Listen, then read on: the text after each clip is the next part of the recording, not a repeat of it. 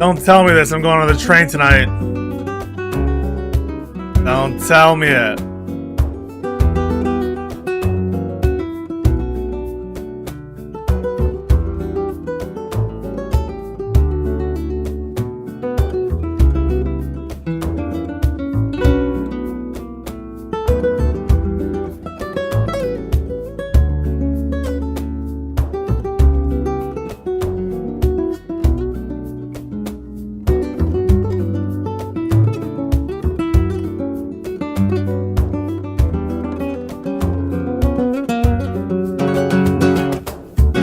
Yo! Thank you, Tuvox. Much appreciated. That's an OG. That's an OG.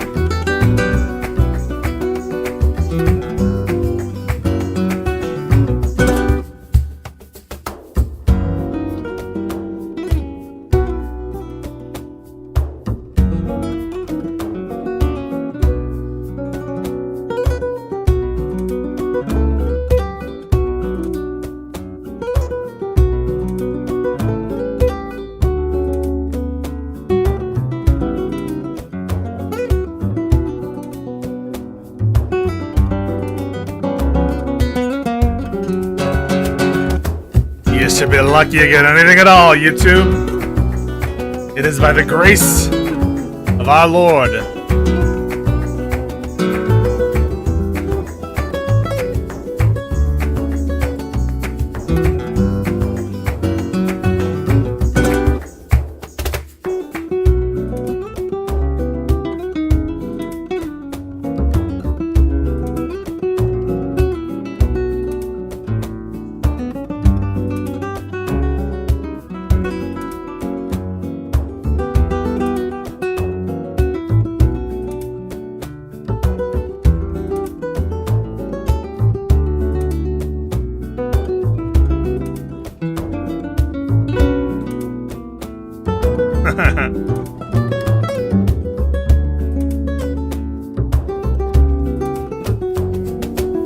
We need more memberships to get surrender hands. Sorry.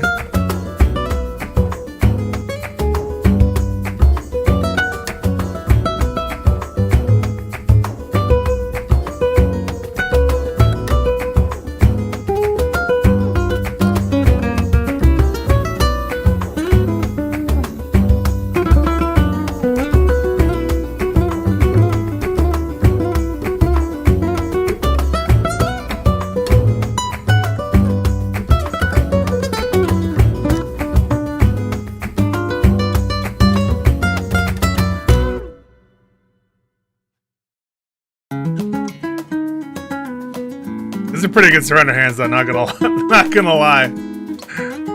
It's a pretty nice alternative.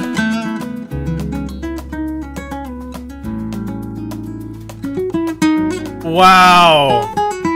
Thank you, Vastraka, our Chief Justice.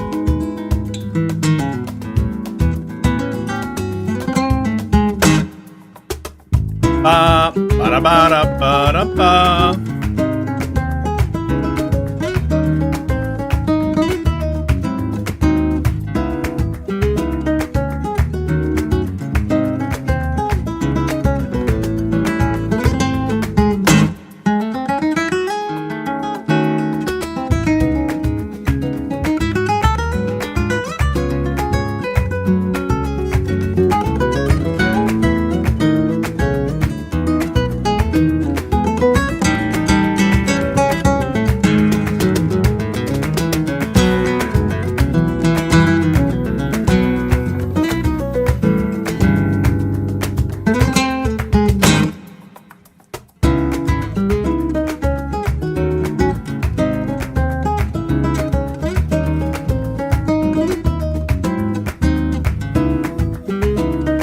Yo!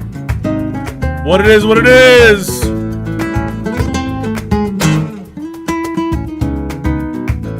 How we doing? We'll talk to Connor in a second.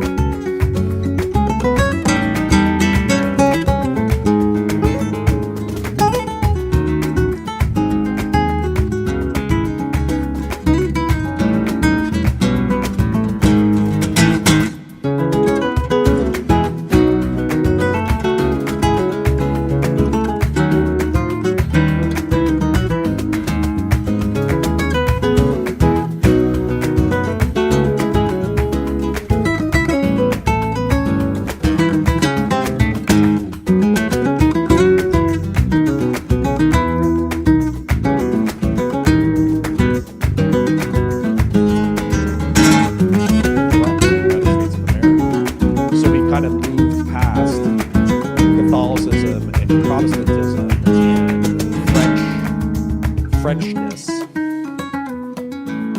Pisco says that he's ready. Those are not things that are. Thank you for the sub. Because I can hang out with a Frenchman. I can hang out with a Protestant. Or I mean the streak. The Catholic. There's no like immediate recent history of violence where we're effectively slaughtering. About tree pity. Real serious is my dude. What war or separation happened in the U.S., Canada, and Mexico? Yo, what up, that Thomas? Can be equated to the troubles of the Iraq War or the Israel-Palestine? You look like you're about to beat me up in your picture. Maybe the Mexican-American War? Maybe. That would be the most recent one. What's up, brother? Let me call Pisco, and then he's going to entertain you guys real quick. So let me... Yo! Let me... Yo, what's that?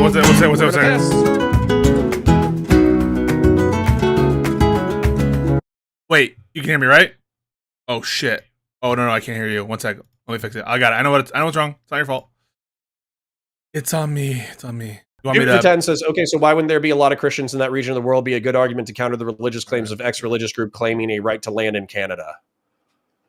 I mean, I think that applies to Native Americans, if I'm understanding your question correctly. Why wouldn't there's a lot of Christians in that region of the world be a good argument to counter the religious claims of X religious group claiming a right to land in Canada? I mean, I think we actually do this with Native Americans. So anyways, I gotta talk to Pisco real quick. Pisco, can you entertain my chat for the next 60 seconds? Sure can. What's up, everybody? While I use the restroom? Yeah, I sure can. One second. Done. All right, everyone can see, by the way, on my side. Yo, what up? Valor Media Network. Now, Valor Media Network, this is a little bit of an intervention that I'm doing. So don't be concerned. Don't be concerned. How's everybody doing in Valor Media Network? Let's see what people are saying. Pisco never conceded I was right in our argument about Ann Selzer. I don't remember who this person is. Old school. Someone says, I'm a knight in rebellion alongside Lord Pisco. Fighting against degeneracy in the kingdom of destiny. Chivalry is coming back. Someone says, who is this guy? What's up, folks? Dr. Zayas. What up, Dr. Zayas? What up, Samson? How we doing, folks? How we doing? Is he showing our DMs? What is wrong with this guy? Is he legit, like, showing our DMs? That's crazy. That is crazy form. I can see it. I can see the little bottom of it, of the last thing I messaged him. That is insane. This guy has balls of steel. I don't know what to say, folks. Counterpoints is gonna. I'm gonna push on him a little bit. Okay. Hope people are ready for that. Hope people are ready for. Then I also want to talk about like immigrants. Get him, Tiger. What up? What up? What up, Scotty? How you doing, Scotty? All right, I'm back. Yo, what's good? What's up, man? Hey, my brother. How you doing? I have to tell you something. Life's good. Is it time to actually have a fight? Because I'm pretty sure like people are sick of us being friends. Oh, well, yes. But first of all, how was your Christmas? It was great. Wife's good. Kids are good. Lots of presents. Ate too much food. I'm pretty sure 30% of my blood on Friday was either cholesterol, fat, or sugar. And I actually almost died on Friday from having too much good food too quickly. Shit. Are you a drinker? You drinks a little bit? A little taste? Not really. Not really.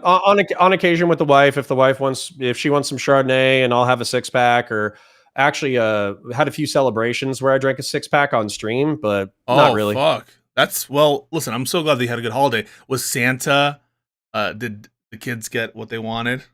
Did they want like a Nintendo Switch too? Everybody's happy. Yeah, everybody's happy. All right, that's good. Wait, it says you're out of sync. Wait, say something real quick. Wieners. Oh yeah, you're a little bit out of sync, but don't worry. I think people can live with it. They're gonna have to live with it. All right. I had a great Christmas. Thanks for asking. I'm gonna be going on a train, and I hope I don't get the flu on the train because I hear that there's like a flu going around. Yeah, that's burned through the schools for sure. Oh shit! I bet your kids are just like walking petri dishes. I pretty much live. I live next to an elementary school. It's basically like living next to a biomedical weapons research development lab. Oh damn! Oh fuck! No, it's okay because like I catch everything first. I recover from everything first, and zero. So so I'm gonna, dude. Whenever the next COVID-19 pandemic comes, I'm already gonna have had it, so I'll be fine. Oh damn. Well, here's to you and yours. Happy New Year. I'm going back to New York today. I just have one question for you though first before we get started. Yeah. Why are you cultivating a community of snarkers in your community? Because I don't police them enough. Yeah, so don't you think that you have an obligation to moderate your community? No. Wait, what are you talking about? You don't actually believe this. Wait, hold on. No, sorry. The real answer is I don't think the people in my chat actually really are snarkers. Wait, no. Just answer this very simple question. How much has Doobie super chatted you in the last 3 months, would you say? $1,500. $1,500. And what? You think he's just doing that for no reason? No, he's doing that because he wants me to agree with him. Haven't you ever like stood back and thought about why these people are congregated in your community? Yeah, absolutely. Yeah, so why do you think that's happening? Because, okay, if you want my no bullshit, I'm echoing, damn. I might need to find, I don't even have headphones. Okay, old school, you're going to have to deal with the echo. I'm going to have to mute myself, okay? So, Pisco, just whenever you're talking, I'm going to mute myself, and it might just take me a second to respond to you. Oh, yeah. So, what I would say is, unironically, there are people who want me to come over to the J-Stock side. They want me to disavow Destiny, say he's a piece of shit, say that he manages his personal affairs terribly, that he's abrasive and abusive and emotionally callous and a reptile and this, that, the other. And so as a result, those people do exist. And some of them donate, some of them don't. You understand these people are literally responsible for some of the most like deranged fucking stalking behavior that you would ever seen in any community, right? These people like will go to lengths to dox and attack people's families. They are horrible people that you're allowing to fester in your community. I think you would have to bring up individuals because I've had Riled Kitten House on stream where we had a tough conversation, and then Doobie hangs out, but I don't really know of any other people besides Doobie who don't like.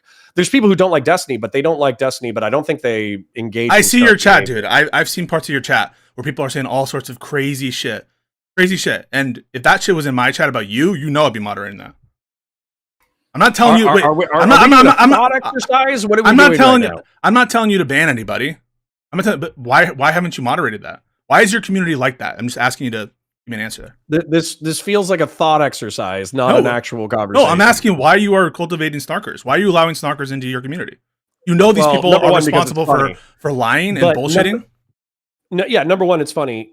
Number two, so hold on. So for the sake of this conversation, because I don't know if we're going to wrap and this is going to be like a metaphorical point, or if we're actually going to continue with this line of conversation for the next 5 to 10 minutes. Are we going to continue with this line of conversation for the next 5 to 10 minutes? 5 minutes. Because I'll answer it earnestly. Yeah, I don't care. Answer it earnestly. Okay. I have a relatively pretty pro free speech perspective in my chat.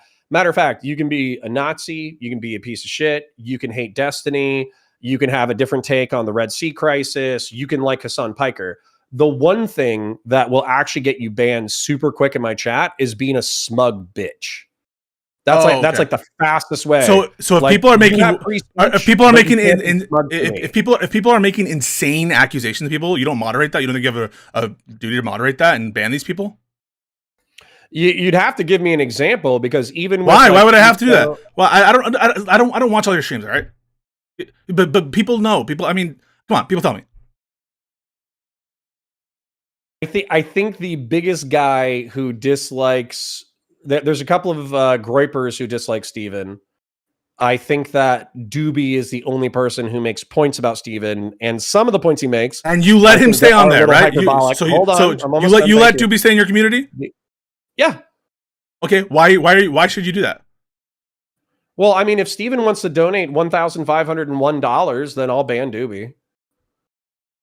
That's it? It's just money for you? It's not cultivating a community of horrible. I mean, it's also entertaining. Oh, okay. That's all it takes, and then you're good? So you think you fulfilled a good standard of moderation? Yeah. I relatively speaking, like freedom of speech and freedom of conscience. You know what? I've had a change of heart, Connor. I agree with you. I think that I also like to cultivate communities with free expression and open dialogue, and I largely think that that's like okay to do, and I don't think it means that you're intentionally cultivating a community of snarkers. What do you think about that? Sorry. Yeah, I think that's fine. I think the guilt by association stuff is cringe, and we used to criticize the fuck out of guilt by association a few years ago. Sure. So do you have any problem with my moderation style? No. As a matter of fact, I think your moderation style is looser than my moderation style. Oh, really? Like you tolerate more dickheads, at least as far as I understand. There are people who piss you off to the point that I would have just banned them. Like if somebody's being like a smug, snarky bitch, and I'm not even saying snark like a drama frog who hates somebody else. I mean snark as in like they have this holier than thou attitude. A holier than thou attitude, despite me having it. I'm the streamer. You're the chatter. If you're acting holier than thou, you're getting fucking banned. So, and I think you tolerate those people, at least as far as what I've seen. Sure. No, I completely tolerate it. I'm going to level with you, Connor. I was being a little bit facetious when I just interrogated you there. I figured. It sounded exactly like the line of argumentation that has been used against you for still being tepidly friendly with people who dislike Steven. Yeah, well, it depends on who you're talking about. There are some people with whom I'm friends who I think dislike Steven, but guess what? He is friends with people who don't like me, and you have friends who don't like me, and I have friends who don't like you. And guess what? That's called human society. That's called, like, we're living all in a society. Now, if there are people who are using your communities to do illegal or TOS stuff or that violate your rules, I'm sure you have and will moderate that, won't you? Yeah, absolutely. Matter of fact, the thing that Steven was talking about as far as like the worst things that have happened to him, doxing, swatting, IRL harassment, digital harassment, emails, all that kind of stuff, those would be the fastest. If somebody told me and showed me some evidence that somebody in my community had done that stuff, that's the fastest way that they're going to get banned. Just as an example, though, I will bring this up. There's the Senpai, Seipa, whatever that guy's name is, who emailed that girl's family. Even if on principle, I thought that Steven should, figure out his civil case, whatever reason, like, maybe he's done some wrong things there. On principle, I would view that as touching the poo, and I would ban SEPA or CETA or whatever that guy's name is. Oh, for off platform conduct. Yeah, I mean, because if that's what he's willing to do, where he's willing to touch the poo proverbially, I don't want him touching the poo in my community's name. Well, I think that there's perhaps a certain line of people that it would make sense to preemptively ban. If you are someone, for example, let's say that you don't want to wade into those kinds of issues because you've said before that there are good reasons why you shouldn't do that. I think that you would agree, given that profile of someone who doesn't want to wade into those substantive issues, perhaps, that to preemptively ban on the basis of wading into those issues would sort of counter the whole point of that person's stance, right? I'm not sure if I fully understand you, but actually, could you say it again if you want me to understand it? Because I'm not sure if I understand it. Assume that like there were a set of issues that you had, for responsible reasons, chosen not to get into, and the only basis to preemptively ban a person were to be to wade into those issues and make some kind of disposition on those issues. That to do so would itself be wading into issues in which you've been taking a principled stance not to get involved. You follow that? Oh yeah, this is actually one of the things that happened during the Mr. Girl drama in 2022, where I actually agreed with Steven on. I think a house is a man's castle.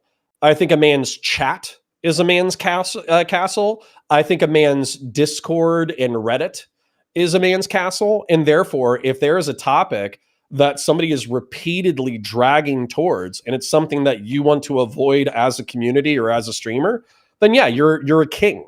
I tell my mods all the time, if there's somebody who's pissing me off, I'm like, mods, twist his balls.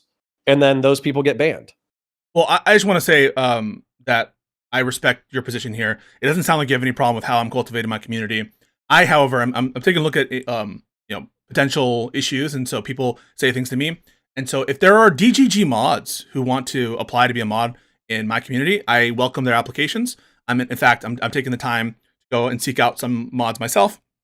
And if they would like to join the modding team in the Discord, we will entertain their applications to do so, to see what great and wonderful suggestions they can bring to the moderation team here. My beef with your community, actually, or my beef with your content, so to speak, is actually something that makes your content more entertaining. But it's effectively like, I think that you and the liberals or whatever are playing footsie with leftist freaks who should be ultimately like yelled at and screamed at and bullied out of public life. But you doing those things makes the content more interesting. So we disagree. I think that you should take a pro-leftist bullying stance, but then I get to bully you about not bullying the leftists. Yeah, but I don't understand what you're talking about. I just don't understand what you're talking about. Like, I play footsie. You're just talking about Mamdani AOC. That's all the things you're talking about. Mamdani, AOC, don't say Vanguard, Aaron. Wait, so you must have condemned Rokana. Did I hear you say it? Yeah, I mean, I've said that I like Rokana for XYZ ABC, but I also don't like him for Wait, what are you talking about? He just had a fucking sit down with Hassan Piker. Did you see it? Or did you miss that? Yeah, I condemn that. Fuck him for that. Oh, but you might still support him. You fucking hypocrite. You fucking hypocrite. You fucking hypocrite. There is no through line into what you're talking about here. You will take issue with me hanging out with the Vanguard on Live and Learn when they're coming in and being grilled by Hutch and me actually opposing them. But when Rokana has a fucking masturbation session with Hassan Piker, you're like, oh, I'll condemn that. You're such a hypocrite on this. I'm dead serious. I'll say it. Fuck Rokana. On that. But you don't, is he pussyfooting in the way I am? Probably. I haven't watched the content. Oh, holy shit. So you think he went on there on Hasanabi's podcast and was more combative than I was with Vanguard and with Hutch there on Live and Learn? No, I doubt it. But hold on, let me actually articulate a sentence so we can get past memes. Yeah. So I'm not memeing. The previous part was a meme. This is real. I don't think that you have any good standard that you're applying here. I think that you're going harder on me and people. Way. Yeah. So it's the same way with Thomas Massie. Okay, Thomas Massie was Ro Khanna and Thomas Massie are both the authors of the Epstein bill. The whole reason why we are absolutely, as a anti-Trump coalition, annihilating the Trump administration is because of legislation that was authored and pushed through by Ro Khanna and Thomas Massie. And so in that degree, they have my support. However, Thomas Massie is also like a schizophrenic fiscal conservative who legitimately believes in chemtrails. He thinks chemtrails are a thing. He's almost as crazy as Marjorie Taylor Greene. And so he doesn't have my support in that regard. Yeah, but if it was Thomas Massie versus Ro Khanna for president, who'd you vote for? Yeah, Thomas Massie all day. Yeah, so then what good is this? What good is this bullshit? You're basically suggesting that someone who believes in chemtrails... I like libertarians more than I like socialists or social democrats? Yeah. It's Ro Khanna. He is in a tech fucking utopia over there in capitalist California. Then he should stop playing footsie with socialists, and then maybe he'll get my vote. Maybe your read on this podcast circuit shit, maybe that's what's fucked. Maybe you're unable to distinguish when a candidate is using someone. The liberals are being fucking pussies where they have a leftist travel to an authoritarian nation that I would say has arguably demonstrated such morally egregious behavior that they're comparable to Nazi Germany before the Holocaust was discovered. And you guys are playing footsie with the guy. Yeah, but maybe that's the thing is, the problem is, though, Connor, maybe your analysis would hold weight if it were a Democrat that was sent there instead of Hassan Piker going there. And maybe it would work if the Democrats, I don't know, was part of this like long-standing bipartisan consensus against China. And I don't know if it weren't Joe Biden and all the Democrats who signed on to a bipartisan TikTok ban for the sole purpose of trying to stymie influence from allegedly from China. You know, some people have their other conspiracy theories about why the TikTok ban was put into place. But I would maybe take your criticism more seriously if it was, I don't know, tailored to Democrats as opposed to Hassan Piker. But the conflation between them never stops for you, does it? Dude, if I had a map, because they do this with like Jeffrey Epstein and Donald Trump, it would be like a red line directly from one character to another character. Okay. So saying, how dare you, my pearls, I must clutch them. How dare you associate the Democratic Party with the extremities of Hassan Piker's rhetoric? It's something you don't do. Wait, no, because it's bullshit. No, because Tlaib, AOC, Bernie Sanders, it's such garbage. Ro Khanna, you. No, like, it's such fucking garbage. No, so dude, you don't do it for DeSantis, and I go like this, and I'm done. You don't do it for DeSantis. You don't do it for DeSantis. You don't do it to Vance. Yeah, You're considering. No, you fucking don't. Not with any bass in your voice. Not with any bass in your voice. You don't do it for them. That's what these entire conversations have been about. I like conservatarians more than I like socialists. Shocking for a Republican. Yeah.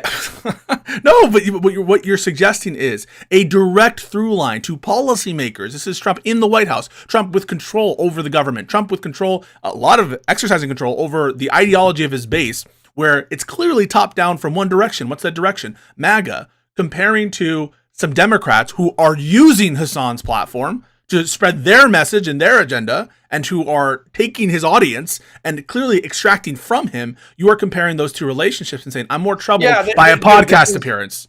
But by the way, we've already had this argument 3 times, so I don't know if I want to have it again. Okay, all right. I thought you were gonna come in and you were gonna say, "Oh man, I disagree with your characterization." Well, I guess you're not watching the content, which is fine. It's fine. No, I do sometimes. I was fucking around with that. I do sometimes. But I was what was it? I was just watching PF Young and Destiny fight over Nick Fuentes and whether or not liberalism has failed, and then also fighting about like the historical support for the Zionist vision of Israel. So that's what I thought we were going to fight about, but that's okay. Oh, no. You think I'm going to fight about Israel with you? I mean, we could if you wanted to. Matter of fact, I have a drawing. Do you want to see my drawing? Finish what you were going to say, and then we'll get into your drawing. Yeah. So anyways, what I've argued previously, which I still think is true, is that the right wing used excuses in order to justify their relationships with crazy people. But what happened was the crazy people were so powerful and so clouded up because they got hooked into the mainstream that as a result, they started to have to listen to the crazy people. And that's how we've ended up where we've ended up. And what's happening is I don't see that as extreme on the left wing. But whenever I bring it up in reference to the left wing, you say, oh, no. We're doing exactly what MAGA did 10 years ago, but we're different. We're built different. We're not going to fall into the trap. And I think it's fucking stupid. I think it's stupid. I think that you just see Trump and Hassan as the same kind of figure with the same kind of influence that they have. And you're seeing this like specter that isn't a threat. It is not a threat. Okay, I think is Hassan Piker, yes or no? Is he the largest political alt media political commentator in the Western world? No. Who's bigger? Asmongold's bigger. Okay. That's actually true. Yeah. Is Hassan number 2? I don't know. He's up there. Okay, he's up there. Anyways, let's just put it at top 5, top 10 or whatever.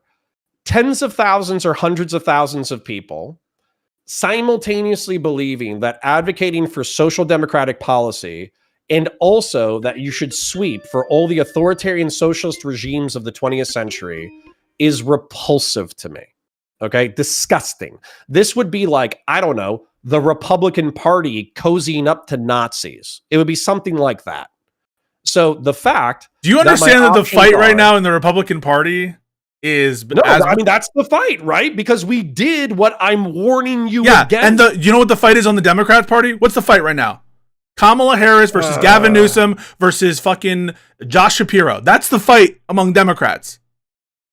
Yeah, but dude, you always do this thing. Like liberals and Democrats always do this thing where they're like, when we're not talking about these characters being like large in the zeitgeist, we're so ooh-woo, we're so cute, we're so kawaii, we're so small. Why are you even attacking the socialists, this, that, the other? And then when the socialists do something that's huge, you're like, what have they done that's huge? There's what power do they have right now? What power do they have? Excuses for it. What power do they have? Mamdani has endorsed Hakeem Jeffries. Mamdani is building a relationship with Kathy Hochul. Mamdani is going to work within the system. And he's the best you got. Okay. And he's not a he's not a tanky. He's not a tanky. Communism is inherently poisonous. Okay. And if Mamdani governed the way that he was tweeting in 2019, then if this was the Vietnam War, then he'd govern like Karen Bass. He would govern like Karen Bass. He would govern like any one of these other Democrats who, when they went very, very, very woke and far too left, they got fucking pummeled in the next elections, even by their own Democrats. They were, elections, taking them out of office for some of the allegations and shit and accusations and fuck ups. Dude, it's the same analogy. Unfortunately, we've already had this conversation. So if you want to have it again, we can. But I do find it a little tiresome. All right. The analogy, which I said last time we talked about this, it's like having a house cat that you just feed over and over again. And depending on how much you feed it is how big it gets. Right now, I see you guys feeding a house cat and you say, hey, it's a house cat. Don't worry about it. But what I'm saying is that if you keep feeding this house cat, it's going to become the size of a tiger and it's going to eat your fucking face. And you're like, well, what's your evidence that if I continue to feed this house cat, it's going to eat my fucking face? Meanwhile, I'm over here and a tiger is fucking wrapping its fucking bladed fucking teeth around my throat. And you're like, not the tabby cat, not the tabby cat. Political team did. No. Don't get eaten by the tiger. I love your analogy, right? So I love your analogy is so perfect. Your analogy is so perfect, right? So guys, listen to Connor's analogies because it actually is for once. Perhaps we'll look at this drawing, but for once, Connor's analogy is great. There's a tiger around his throat, and you are over there petting a kitten. He's like, please stop petting the kitten.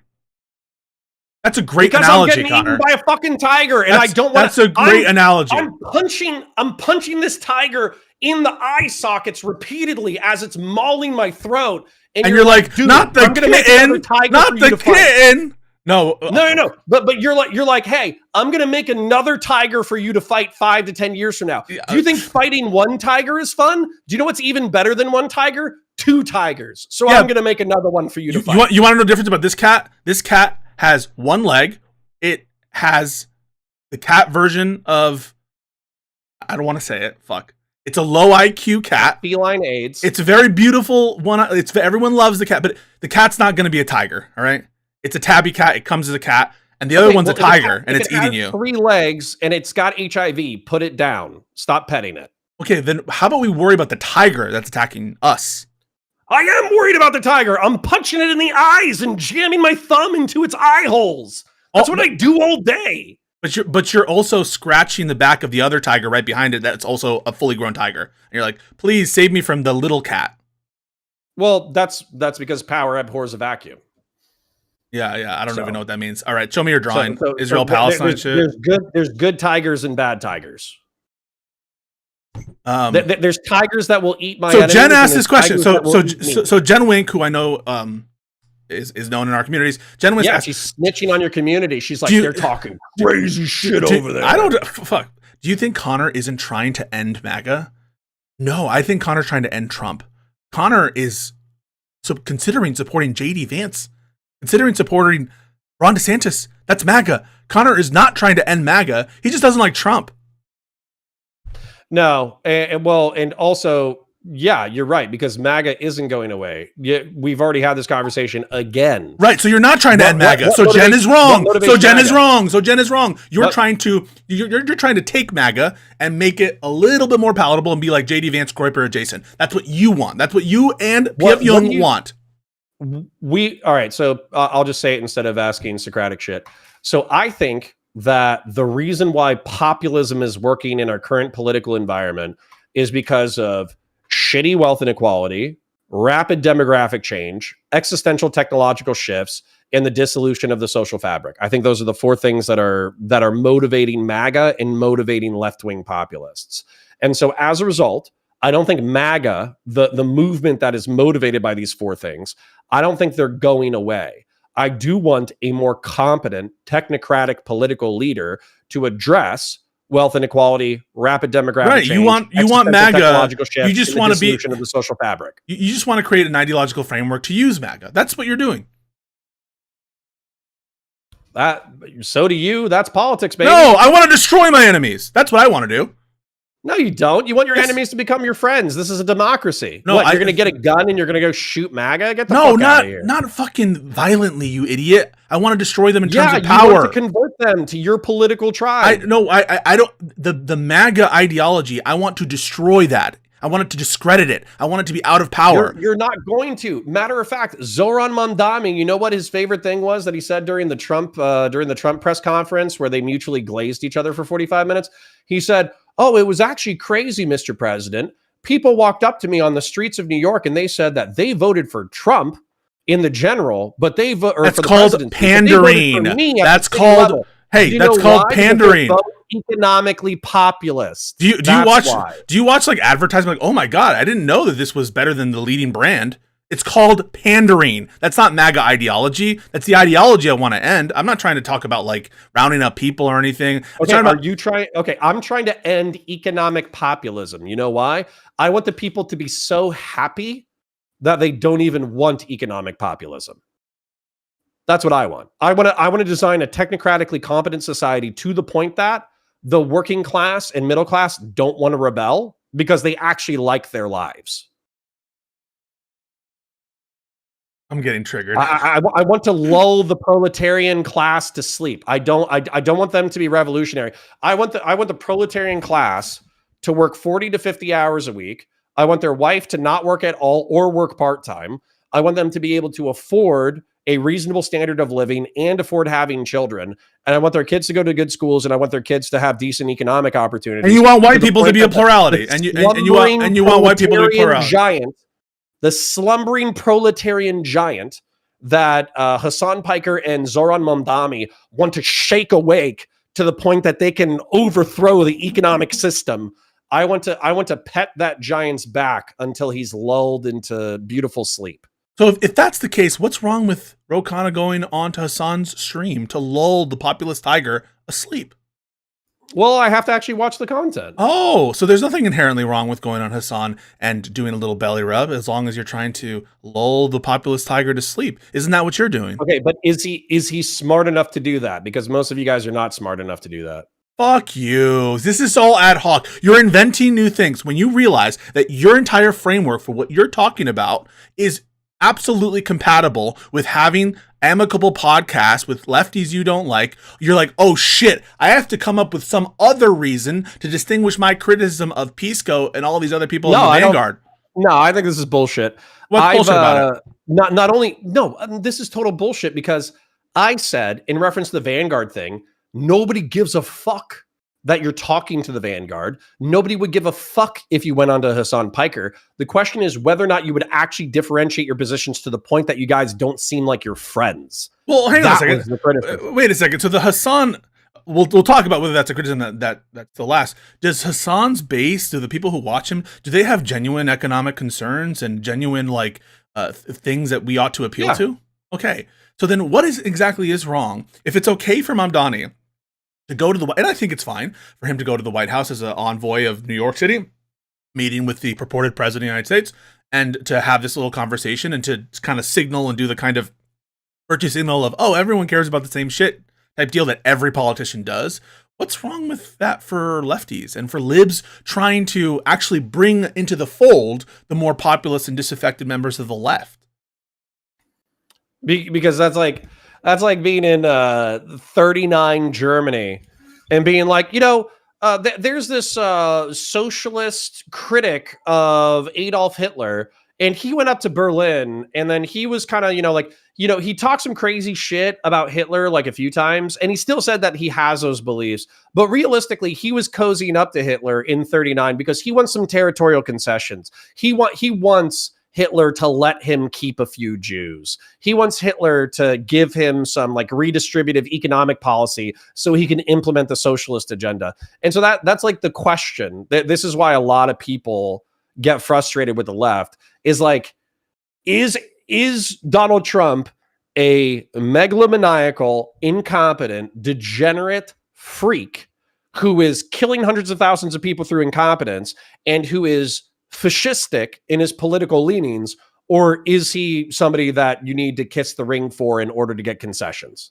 Yeah, I see. Like, whenever you get the chance to frame it, sure, now you can make the historical analogy, and Ro Khanna and me and all these people, we're not trying to appeal to the disaffected people with genuine concerns that are fueling these movements. We are like, I don't know, the failing politicians who are giving concessions to Hitler.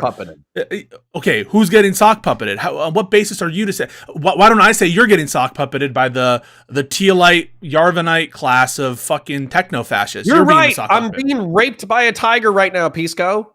I am being sodomized by a giant tiger, and I am saying, Pisco, look out. That house cat might become a giant tiger and start to sodomize you. And you're like, no, it's fine. It's totally fine. But you're also scratching. I will not be sodomized by the tiger. But you're also scratching the bottom of the tiger's chin, who's currently graping you. It's a different. Hey, let me finish it. Wait, no.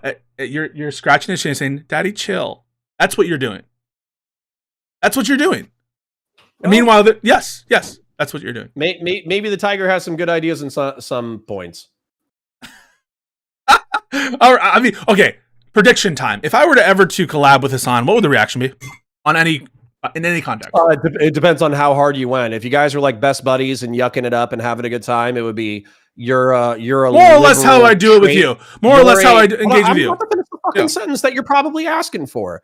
You're a liberal trader who's sucking up to Hassan in order to steal some of his audience. You're a clout demon who doesn't care how far left your audience goes. Right. If I had like that would be it, unless it was a contentious conversation. If it were a friendly conversation, like I'm having you, like, no, I'll push back. Listen, you should vote for Democrats. If it was a friendly conversation, people would accuse you of being a clout demon trying to steal the lefty audience because you don't care about the ideology or the principles. You just care about growing your audience. And what you do. By the way, I heard this criticism when you were going on with Crystal Ball and Kyle Kalinske. Right. Right. Yeah. So I don't think I'm not saying it's accurate. I'm just describing what the criticism would be. I think that what some people are proposing is a complete fortress arc for liberals, and not to talk to in friendly manners with people with whom they disagree. And I can understand that for certain types of people. I can I have that thought with the MAGA people. I guess I just see MAGA as worse than you do. I guess I think MAGA is worse than what a lot of people think.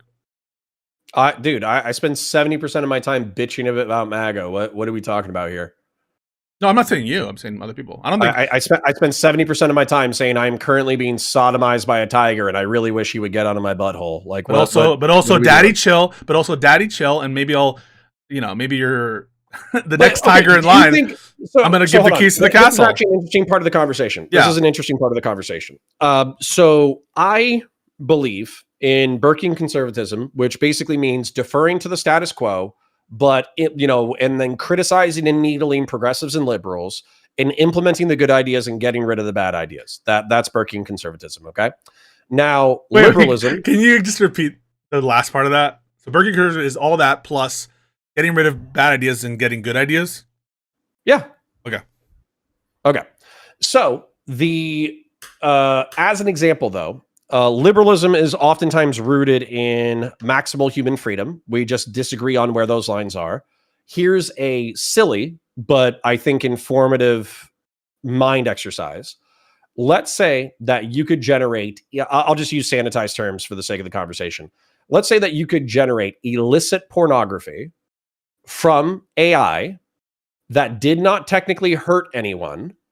My argument would be, this is bad for your brain. It's bad for neuroplasticity. Even if you don't harm any other people, you're technically harming yourself.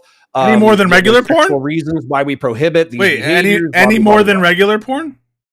What's that? Any more than regular commercial consensual porn? Is illicit pornography? If I'm unclear, I'm talking about child pornography. Oh, I thought you were talking about AI deepfakes. No, I'm talking about let's move it to the most extreme example just for the sake of the example. So with this most extreme example, technically nobody's getting hurt except for the and we could change it to drugs if that makes you more comfortable. Technically nobody is getting hurt except for the person who's involving themselves. If you are to impose a state limit on their behavior, you're imposing on them from the state, and arguably the harm from the state, being incarcerated, fines, social stigma, all that kind of stuff, that's going to be, super bad for the individual. So I guess my question to you is, I can appeal to a conservative reason for why this behavior should be prohibited. What is your liberal rationale? Do you believe that this behavior should be prohibited? And then if so, why, from your liberal framework? So I'm not sure that I have a strong stance on the exact fact pattern that you're talking about. I do think that there's a basis. You can go with hard drugs if that makes it easier. No. But let me contend with it. I'm not one to shy away from hypotheticals in that context. I think that there is definitely a liberal framework to deal with these kinds of things because, of course, notwithstanding liberty, unless you're some kind of like dipshit libertarians, the very ones that you want to fucking put in office, you believe in ordered liberty and constitutional liberty, and that of course conceptualizes a notion of harm to self. In fact, I think that notwithstanding the herd immunity aspects to like vaccination things, I think that there's an independent government interest in one's self. Now, ultimately, I think that there's a big showing the government needs to show for a huge infringement on a protected core liberty. I do think that the per se banning of CSAM is justified under a theory of production harm. And that production harm relates to actual children being abused. And so I do think that the current framework for that banning doesn't apply to the AI stuff. However, there are notions of obscenity. And I think at some level, I would agree with certain levels of banning of obscenity. And that is certain content that is so depraved, so out there to be commercialized that the government has an interest, not just in terms of production harm, but an interest in, in societal, individuals, mental health, that kind of stuff. An actual government ban, though, I'm not sure that I would go that far. I have such a strong value for free inquiry, free speech, and these kinds of rights. I'm concerned not about the particular content that might be produced, but about who decides the line. And I think that if I am going to draw a line, I want it to be based on objective and neutral criteria, and mere disgust that I don't know is going to cross the line for a per se ban. Would I ban sort of like public broadcast of it? Yes, 100%. Would I try to regulate it? Yes, for sure. But I'm not sure. I would need more facts about the harms related to it. But that's kind of my preliminary take. Tell me what you think. There's a framework for it. There is a framework. That's perfectly fine. And I'll get to what I'm actually trying to illustrate. So there are things that, like, and by the way, I just disagree with you here. So it's not a question of, I think you're a bad guy, or I'm going to moral frog about it, or whatever. I think that disgust can be something that motivates our rationalizations for why we engage in certain behaviors or prohibit. No, that's sorry. You didn't hear me. You did not hear me. So I'm not saying that doesn't occur. That of course, disgust will of course motivate one's behavior. The question is, do I trust the government itself as a powers concern, to do these line drawings instead of things like production harm, instead of things like defamatory statements, instead of things like the proximity in terms of incitement, instead of things like harassment dealing with privacy or intentional infliction of fear. Just do it on disgust itself. It's not a question of whether or not it rationally motivates action. I agree with you that it does. The question is, do we trust the government to draw lines of disgust? Because once we allow subjective disgust to be something that the government controls, well, I'm disgusted by communism. I'm disgusted by fascism. I'm disgusted by a great many of ideologies that I can directly tie to harm. That's what I'm concerned about. Not that I think that this is good stuff, or that I think that it's something that people should consume. It's a question of institutional competency. Is the government the right person to enforce restrictions on speech that are ultimately just premised on disgust by itself? Sure. You're like the last true liberal. But let's let me ask another question that I think, and I'll tell you where I'm going before we even go there. That way we don't have to spend time. And people are like, where's Connor going? He's talking so much and saying nothing. Hey, fuck you, chatter, by the way, whoever says that. I do that too, so we're good. Excellent. So they should be used to it. What I was going to say is, the point of what I'm asking is that I don't think liberalism is an excellent place to start. Okay. Liberalism emphasizes the sovereignty of the individual. It emphasizes our conscious experience. It focuses on dignity. It focuses on making sure that the powers that be don't abuse the individual in the name of the public good. It sets reasonable limitations on the actions of the government. Liberalism is an excellent place to start. However, I do think that it's insufficient for a good human life. And I think that morality, I agree. And but I agree. Philosophy, religion, all these kinds of things, and some of these are nested in political persuasions like social conservatism. So that's where I feel like liberalism is insufficient, and you have to turn to these other things. Well, liberalism is a style of rooted. I just want to say, like, liberalism is not a philosophy that is pretending to be a theory of everything with respect to morality. It is a structure of, or a framework for looking at rights, and a framework for looking about the relationship between the state and the people. I mean, that's what it is, and it isn't anything more. Yeah. So, but I want to ask you something that might be rooted a little bit more in a social conservative perspective. So, with social conservatism, the social promotion of like what they would believe is pro-social behavior that's rooted in religion. I view religion as I'm not a literalist. Okay. I'm not a literalist. I'm a deist. I believe in a creative force that set things in order, but I don't really believe in an afterlife. I don't think Jesus is the Messiah. I think effectively it's a mythology, but I think that this mythology is important. And I see arslers in my chat constantly arguing that we can totally ignore religion as a vehicle for morality, and yet they're totally lost degenerates themselves. And so I guess my question is, like, what is your perception of religion? Are you completely hostile to it? Do you view it as a necessary evil? Do you view it as a vehicle for morality? What's your perception of it? I take a Marxian view on religion. Religion is the sigh of the oppressed creature. It's the opiate of the masses. Listen, I'm fucking around. Listen, I ultimately view religion and mythologies and myth making as human beings attempt to explain that which they cannot explain, and to produce meaning where there is fear and uncertainty. I think that fear is almost defined by uncertainty. Uncertainty, in other words, is fear. Why are you like afraid of the dark? Because you don't know what's behind it, right? Like fear and uncertainty go one and one. And I think religion is a term that is meant to capture humans' various different attempts to explain phenomena, explain value, explain meaning. And as such, I don't think it's really helpful to say something like religion is bad or religion is good generally, unless you're being a little bit more specific about what you mean. If what you mean by religion is bad or something is just like closed systems of thought are bad, maybe I could say that's kind of like it's my preference. It's my preference. I think that those kinds of closed systems of thoughts that most religions inhabit aren't net good. I don't think that they're net good.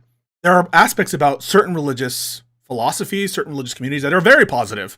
I think that one thing that secular communities often, though it's not necessary they not have this, but they do lack, is a sense of community. That's not all. I just want to say that sometimes I feel that there is a shared sense of ritual, a shared sense of togetherness, of peoplehood that is lost absent some of these traditions and rituals. But I think that is, you don't need religion for that stuff, for this kind of very innate form of human societal, almost a kind of like grooming, a grooming within the tribe. So my answer to that is, it depends. I think that religion has been the cause of a lot of harm over the course of years. It's been the cause of some good. And ultimately, I don't think it should guide our lives. Yeah, so I have a more positive view of religion where, once again, not a literalist, but I was raised in the church. I went to church every Sunday, went to plenty of Sunday schools. And there's just things that are, I think we could look at it from like a utilitarian level and basically say, like, is this pro-social behavior that we want to engender in our society? And we could make it as simple as like the 10 Commandments, right? That thou shalt not steal. Do we want a society that accepts or promotes or looks the other way in reference to theft? Probably not, right? Same thing with, thou shalt not lie. So do we want a society in which lying is commonplace, misrepresenting the truth in order to gain social benefit? And these societies exist, by the way. That's like another thing. Yeah, so why does God lie all the time? And why does, and also you're picking some of the more general features of how human societies have always, like, find me a human society where theft is allowed or encouraged. Find me where lying is allowed or encouraged. I mean, Russia is a perfect example of a kleptocratic society. What I mean, though, there is like, yeah, in that situation, there is such a power disparity that, you're just able to take, but even among equals, there are still ways in which people can get, like, think about Nazi Germany, right? Even Nazi Germany, there were ways in which people on the same class, when the state wasn't intervening, for them to settle these kind of property disputes. And in general, they run their society among equals, right? Among people of the same sphere, among silverbacks versus silverbacks, among the oligarchs versus oligarchs, where theft is wrong and stealing is wrong among equals. So I grant you that, but I'm just saying the harder ones to justify are like, thou shalt have no other gods before me. Thou shalt not covet thy neighbor's goods or wife. Like, isn't that the basis for capitalism? At least the goods part. So I'm not so sure. Well, hold on. Because I think specifically it is thou shalt not covet thy neighbor's wife. And there's actually like an evolutionary psychology explaining to this that I actually enjoy a lot.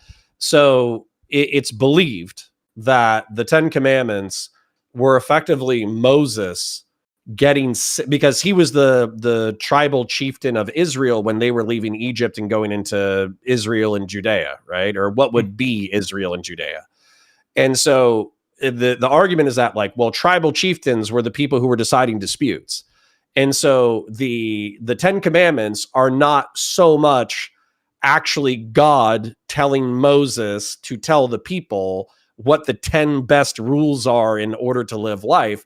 It's actually Moses getting sick of resolving the same disputes over and over and over and over again. So he codified them in writing. Right, so right, Connor. But we can most of the shit. We can make a better list. Wait. I know, but we can make a better list. We can make a better list, yeah, for sure. But that doesn't mean that you shouldn't view, because for me, I'm like a history nerd. I am in awe of the fact that if you look at, Roman common law, or if you look at Greek common law, or if you look at Christian common law, you can effectively draw like a civilizational temporal line all the way back to, ancient Egypt and Judea and Samaria. That's amazing. It's amazing that we had these concepts. Yeah, it's cool. Law, but what do we make of it? And justice that go back like 3,500 years. My question for you is the one that the teachers always ask. So what? So what it's that we can do that? And you should. I think it's dope. No, I agree it's dope. But like, why does that? But also, give you a bonus? Chesterton Spence. What? So are you familiar with somebody introduced me to it a couple of weeks ago? Are you aware of the concept of Chesterton Spence? No. Okay. So I think it's actually like a legalistic concept, but the whole point is you don't remove a fence unless you know what it blocks out. Okay. And this is like an inherently conservative view. And what I would say is that some of the tension between conservatives and liberals right now is we feel like liberals and progressives have just blasted away all the fences, and they were like, we don't need any of this shit. And so as a result, we're getting, old problems that were previously prohibited. Yeah, but religion is compatible with liberalism. I don't understand. This might be a different point. So maybe I'm not understanding. So people will say that like liberalism is the reason this or that. Like, prove it. It seems like for the longest time, most of our societies, even now, the politicians are mostly religious. People in charge are mostly religious. We still have a prayer at every single congressional session. Most societies, they even have like, in Germany, the Christian Democratic Party. Our societies are religious. And if you look back further in time, there have been plenty of liberal societies that have been largely religious. In the UK, the head of the state, the king, is also the head of the church, of the Anglican Church. So I don't understand this notion that liberalism is the antithesis to religion. Liberalism is compatible with religious thought and religious belief and religious practice. Well, I don't even know if this is necessarily true. And I'm pretty sure if I look up the stats on secularization and church attendance, effectively it's gone from like in the past 2 or 3 generations, like probably early 20th century. But why is that liberalism's fault? Church attendance was at like weekly 90%. Yes, but why is that liberalism's fault? That's just correlation. Inverse. That's just correlation. Sure. And by the way, I'm not arguing that everybody needs to return to church. I don't go to church weekly. The point is though that like there's, in reference to Chesterton's fence, let me just revisit that so I can try to make the point that I'm trying to make, is that there's times that we can take down the fence. And I think that we should have a sober, sane, rational, intellectual conversation about when we could take down the fence, right? So in reference to homosexuality, let's use this as an example.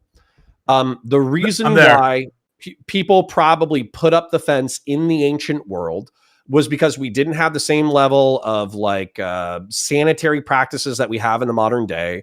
We didn't have condoms to the same degree that we do. We didn't have like the same level in Greece and Japan. They had gay stuff there.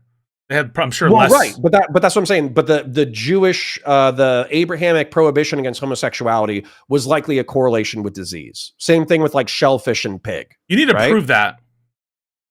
No, I don't. So because wait. So you can just say it. You can just say it. What do you?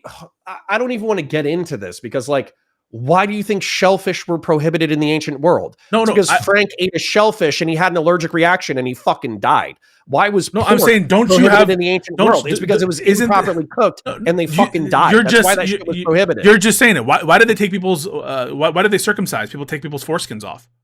Because Abraham had a weird looking dick. No, so it's your false contention or I don't know assumption that religious beliefs are premised on some kind of underlying rational set of inferences and practices. Yeah, phimosis. Yeah. But Abraham what probably had a justifies weird-looking that? dick.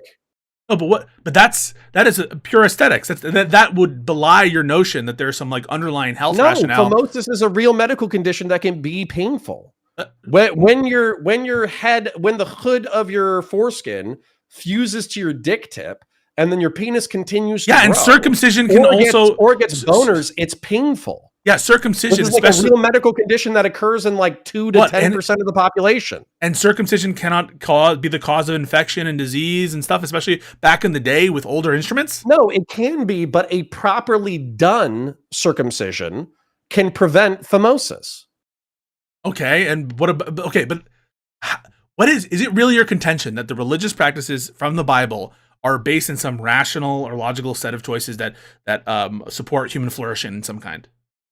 They're not purely rational, but I do think that they oftentimes are rooted in a level of like observation of like moral action and their consequences, of course. All right, I don't know what justifies that inference. You're just assuming it. Fair? No, no, it's actually perfectly rational. So sorry, Muhammad, peace be upon him, okay? When he came into the pagan Arabian world that was a part of the Eastern Roman Empire, which was largely Christian, in his pagan sect of the world, infanticide, female infanticide was still practiced. And so if people had children and they were women, because of inheritance laws, they would take the infants, they would put them inside clay pots, they would walk them out to the desert, and they would kill them. Yeah, this was the practice of pre-Islamic Arabia. There's an evolutionary psychological reason why people would do that, but there's also a reason why, because Muhammad, peace be upon him, would sympathize and empathize with the women who are being killed, and therefore come up with a social prohibition against that practice as a part of his religion. It was a moral analysis of real facts. So like how are you disconnecting? How are you saying every religious prescription is completely irrational? I'm not saying that. I'm not saying that they're all irrational. Or you're saying prove every religious prescription is rational. I'm not saying that. I'm saying in any given instance, I think it's the burden of proof on the person promoting it to suggest that the origin of it comes from some ultimately humanistic improperly cooked pork. Follow me down this logic train, because this is actually frustrating. I'm going to grant the health stuff. I'm going to grant all the health stuff. Can you? Because we were talking about homosexuality and we were talking about Chesterton's fence, right? Yeah, that was the original thing. Okay, so let's get back to that real quick. So, human sexual sanitary practices in the ancient world are probably not what they are today. Okay, and in the past 200 years, we have invented condoms, douches, indoor plumbing, although arguably that was around at the time, but obviously we've enhanced it a lot in the past 2 centuries. We have all these enhancements that have technologically allowed us to get over the sanitary practices the lack of sanitary practices that made homosexuality potentially deadly in the ancient world. Okay, so what we can do from a Chesterton's fence analysis is we can say homosexuality was prohibited, not because it was like a intelligent understanding of human nature and the divine creator of the world gave us this prohibition because gay people are gross. We can say this was likely an evolutionary psychological argument that we have surpassed through technology. This is heresy. And therefore, we can. This is heresy.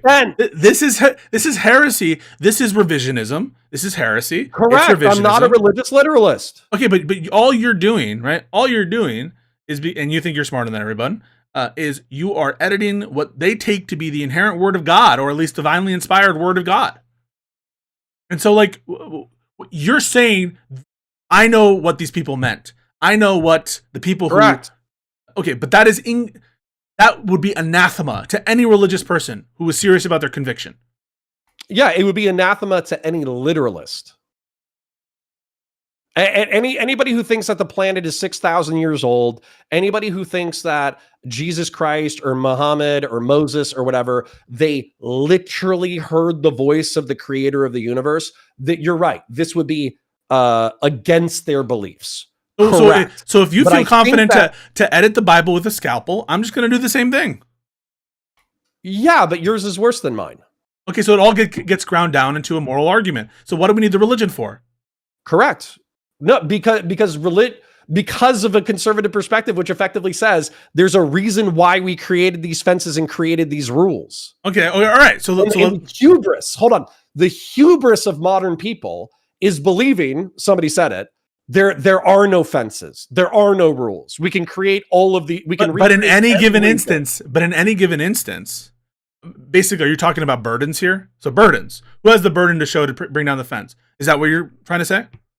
Yeah, I'm saying that, yeah, it's incumbent upon progressives and liberals who want to bring down a fence to argue why it will not cause a disaster. All right, so fine. I could even say that I agree with that you're building from a structure, not for the religious kind of extrapolations that you've had, but this notion of something that has undergirded our society. If we're going to change something in a radical way, there should be reasons for it, and the people who want to get rid of it should produce those reasons. That's fine as an assumption. I'm not against that assumption. I think it's weird how you're tying it into the doctrine itself, but fine, if you want to go that way, you can go ahead.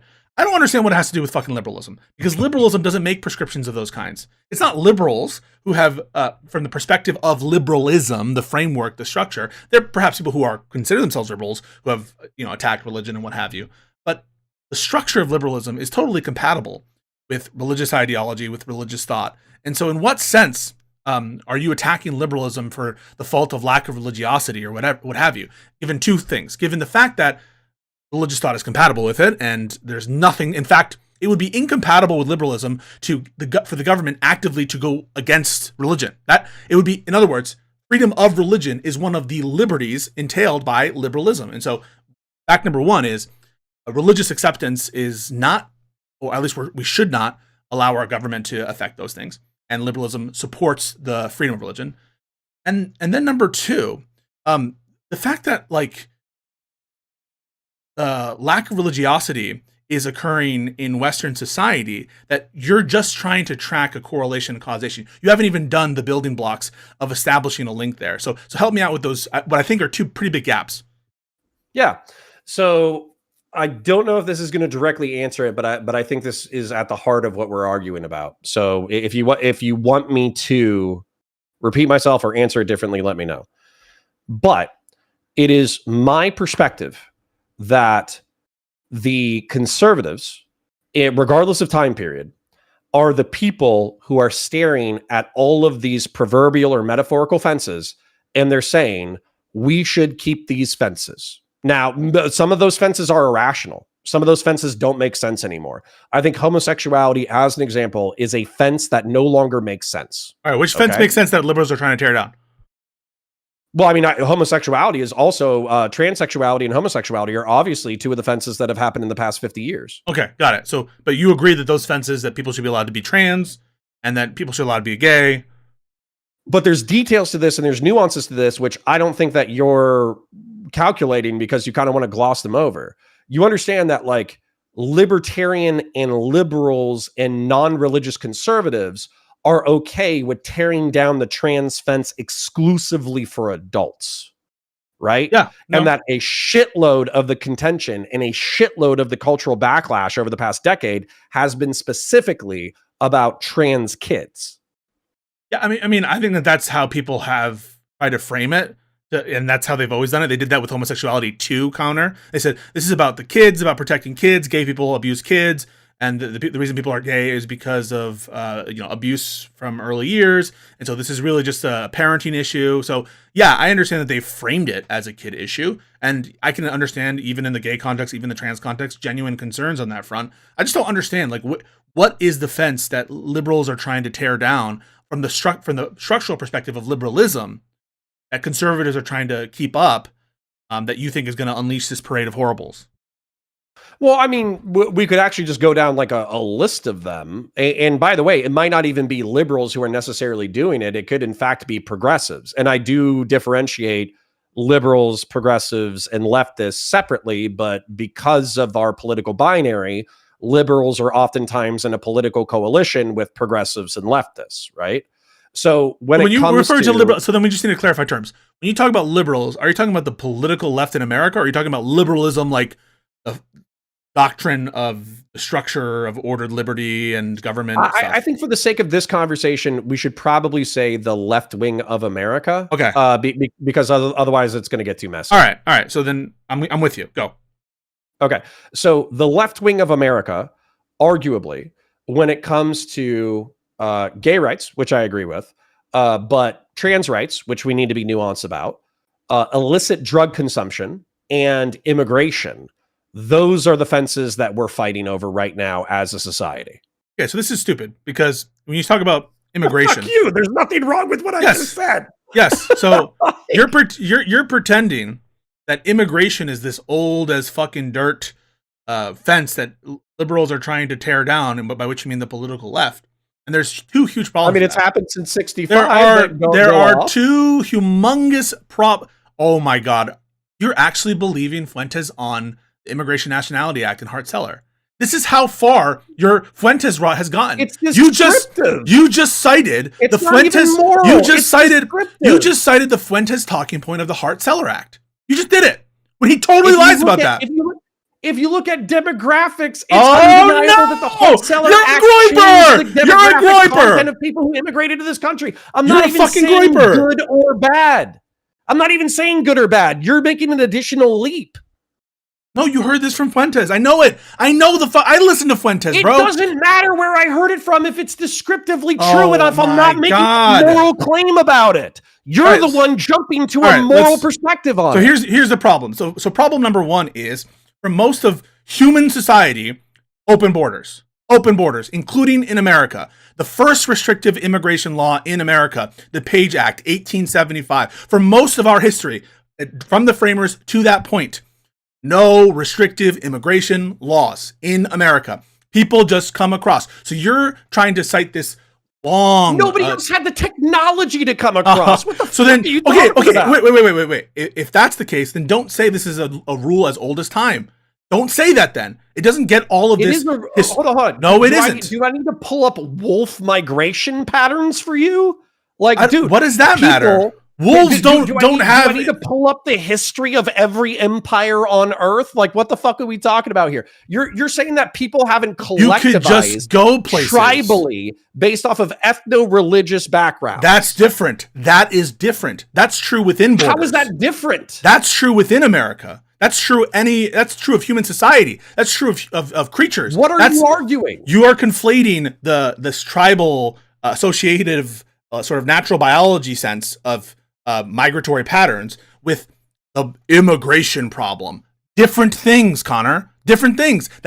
Why are they different? Literally the argument. And by the way, I still haven't even staked out my position on this at all. I've been descriptive, but you're attacking it as if I made prescriptions on it. No, but hold on. You are making it. How is the argument exclusively from immigration hawks? Not. We have a certain we have a multitude of ethnicities, obviously, but we also have a religious one religion that dominates the demographics of the United States of America. And if we allow mass unfettered immigration from Central and South America, which I find silly, but also from the Middle East and North Africa, we will be changing the ethno-religious constituency of the United States of America and therefore changing our destiny into the future in perpetuity. That's actually their argument, regardless of whether or not you assign it a certain moral weight. I'm not addressing that argument yet. I will. I'm addressing its historical pedigree, or the historical pedigree that you are trying to assign to immigration itself. Now, you did a very weasel thing. I'm trying to describe it, and you're saying it's wrong before we even get past the description. Your description of it having a historical pedigree is wrong. That's what's wrong. You've made this structure, which I've tentatively think makes sense, which is don't tear down fence or don't remove things that you don't know what they are or what their benefits are. Think about it before you do. That's something that makes sense. And one of those examples is, liberals, by which you mean the political left in America, are trying to tear down the fence of immigration. And that is ascribing to it the kind of historical pedigree that you're giving to the times of Abraham. That's the kind of the kinds of examples you were using were Abrahamic religion. Here's where I know this is bullshit. You like to argue very confidently, but here's where I know that this is bullshit.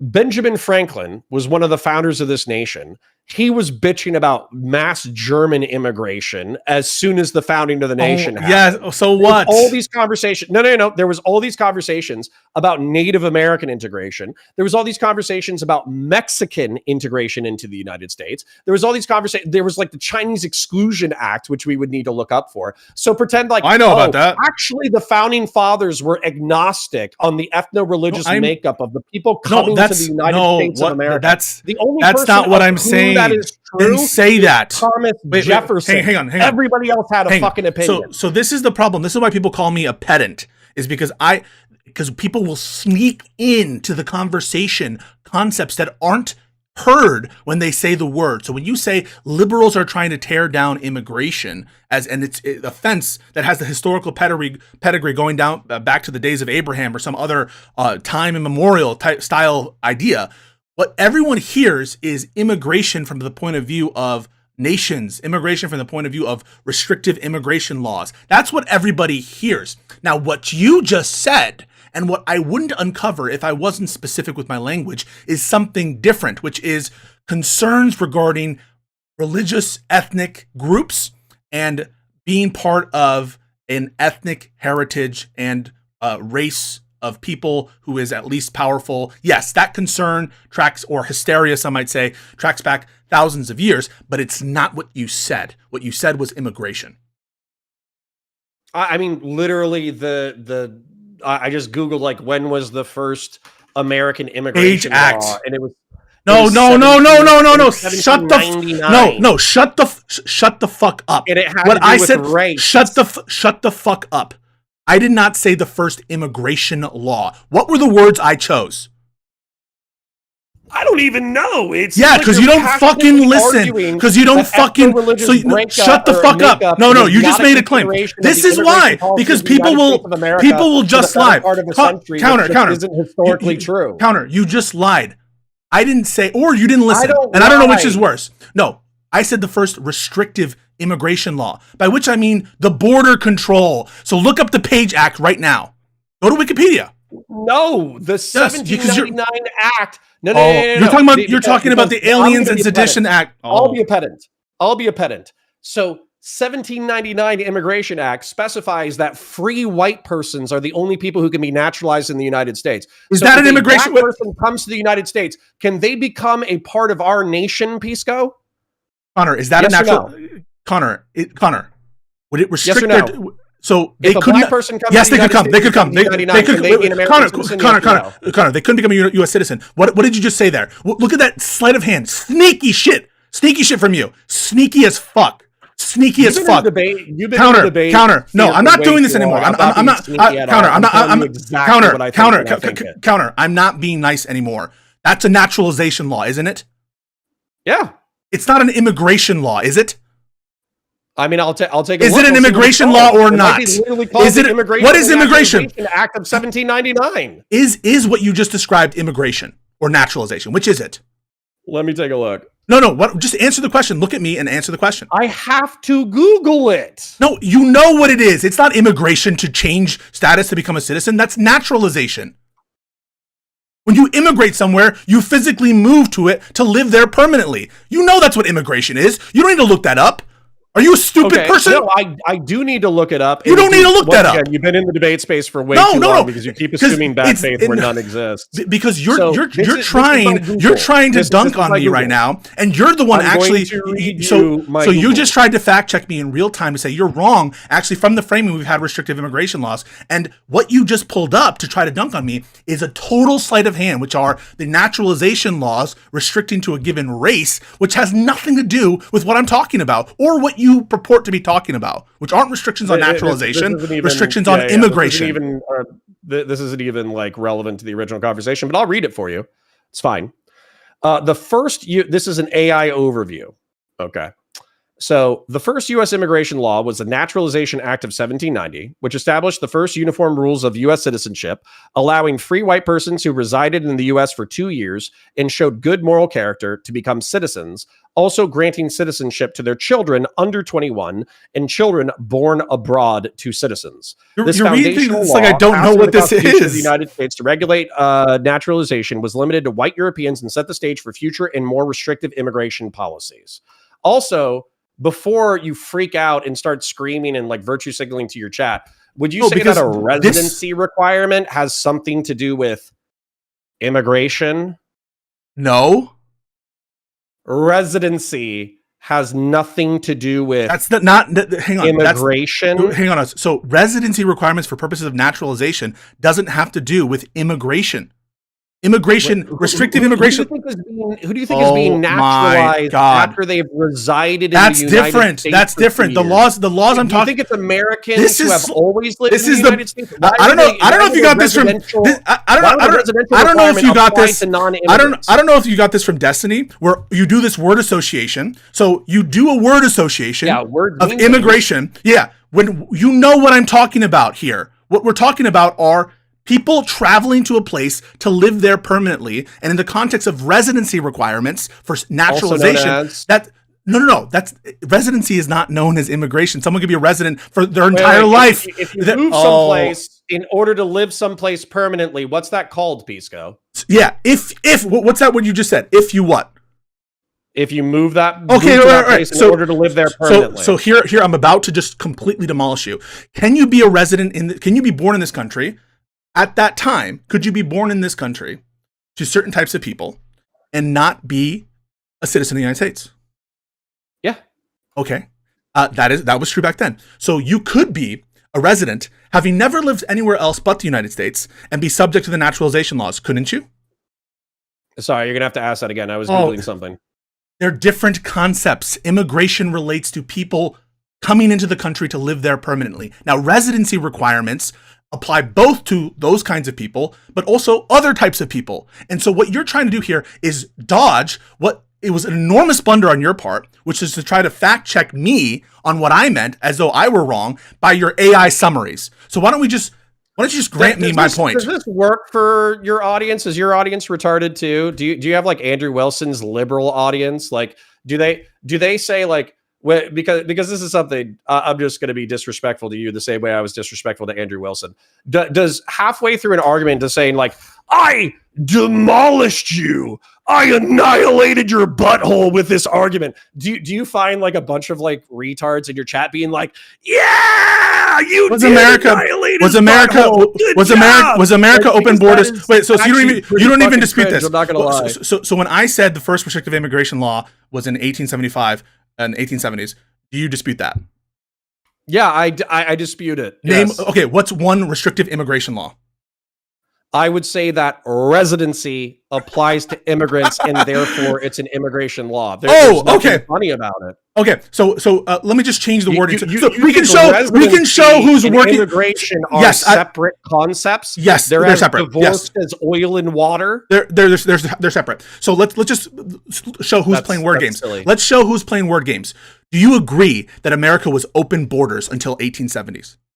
No. Oh. What were the restrictive immigration laws that prevented people from entering into the country physically?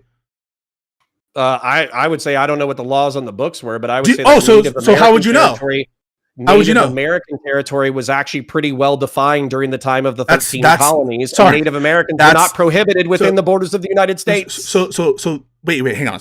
The question is, were there restrictive laws that prevented people from entering into the country physically until the 1870s? I asked that question, and your answer was Native Americans were allowed to leave their reservations. Now, can you understand why there's reservations didn't even exist at the time? And I counter. Let me talk, okay? You said that it was well defined for that natives where their lands were. You said that, and then you said they were allowed to leave their lands. Now, can you understand why that was the dumbest fucking answer you could have given to allowed into the borders of the United States? Okay, so it's your position that the native lands, that these people were prevented from entering into the United States, and you would consider that their tribal lands were not part of the United States of America? At that time, yeah. Wait a second. So are you under the impression that tribal lands under American law are not part of the geographical territory of the United States? Okay. In the early 18th and 17th century or whatever, Native American territories were not considered a part of the United States. Okay, so just so that you're aware, about the state of native lands, it is true that native lands aren't subject to the jurisdiction of the United States. It's different. So it's a different set of sovereigns at issue, but it is part of United States land. It's part of the United States territory. You understand? Like right now, for example, you're saying that west of Appalachia, the United States was claiming that territory as its own. I already know you're historically incorrect. Wait a second. Not if it's outside the country. Not if it's outside America's land. You didn't say that. Shit. You didn't say that. Just in case your audience is retarded, I'll explain it to you. Okay. So Pisco asked the question: did the United States have restrictive immigration laws prior to 18 whatever the fuck? 70s. And I brought up Native Americans as being people who were prohibited from freely traveling within the United States of America. And I'm finding a law prohibiting Native Americans from traveling within the Commonwealth of the United States as early as 1830. And I almost guarantee you that I can find laws probably before the existence of the United States. What's the law called? What's the law called? Native Americans from living in the territories of the 13 colonies. And by the way, what's the law called? What's the law called? You're supposed to be talking about what's the law called? Defense and homosexuality. So no, we are not moving off this topic, Connor, because what you tried to do was dishonest, and you know it was dishonest. You know what you were trying to do was dishonest. 5 hours and 15 minutes, so I might have to wrap up in a second. Connor, you know what you just did was completely dishonest. And me being upset or angry about it, yes, it was. Yes, it 100% was. I'm not even angry. Listen, you might not be angry. What you tried to do just then was chicken shit. And you're playing word games now, and you're going to produce to me the law that you say you found regarding Native Americans. Okay. What's the law called? Okay. First U.S. law about Native Americans. No, you said you had a law from the 1830s. I did. Wait, where did you get that from? What were you looking at? AI? Yeah. Let me find the 1831. The Indian Removal Act of 1830 was the one that I pulled up. Indian Removal Act 1830.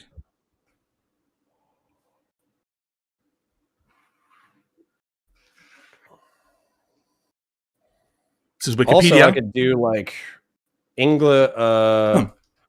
English colonial laws against Native Americans. The law, as described by Congress, provided for an exchange of lands with the Indians residing in any of the states or territories and for their removal west of the river Mississippi. And you call this a restrictive immigration law? Can you explain in what sense it is? Where's the provision that restricts immigration? Yeah, the Native Americans are not freely allowed to travel into the territory of the United States, and if they do so, they'll be deported. Where is that? Where is that? Didn't you just read it? No, that's not what that said. Read it again out loud. I read a Wikipedia summary, and it said the following. The Indian Removal Act, as described by Congress, provided, quote, for an exchange of lands with the Indians without any state or territories. You agree that's different than saying that they can't come in? Agreed, yes or no? Sorry, you'd have to state it again. I'm reading things as well. So, wait, Connor. I'm not going to have you read things and not listen to me when you were having a discussion. When you stop for a moment and you say reread something. So, I'm going to stop. You're asking me to find Connor, no, stop. We have already have one. We have you've provided one. And we're going to do step by step. So this law is what we're looking at right now. You don't need to look for anything else. We found the law. So pay attention to me when I'm talking. Well, I also found one in 1763. Okay. Go ahead. Okay. 1763 predates the United States. You're sure aware. Okay. So in the 1830 Removal Act, you're listening to me, right? Is an exchange of lands with the Indians residing in any of the states or territories, is that preventing them from entering into the country? No. Okay. And the next part is removal west of the river Mississippi. Is that preventing entry into the United States? I would presume absolutely. That's not a restrictive immigration law. That's a removal law, right? Wait, so hold on. So you think that the sovereign Native Americans who lived between the Mississippi and the East Coast. I'm asking you a question. I'm asking you a question. To travel into the United States of America. Connor, I'm asking you a question. Is a law providing for you've moved I am not. No. You've moved it from. Counter. We had open borders. Open borders clearly means that Native Americans can travel freely within the United States of America, but you're just wrong. Connor. Pause. We're just taking this so slowly. There's not going to be any bad faith here. Don't worry. So you agree that the exchange of lands is not a restrictive immigration law in that it doesn't prevent people from entering into the United States, correct? Yeah, it's not explicit. And is a law providing for the removal of certain persons a restrictive immigration law in that it prevents people from coming into the United States? Yes or no? Yes. Okay, so we're just talking about different things because I grant to you, at the founding of the country, there was a thing called the Alien Acts. Remember the Alien and Sedition Acts? The Alien Acts does provide for removal of certain people, but that's not what we're talking about, Connor. We're talking about restrictive immigration laws that prevent the entry into the country. You understand what I'm saying? I can't hear you.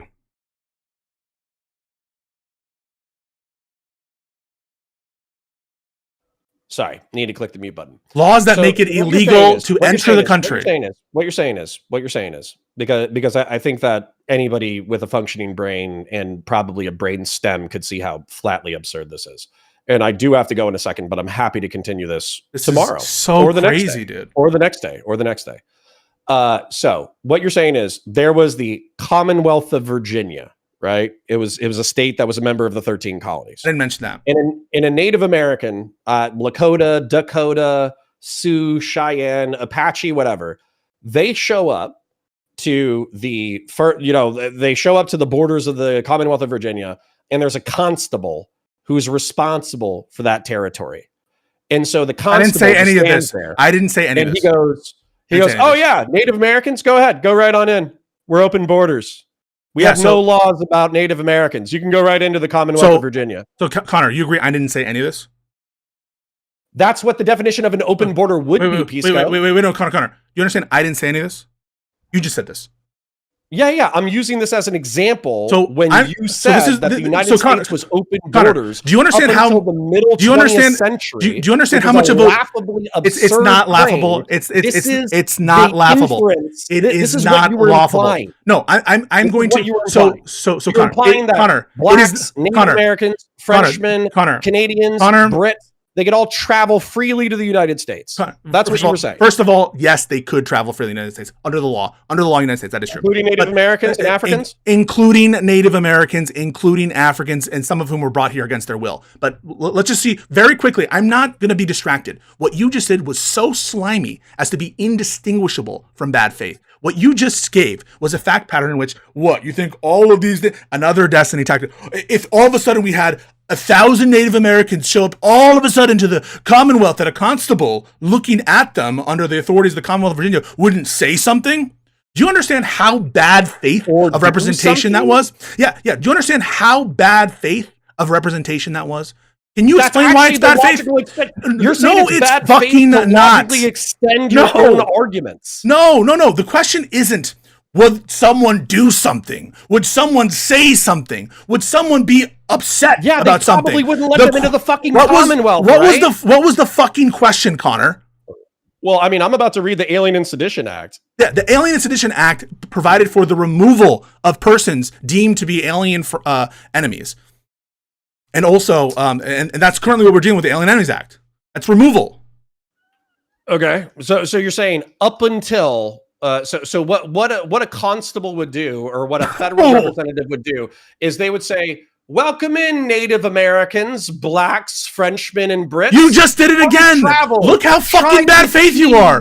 Look how fucking blueberries. Look at how fucking bad faithful you are. But then, look at how once they're invited into the country, then maybe about 20 minutes later, some other federal guy goes, "Oh, this is insane. You're a class of person that needs to be removed from this country. So no. Wait, Counter. There's no prohibition about them coming in, but there's absolutely a law about taking them out. Counter. Did you hear me say that I was representing that the American? You said it was open borders. What do you think open Shut means? The fuck up. Pause. Did I say that they were inviting people in? You can just answer that clearly. No. So So why did you just do that hypothetical? You think everyone was saying come in? And why did you say that? If not bad, because that's what open borders means. No, what do you take open border? Wait, border. What do you think open border means? Wait. So do you think that open borders is saying that there are no restrictive laws on entering into the country? Or do you think that open borders means everybody come on in and actively inviting and courting people to come into the country? Which of those two things better represents the term open borders? I think the first one is probably the law. I think the second one is the culture. So when you were referring to open borders, and when I asked you, isn't it true America had open borders until 1870? Okay. So hang on a second. Last question, then you can fucking go. We have to keep doing, because this is beneath you, Connor. Your behavior here, it is all ego driven. It is just because you lost on a single point. You disagree with me? No, it's crazy. This is ego driven bad faith. No, this is a destiny tactic. No, what you just said. What you just did. You as a gentleman of the court. I'll explain. Wait. What you just wait. Connor. Stop. Connor. I'm saying the same thing. Connor, stop. So the reason why I said that of you is because you totally mischaracterized my point and did a straw man. The straw man was that I was construing the founding generation to be like, we don't care about race. Everyone come on in. We love peoples. Come enjoy our blueberries. That was the straw man that you did. And you're like, this is what you actually believe?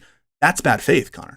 That's bad faith. And it's almost like these comparisons. The logical extension of your own belief systems and statements. Wait, there is no logical extension there. You can have it. Wait. There is no logical extension there. There is no logical extension there whatsoever. Yes. Don't worry. I'll explain it. So here's what happened is I brought up Hart-Celler Act as a revolution in the way that we approach immigration. Did change demography. I'd like because you're a groiper. The demography of the United States of America. You were like, that's a groiper talking point. It is. That's a right-wing talking point. And then I said, okay, well, if it's descriptively real, who gives a shit? And then you said, well, it's not descriptively real. The United States had open borders for the first century of its existence. And then I said, you're not even tracking the conversation. Wait, you're not even tracking the Constitution. Very clearly the way that we set up our Alien and Sedition Act, our Indian Removal Act of 1830, our whatever act that I cited to you that was like 1875. It's pretty clear that we did care about the ethno-religious groups of the people that we allowed into our country. I never talked about that. Open borders for about the past I never talked about ethno-religious. I never talked about ethno-religious. Counter. I didn't talk about ethno-religious. I didn't say anything about that. I wasn't representing that. I didn't represent that America didn't care about its ethno-religious backgrounds. Said ethno-religious at some point. You said it after you said immigration was a wall that people wanted to tear down. You said ethno-religious after, showing what you actually care about because you're a fucking groiper. That's what you said. I never made a representation. I need you to say this. I never made a representation that the Americans didn't care about the ethno-religious background of people coming into the country. That is an absurd thing that I just never fucking said. Of course the fucking founding generation distrusted Catholics, distrusted all sorts of groups. Actually, so you're fucking lying. Doesn't mean a unrestrictive or non-existent immigration policy. Open border actually means white Americans caring about the residency and ethno-religious background of their constituent What are you members. talking about? Wait a second. No, open borders to me are the lack of restrictions, legal restrictions on entering into the country. That's what open borders means. No, there's no rules for people coming in. That's what open borders is. Do you agree or disagree? So this is the logical extension of your statement. Native Americans show up to the Commonwealth of Virginia and they're allowed in.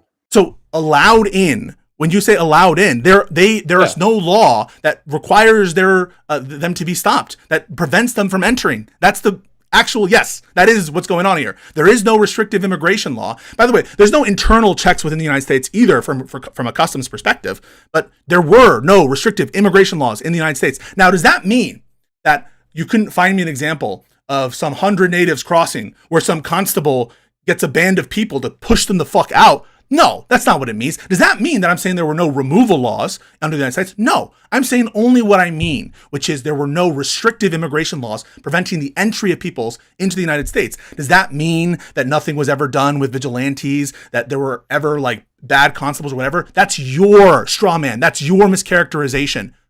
because you can't handle the fact that I'm right. I think you have autism, but I'm about This is so crazy, dude. 30 minutes over time. But all right, we'll talk tomorrow. We'll talk tomorrow. But we'll talk tomorrow. But seriously, just for today, I love you. I do want to say I love you. I love you too. I love you. I think really you love got your panties in a twist. You're going a little crazy, but that's okay. Connor, I love you. I am going to say this seriously though. For today, go fuck yourself. Seriously. Okay. Jesus Christ. Can you imagine the fucking balls of that guy? Absolutely deranged. And you see the bad faith tactics right away, where he's referencing a naturalization law using AI to try to claim that I'm saying something that I never said. A, that there weren't restrictions on naturalization. B, that the founding fathers didn't care about the ethnic makeup of people coming in or the religious makeup of people coming in. Of course, absurd things I never signed on to. C, that like there couldn't be situations in which individual law enforcement officers of given states could have taken some action against a roving band of people coming into the country or coming into their state. Absolutely unhinged, clear bad faith, clear lies. That's sad. I'll have to talk to them again. Just crazy. And here's another thing. I can smell the Groyper talking points right away. They talk about the Hart-Celler Act. All the Groypers do. As the foundations of the like ethnic betrayal of the United States. They don't understand shit about the INA or the Hart-Celler Act or about the motivations of that law. What is the grand conspiracy they have of the Hart-Celler Act? These Groypers. Why do they go on it? Because it is true that the allowance of unlimited family-based visas allows certain types of people to stay here longer. The idea was, though, the opposite of what's being suggested by the Groypers. What's being suggested by the Groypers, Connor is adjacent to the Groypers, very concerning, is this is a Jewish plot to get rid of the white stock of America. When it was actually the opposite. It was the opposite. The thinking was of the overwhelmingly white Congress who enacted the Hart-Celler Act, the INA, is that the existing stock of Americans would be able to take advantage of the unlimited visa petitions to improve white immigration, to increase European immigration into the country. It's directly the opposite. The people who listen to Nick Fuentes, who is funny and charismatic, they take away these lies, and then I hear them from so-called liberals. So-called liberals who then pretend that this immigration policy, which they're conflating with ethno-religious concerns. You see that little sleight of hand, where he says, I think one of the things that liberals are trying to tear down is immigration. I said, well, you're going back to the laws of Abraham and Moses, and you're saying this grand historical pedigree, that doesn't exist in the case of immigration. What, you don't think that there was ethno-religious concern at the founding generation? Did I fucking say that? Maybe that shows what you're thinking about when you talk about immigration. So when I talk about immigration is people migrating into the country. Immigration, right? Immigrants. I don't know why some of these like adjacent conservative centrists, the Drew Pavlos of the world, they don't understand the term immigrant or what immigration is all of a sudden. And to them, now it means ethnic flight, ethnic dilution and the importation of the third world. I didn't fucking say that. We were talking about immigration. And and to use AI, and if this were anyone else, right? If this were Rob Knorr in real time using Claude or taking this is more egregious than what Rob did. Way more egregious than what Rob did. Because it's Connor, he's going to get a pass from so many people pushing Groyper talking points, pushing land and soil, blood and soil, and trying to strawman me. I say, oh, and this is what I meant when I said that, the comparison to the tactics. It's what happened in the conversation about moderation styles. You think if I was saying like, oh, we should go plan and shoot, and this is the gun we should use. So a completely unmoored hypothetical to what the facts we're talking about here is, where there is no planning activity, right? There is no strategic advocacy for government intervention whatsoever. But to try to conflate the issue as though I were saying that. And what's so ironic is that's what people accuse me of doing. fuck out of here, dude. It's so fucking bad faith. At no point did I suggest that the framers weren't concerned with religion, weren't concerned with ethnicity. Half of them were fucking slavers. Which they justified on racial lines, among others. They all had their prejudices not just against Catholics, but against other, what we consider now to be white. But for Connor to pretend I did say that can only be explained by bad faith. I'm sorry. There just is no other explanation. There is no good faith interpretation of what I was talking about with respect to restrictive immigration laws. And then to construct that hypothetical, seriously, about, you think that nothing would have happened if a bunch of these people all of a sudden showed up and a constable's... Dude, fuck you. Seriously. I mean, that is just so fucking bad faith. The clearest indication of bad faith I've seen in weeks, honestly. Absolutely unhinged. Absolutely unhinged. Connor just said it changed immigration. No, I heard him talking about Art Seller, and immediately I'm like, I know exactly where he got this talking point that I'm about to hear. I knew it. And you know what? You know how I knew it? He didn't deny it, because he undoubtedly did get it from Fuentes. So was I wrong about where he was going with that? The minute I heard 1965, I knew right away, oh, this is where he's going. And was I fucking wrong? No, I was 100% correct. And you can tell later on based on the straw man he's having of me, where he says, you think the framers didn't care about the ethno-religious background of the founding generation and the people coming into their country? It proves definitively that he is repeating some Groyper shit. And so not only did I detect that in real time, oh shit, notice it, I was fucking right. Yeah, he said it was descriptive. First of all, the descriptive part is the part I'm disputing, namely the historical pedigree with respect to immigration. Okay? And whether or not there is this historical pedigree from the time of Abraham and Moses related to the kinds of things that liberals are supposedly against. What he's doing, which is a sneaky conflation, and does, I think, attribute some values-laden thinking, not just descriptive, is this kind of equivocation, by which I mean changing the meaning of a word, using two different meanings of a word. He's using immigration and how people understand that word, right? He's equivocating with, right, ethno-religious concern and angst regarding the white plurality stock of the country. And I was completely right about that. So I was fighting on the descriptive ground, namely how robust this pedigree is on immigration. So just because it's a descriptive claim doesn't mean I can't be animated by my dispute regarding it. And as to the actual substantive thing that we got into, that is also a descriptive claim. There's nothing inconsistent about being animated or being concerned about Groyper talking points with respect to descriptive claims. So everyone who's like, oh, we just took over, who the fuck said this? Who the fuck said this? So get your fucking shit.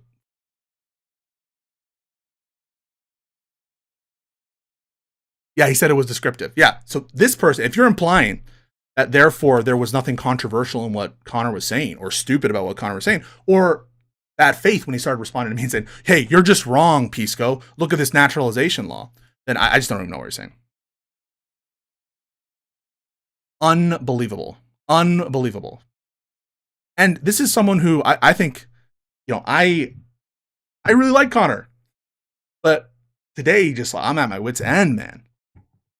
And here's the sad part, right? He's playing word games. I'm not playing word games, right? And the precision in language shows the gamesmanship. Because if I just let the conversation flow like that, if I just let him continue on his fucking monologues, he just Trojan horsed in and tried to pretend that this ethno-religious concern, which is being, people are giving more weight to because it's next to this meme of Democrats don't care about immigration, which is how he packages the whole thing, is also, in a sense, cosmologically or biblically or evolutionarily backed. Right? That's this whole structure, that if I don't clarify what he's talking about at every given moment, your head, right? Your little mushy head is conflating these almost rules of biology, these rules of evolutionary survival, which allows for some forms of degeneracy in the form of, I don't know, what he's talking about with, or how he considers homosexuality or whatever he's talking about. With some carve-outs that these rules, that these liberals, they're not only anti-biblical, they're anti-natural order, they're anti-evolutionary history, this history and this pedigree that lasts all the way back to the time of Moses and Abraham. Fictional characters. So it's absolutely, I'm so glad that this happened, because I think it justifies two things. It justifies, number one, how much baggage is being loaded and carried in what seem on the surface to be innocuous statements. Liberals are trying to give up on immigration and as a fence, right? Don't take down the fence. And there's almost a kind of intuitive, like, you should agree with this, because not only does it make sense from like an assumption, don't tear things down if you don't know what they're doing to protect your society, but it's also like the fence, the border, right? So there's like almost a visual, a visceral sense in which don't take down the fence. And in the immigration context, don't take down the border. You'll let in all of the bad things. So there's an additional intuitive appeal to it. And I think that there's just so much sneakiness there. It rings like P.F. Young. It rings like Groper talking points. And the second thing I think it justifies is my anger. I'm just like done with it. I am done being patient with this kind of sophistry. Totally done with it. It would be different if it seemed like he was trying to understand what I was saying, as opposed to at every who was trying to listen in that conversation. I listened and heard every single one of his dumb fucking hypotheticals, then repeated it back to him to make sure I understood and to call out exactly what the straw man was, what the imported value was, who was playing word games. I just think a naturalization law is immigration. We're just talking about two different things. I'm talking about the border. I think that the Alien Enemies Act wasn't passed in the Adams administration. I know that there were bases for which the government could remove people. The question isn't about removal. It's about restrictive immigration. Just so fucking bad faith, man. And at every opportunity, and I can tell he's not even listening. That is the essence of bad faith, right? He produces a law, 1830, this treaty with the Immigration Removal Act, fucking, Trail of Tears, whatever, Andrew Jackson bullshit. He produces this law, which is being generated to him via AI. Already a faux pas in these debate spheres. Already something people clowned Rob Noor for. Oh, how they called him Rob GPT. They called him, Rob. And you know what? In that context, I think he should not have relied on the AI. I thought his AI was wrong. The summary was wrong. It did not produce the correct answer. And I thought that in terms of what it was trying to say, it did not disprove what Destiny was saying. In that specific fact pattern, Rob's ChatGPT answer, Claude answer, was wrong as to Destiny's assertion, in that it misrepresented what was said in the bottom Paulson paper. I don't think Connor's going to get clowned for this. Even though he admits the AI, and in real time, the AI is generating a law that he hasn't read yet. And not, so just take a second there.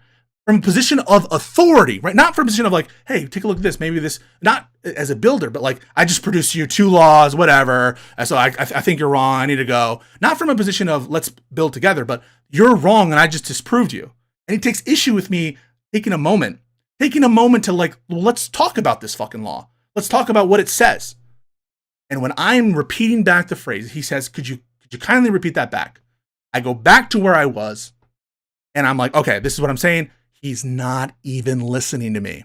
He's not even listening. He asked me to repeat something back to him and he's looking something else up.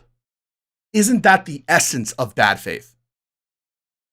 You request something, someone has taken the time to go through it with you in a posture in which you're claiming that I just easily dunked on you for an optics victory, and you're not even listening to the person who is addressing the thing that you brought up through AI.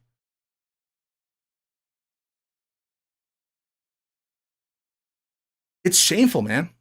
I do want to continue to have this conversation, but that is just like a level of bad faith in a conversation that you don't see every day. You really don't see that every day. And how Rob Noor got clown every post under everything he said. Oh yeah? Did AI tell you that? Oh yeah? Pod told me that you were a fucking this or that. Every single post.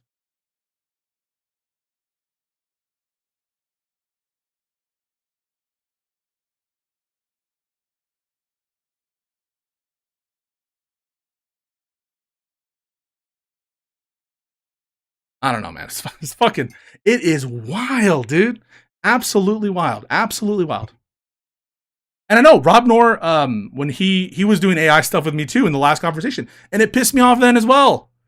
I'm having to in real time, like he's trying to disprove me on insurrection, this topic that I've studied closely. You know, I've read the Baden-Paulson paper. I've read the Mike Graber briefing and article. I've gone through the filings in the Coy Griffin case. I've gone through, obviously, the Anderson decision, read every single opinion up that, the district court's opinion, the Supreme Court of Colorado's opinion, obviously the Supreme Court's opinion. I've taken the time, and Rob in real time is finding quotes from justices he doesn't know, on things he does that don't matter, about incidents that were clearly called insurrections back then. And I'm having to disprove in real time the fake quotes that his AI is generating. And no one has a problem looking at that and saying, what the fuck? Especially from the arrogance that like someone like Rob Noor will bring into that oftentimes. But at least Rob Noor does caveat and say, I don't know if this is real. Do we get that kind of grace? No. I mean, so you want to ask why that fucking pissed me off? Isn't it obvious? Isn't it clear? Especially when I know what's coming. I see his mind working. I see his expression. I'm like, what are you trying to pull here? You trying to pull that shit? So wild. I agree with a lot of Pisco's opinion, but he just doesn't seem like he wants to collaborate. That's so. That's not true. That's not true. Watch our conversation with Connor before. We are amicable. We try to build on each other. There are some times when we debate and shit, and it gets fiery. It absolutely does. 100% it does. But it is not the case that I just want to argue with people all the time. I like debating for sure, but I'm trying to build on him. I'm trying to listen to what he's saying, right? He brings up an idea, an interesting idea, right? An interesting idea where he's like, this fence concept, which I haven't heard. I've heard like that concept before, but I haven't put it in the phrase of it. And then I grant it. I'm not trying to not be collaborative. Who's this fucking asshole? Who said this shit? Who's this fucking asshole who said I'm not even looking? Jamie Harrison, you motherfucker. He brings up this concept. I think about it a little bit. I'm like, okay, well, I don't agree with like the religious and like the backward facing analytical perspective of it, but I agree with the norm of it, and I'll grant it to you. Did you hear me grant it to him? I'm not just disagreeing for the sake of it. I'm listening to, this is what people don't like. I'm hearing what he's saying, and my thought process is being vocalized. What I'm saying comes out loud. When he brings up the CSAM example, I don't hide from it. I kind of give my views, and it's kind of a spicy take, which is like, you know, on current facts, you could show me some kind of negative societal consequences where I might ban it, but on current information, I just think it should be restricted, not full sale banned. Kind of a hot take, biting the bullets, accepting the hypothetical. He said, you could change it to drugs. No, I'll accept it that way. Collaborative, willing to engage with him, trying to understand his point of view, the essence of good faith. It's so wild. And people will just take it from this, that I was playing word games. When I count like 3 equivocations on the immigration point. That immigration, he could mean naturalization. Now, this is what he's trying to do, right? Because he knows that the general topic of immigration will cover things like naturalization, will cover things like work visas, right? Which are not technically immigration. But it's kind of topically related. But he knows what I'm saying, right? He knows that I'm talking about literal immigration. He knows that that's what I'm talking about. And so he's using this like broader, that's equivocation number 2, not just on naturalization, but this sort of broader conception of immigration as like a topic that touches where people who are immigrants could more generally be involved with a certain kind of regulation that isn't strictly speaking immigration facing, but it will tend to affect a lot of immigrants. And the third equivocation is that immigration necessitates or implies some kind of ethno-religious angst, which I never meant, and he couldn't have thought that I meant that. And there's probably even more. I mean, the playing with the definitions, it's so characteristic of P.F. Jung as well. Oh, it's characteristic of P.F. Jung. I almost want to listen to this Destiny conversation he had, because I almost guarantee you that P.F. Jung plays that game in the Destiny conversation, and having not listened to it 1 second. But what they do, what P.F. Jung does, and what I'm sure will be a takeaway from stupid people, is Pisco's playing word games.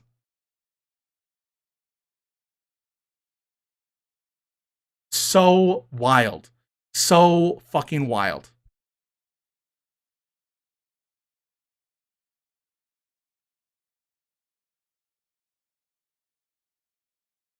I mean, who was going for the dunk here, right? People say, I'm going for the dunk. Jamie Harrison, this motherfucker. Jamie whatever, Harris. Who was going for the dunk here? I was saying, well, I don't agree that it has this historical pedigree. And he goes, actually, 700. So who started this dunk seeking? If we're going to do that. Not from the perspective of, hey, I know that you're wrong. From the, let me go to AI and then act as though I know that. This says 1790. So I think you're wrong. He wanted to leave it there. He didn't want me to examine it. You did call him a groiper near the end as I got frustrated. But he's like, he even has said, and the way he sounds, right? What he said in the last conversation, it is so groiper adjacent, I'll say. I am glad that I watch America First, so I can hear those patterns over and over and over and over.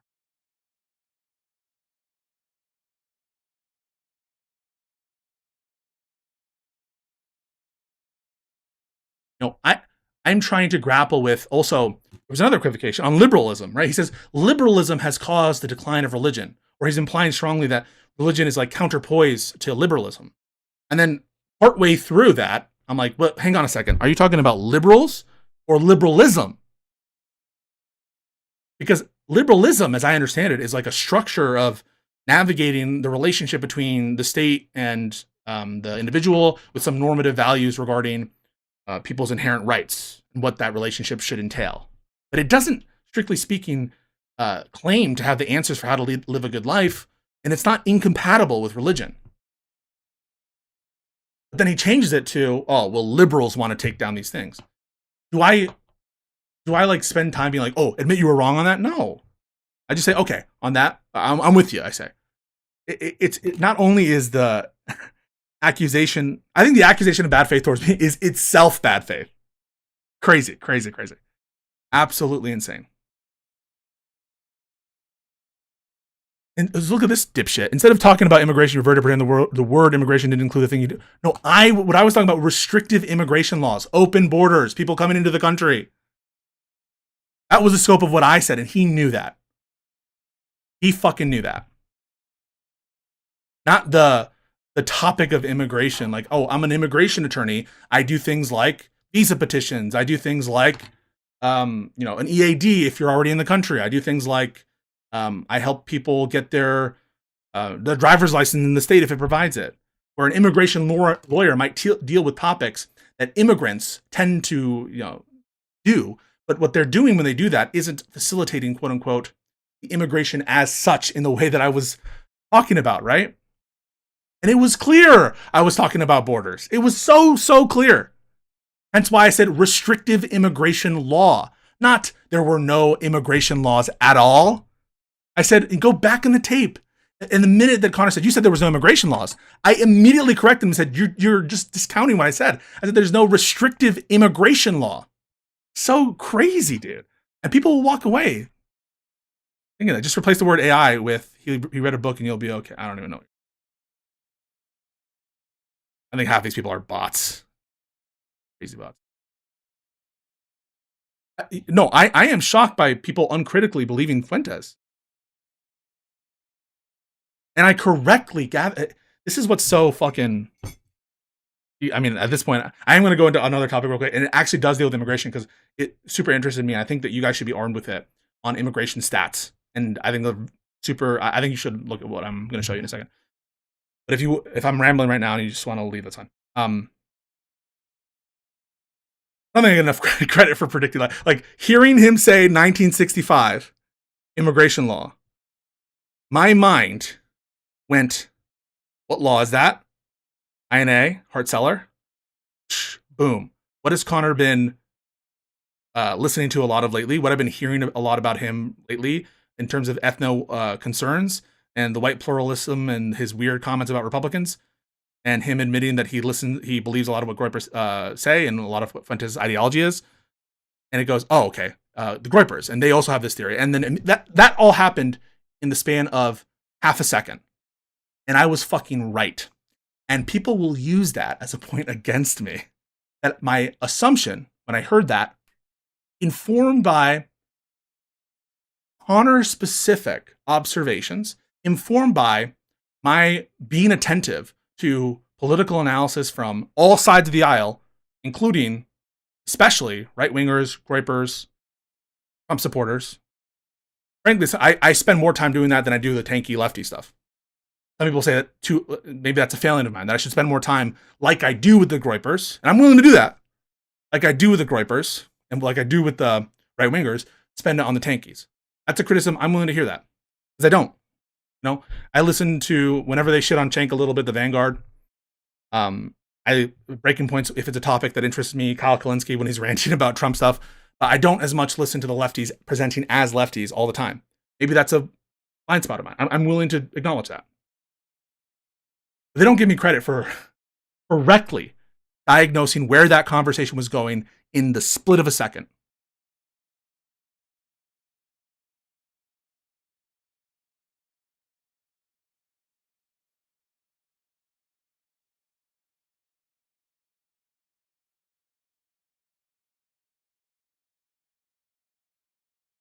Yeah, I mean, I do want to talk with Connor. This is what I'm going to say. My criticisms of Connor maintain and are my opinions. My anger and frustration with him will last the day. There's enough good stuff built up between us that, and I'll let bygones be bygones, but it's just wild, dude. I don't think I've been frustrated like that in a while. Since like the other conversation we had about maybe, hang on. Maybe counter draw straight lines. But it's not abnormal from I would say recently we've been more buddy-buddy than is normal in the course of our relationship.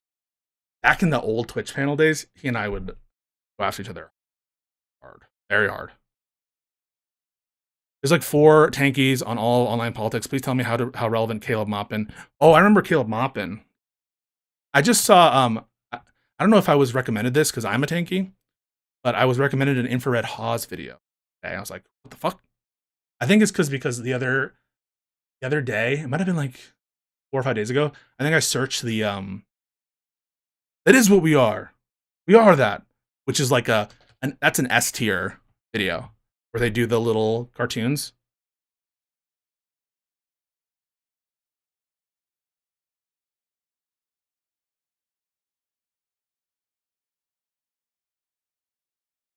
Okay. I know, and I also want to talk about Israel-Palestine, which we can do. No, I'm not gonna play that clip. The people will actually accuse me of glorifying infrared. All right, I want to show you guys some stuff, and live and learn tonight at 7.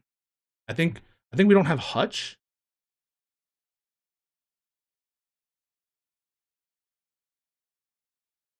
Oh, We might not have Hutch, but we'll have a guest.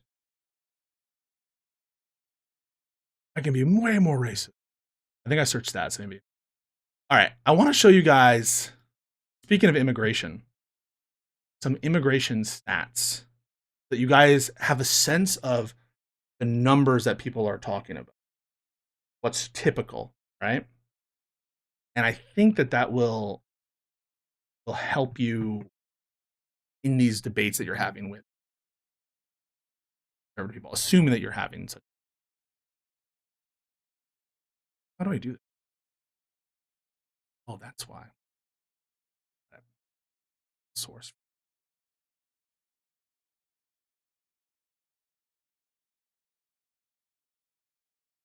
I just want to show you this real quick.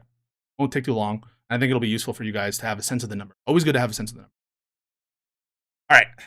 So you hear a lot of stats from the Trump administration regarding deportations, but they're lying and intentionally trying to deceive. And so you have to be very clear when you're talking to Trump people about potential benefits that A, you have some sort of principled view on when deportations are good and what you want from them. Okay? I don't think that you should take the view that everyone who is deportable ought be removed.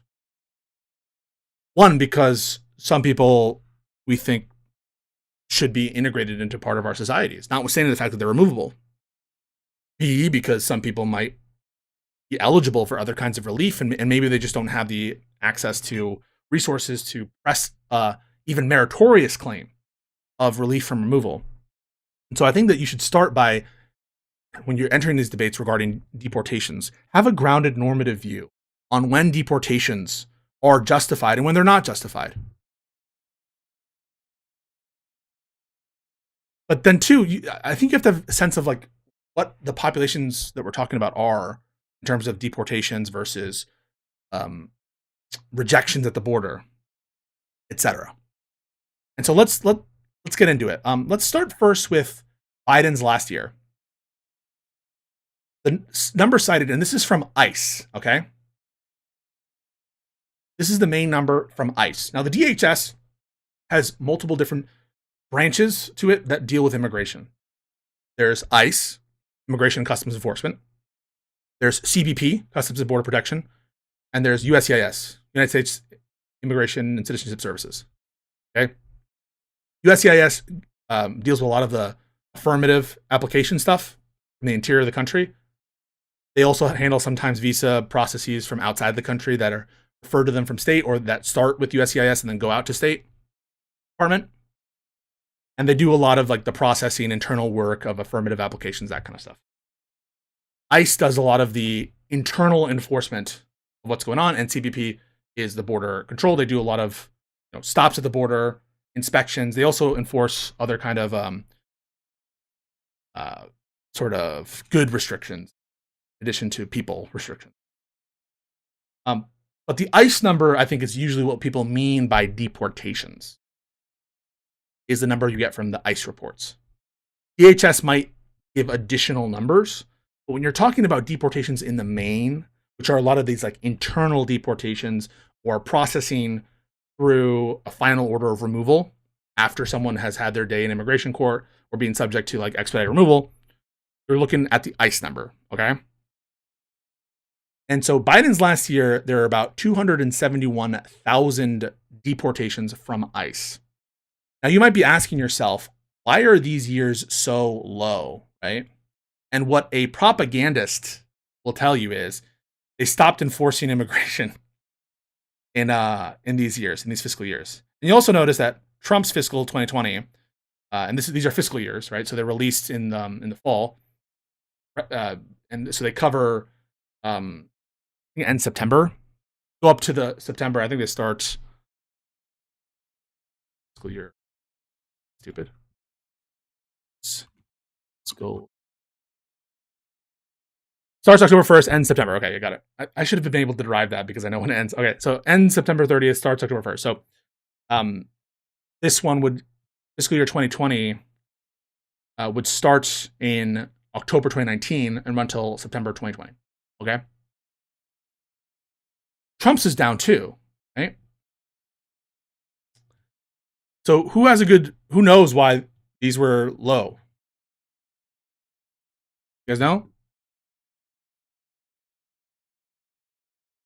Out of the 50 million, you'll also get this crazy number shit with a total population of undocumented people in the country.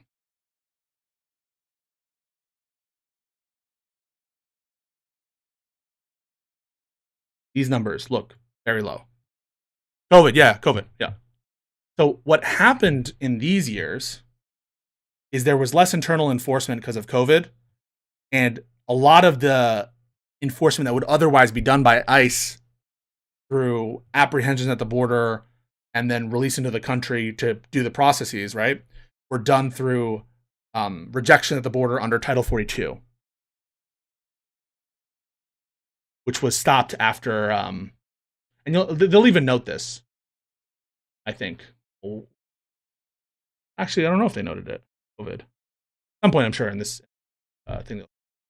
So that explains the drop-off here in terms of removal. But we're talking about on the order of magnitude of hundreds of thousands of removals per year. And if you look historically as well, this is a nice little way to look at shit. You can really see deportations in the tens of thousands in the 90s. And these are the ICE numbers. Tens of thousands. And then immigration enforcement steps up. Bill Clinton, a Democrat, right? A Democrat. So what we didn't get to with Connor and what we will get to, hopefully, tomorrow or at some point, is this notion that Democrats are like forgetting about the border, which is a total fabrication, a total lie, all right? One of the most restrictive immigration laws passed in recent decades was by Bill Clinton. I actually despise this law. This is one of the reasons why I think Bill Clinton is not a good president, is this law. IRA, as it's sometimes referred to as.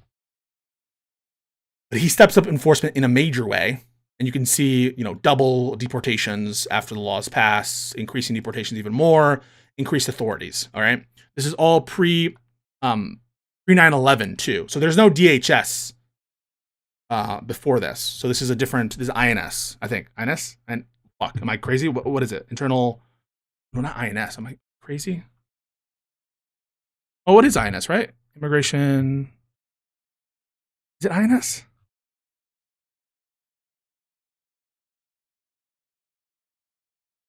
Oh, it is INS. Yeah. INS. I think it's under DOJ back then. And then you see Bush years, and it's maintaining, right? Deportation numbers similar to Bill Clinton. Numbers of, hundreds of thousand plus. And there's a little uptick here post 9/11. Now we have different authorities, DHS, and it's increasing steadily until you get a high of, by the end of it, 360,000. So we've gone from tens of thousands to multiple hundreds of thousands a year. Okay? And this is off the back of a bipartisan consensus to expand opportunities to deport individuals under IRA. There are additional laws passed in this period, including increased funding, specific removal agencies like ICE itself, which are passed under the Bush administration with oftentimes Democratic support. And then we have Obama. This is why he's called the deporter in chief. Look at his first term. This is what Piers Morgan always says. His first term, more deportations every year than every single one of Bush's years. Even his most deportive year is less than his least deportive year, Obama. There are some potential changes in, and this is very important too, the definition of deportation. Sometimes that's an important consideration. Does it include just pushbacks, right? That's why we go with the ICE number. Okay? Because we don't want to include CBP stuff. We don't want to include self-deportations, right?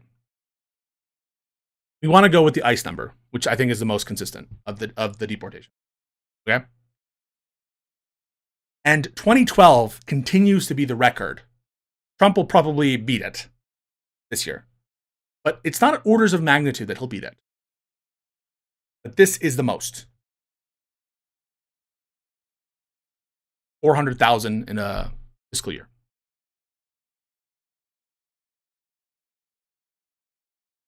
And they drop off a little bit, but again, not by a humongous amount. I guess 2016 quite a bit, but not orders of magnitude difference. Right? Still in the hundreds of thousands. So this notion that Democrats pre-Trump, right, just gave up on the border in the context of the comparisons, right, of the other Republicans then existing. We don't have this doesn't include numbers from Reagan's time, but just take the last 5 presidents, right? A Democratic administration passes significant reform, increasing the legal justifications, including these lines of inadmissibility and deportability, changing the bars in terms of inadmissibility for how long you'll be inadmissible if you leave when you've accumulated unlawful status in the country. And so Clinton significantly restricts immigration. Bush starts increasing deportations. Obama continues to increase deportations. Okay?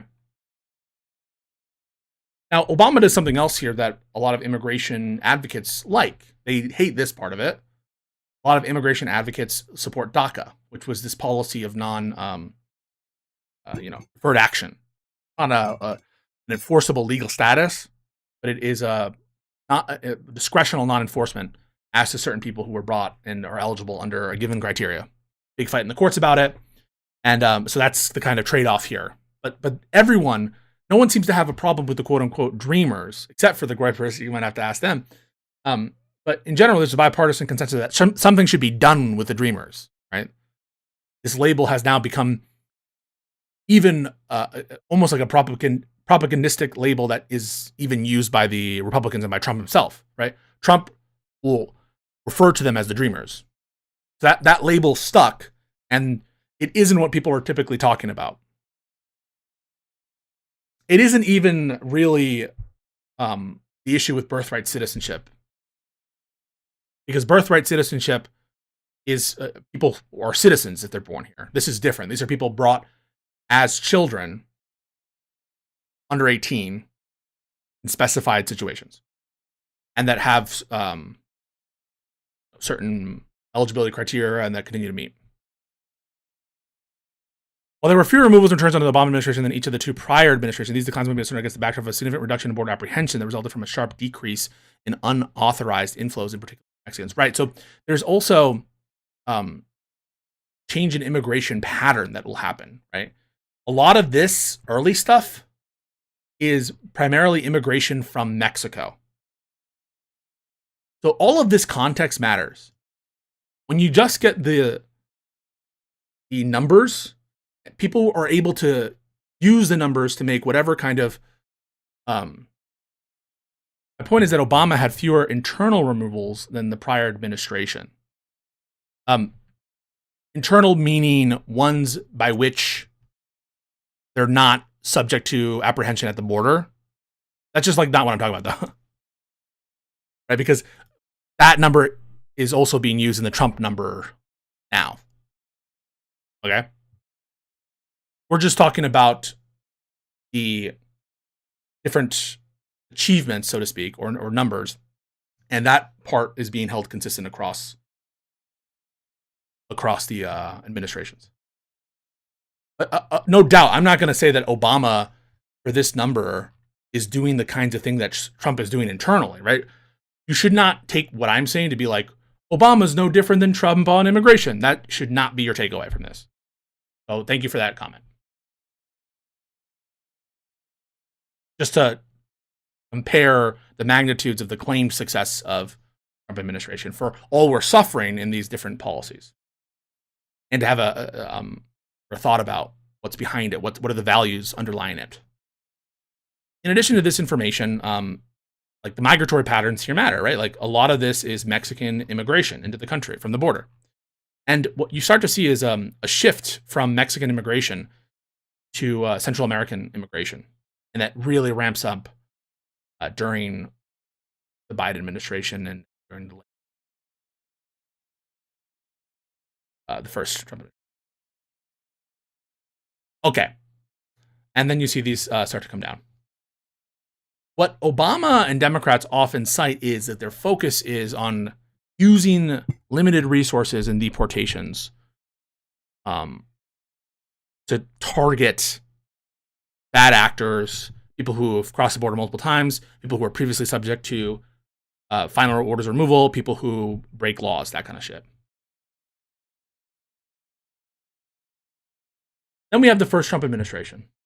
And even comparing numbers to numbers, right? You can see 226,000. That is less than every one of Obama's years. 256, okay. You're seeing a record here, which is a little less in terms of the number of deportations than Obama. Comparable, though, in terms of magnitude. And then, obviously, we have the COVID situation, which affects the amount in his last year.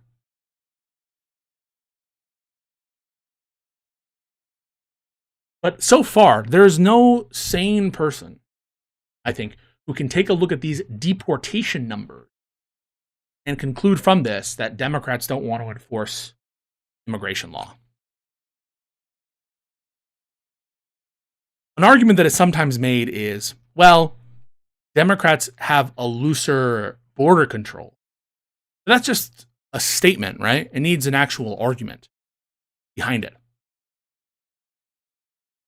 Whether that's intentional policy or whether it just happens or whether it exists at all, I will grant that more people crossed the border under Biden's tenure than previously.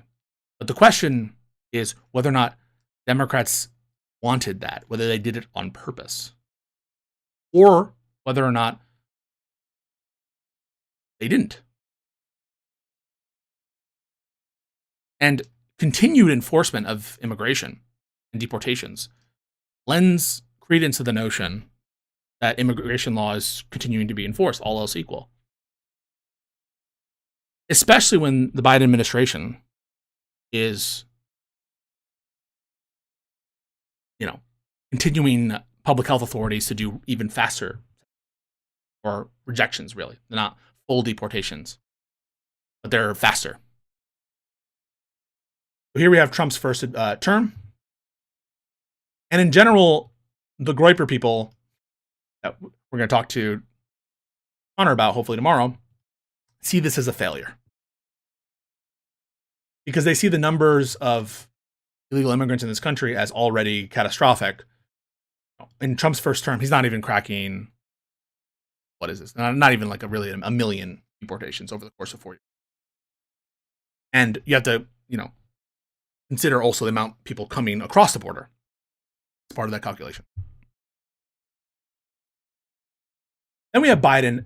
First 2 years, very low deportation numbers for reasons that we already talked about.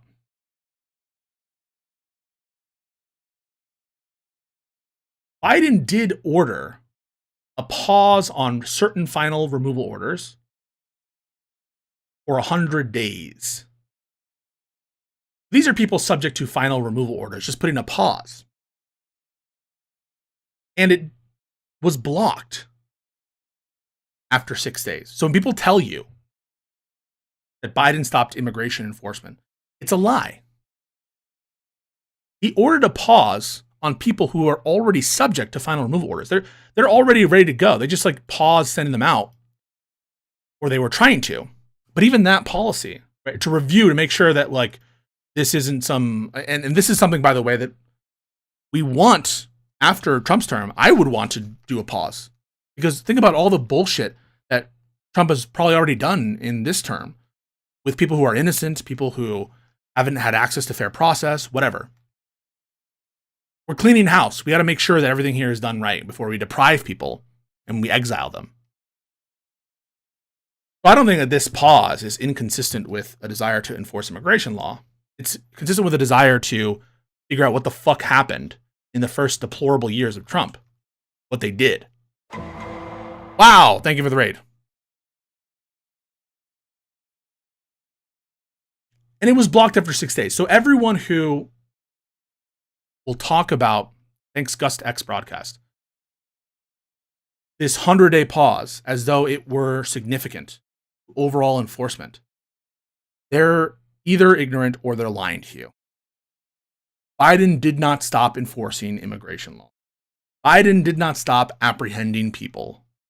Biden did not stop removing people from with the Title 42 authorities. That is, using the Title 42 authorities to stop people from coming into the country. What happened was this 100-day pause they tried to implement specifically and only for people with final removal orders, and it was blocked after less than a week.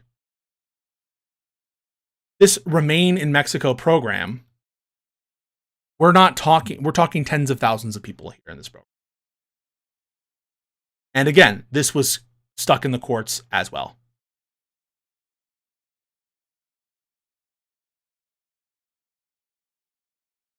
Biden conducted 2.3 million, right, in this time period. He is doing enforcement. It's just not through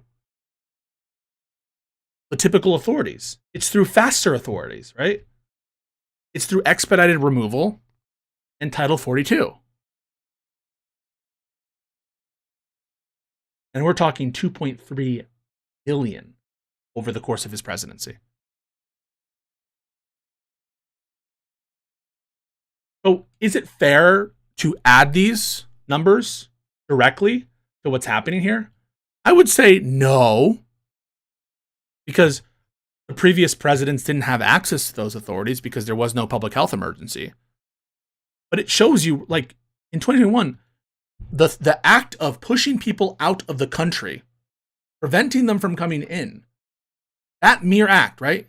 And using health authorities to push people out quickly, those numbers are high relative to historical terms.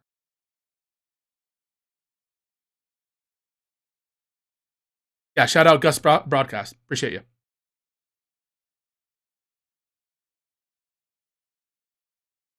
You understand? Those are million, right? Million, 1.1 million. So you can make whatever story you want from this.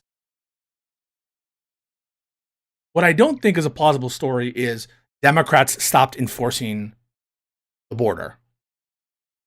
If that were the case, why is this number not orders of magnitude less?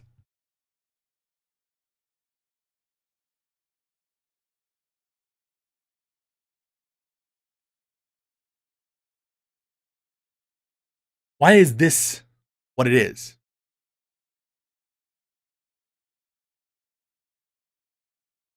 And additionally, once the Titles 42 expired, deportations rise until you have in fiscal year 2024 271, which is more than any other year in Trump's term, first term.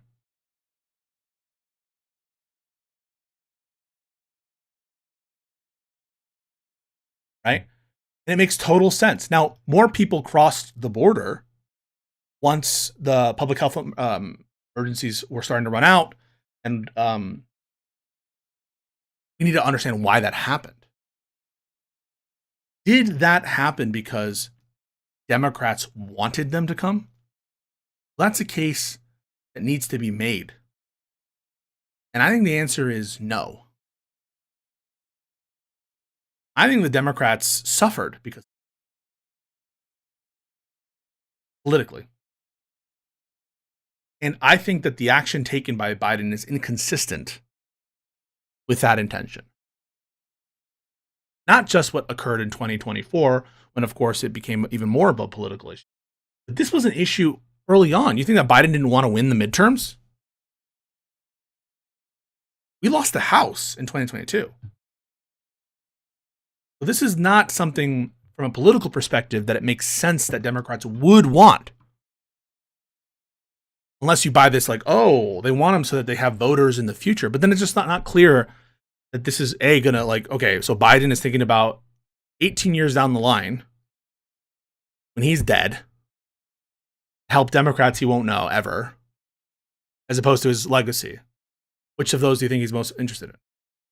I think he's very interested in his own legacy and in how he's perceived in his political success now.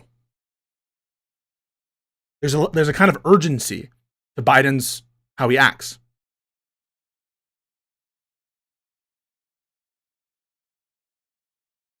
And there's just no evidence that that's like, or even that it's a good strat. You see how Democrats have lost ground a lot with Hispanics now. Right now, it's being reversed by the horrible administration. But I don't think that these politicians think in those with those long time horizons.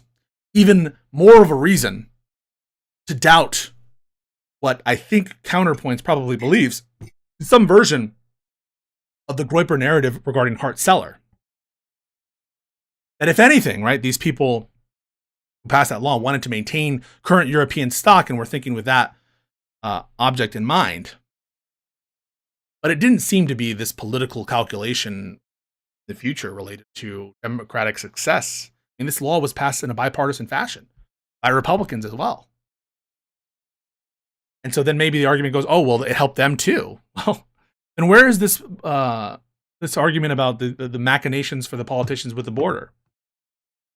If anything, you might argue that perhaps the people who most wanted to see more people in the country are like the business class who wants cheap labor or something. That, again, I think is another case that needs to be made. And it's not exclusive to the Democratic Party. The Republican Party has a lot of vested interests and business relationships with entities and industries that crave cheap labor abroad. Okay. Now let's go to Trump. Because what Trump claims, this is what Trump claims currently. This number is not believable.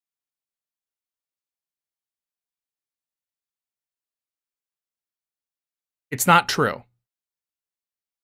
What they're doing here, this would be, if this were true, right, this is why they want to bandy this number about. Holy crap, you've totally crushed 2012 Obama. Right? 2012 Obama, 409,000. We're not even at the full year yet, the full fiscal year.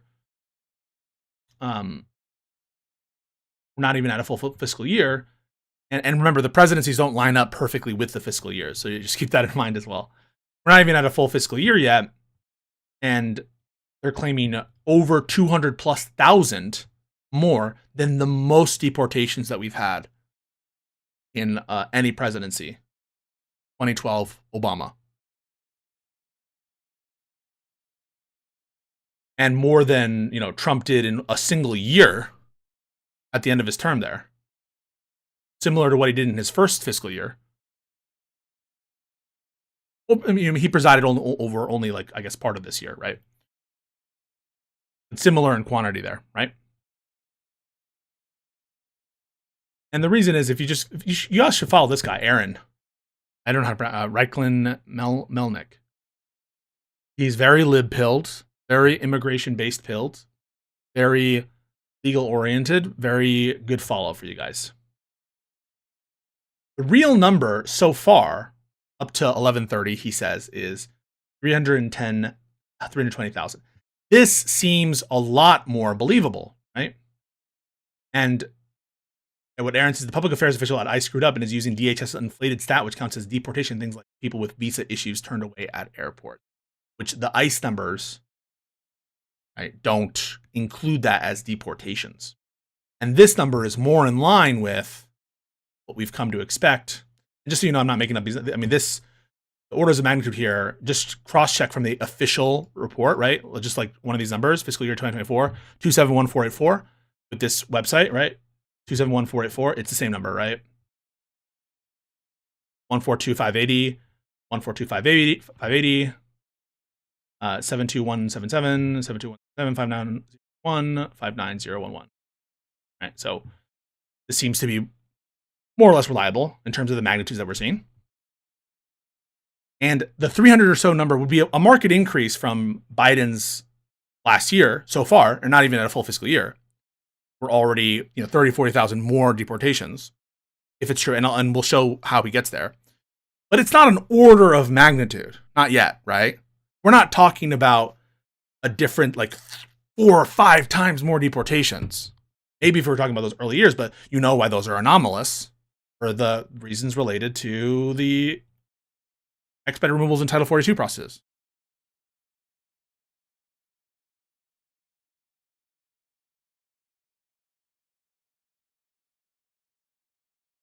And so how he calculates this is he has the ICE removal numbers for fiscal 2025 through the first 5 days of Trump's new administration. Something like 80,000.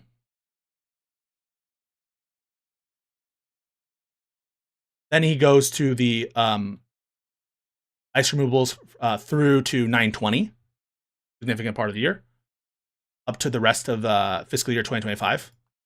Remember, it ends in September. I'm like 320,000.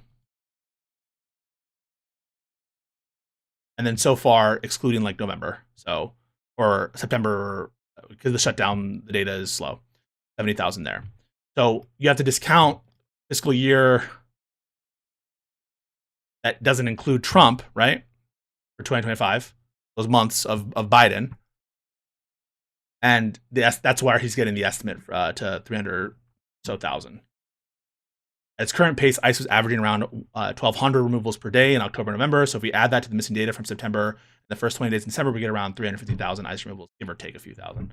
And this is, 1,200 removals per day seems to be in line with the kind of the peak of Obama, right? And more than the peak. So when you're debating with a Trump person on deportation stuff, you should grant that Trump is doing more deportations than Obama. Because right now his average is higher. You should grant that he is doing more internal deportations as well. You should grant that less people are coming across the border. Those are all like facts, okay? Here's what you have to, though, and what I think looking at the numbers helps you with. A, even at the current rate, it's not an order of magnitude difference with Democrats. Okay? Yes, increasing, but also increasing costs. Think about how much money we spent on DHS in the big, beautiful piece of shit. But yeah, more, but not order of magnitude more. You're not decreasing the population in a way that is order of magnitude difference. On the border, yeah, the numbers of crossings are significantly down. But you don't give him credit for him because he's achieving that through illegal ends, are you? Unless you're going to do what Bernie Sanders did, which I think was cringe for Sanders to be like, you got to give Trump credit on the border. You got to give him credit on the border, specifically. That, I think, is cooked. You don't give credit to people for solving problems illegally. Right? You don't give credit if Trump just arrested all of the people he says are criminals, and lo and behold, the crime rate comes down. You don't give him credit for that. You say, yeah, he was able to do that through illegal conduct. So if other presidents didn't care about the law, they would have had higher numbers too. If they just deported people illegally, if they just sent people to torture dungeons, if they just violated the law and shut down an asylum, yeah, I'm sure they would have lower numbers too. Or sorry, lower numbers of crossings too. So those are the key points here. And then the additional point on the broader narrative of Democrats being against enforcing immigration law. Just not true from the data. It's not true from the data. And what are we getting for this? Look also at the percentages of deportations that relate to people who have criminal backgrounds. And what DHS is doing, what ICE are doing, is to get these numbers up to 1,200 a day.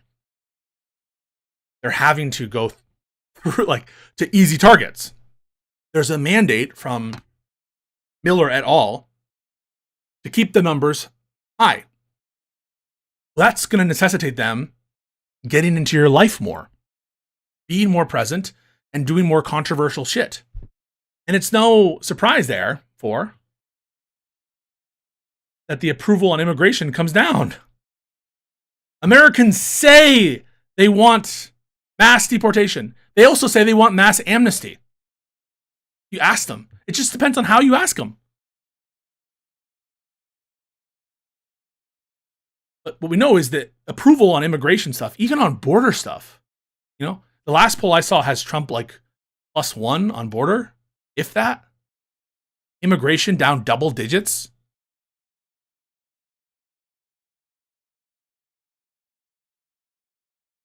And even if you grant these are like magical accomplishments, it's not orders of magnitude, right? Let's say that Trump gets 500K in his first fiscal year, full fiscal year. Times that by 4, right? And it's going to get harder to maintain these numbers. It's going to be harder to think about it, right? It's easy to get the low-hanging fruit. But these numbers are going to be harder to sustain, especially because border crossings are down. So these numbers, we're assuming that he can sustain these numbers. 2 mil. It's a significant decrease in America's population if they can maintain that. But look over the course of these various different presidents. Obama got a mil change in his second administration. His first one, he's getting to mil and change, maybe even 1.5 mil. These are not make or break numbers that are going to fundamentally alter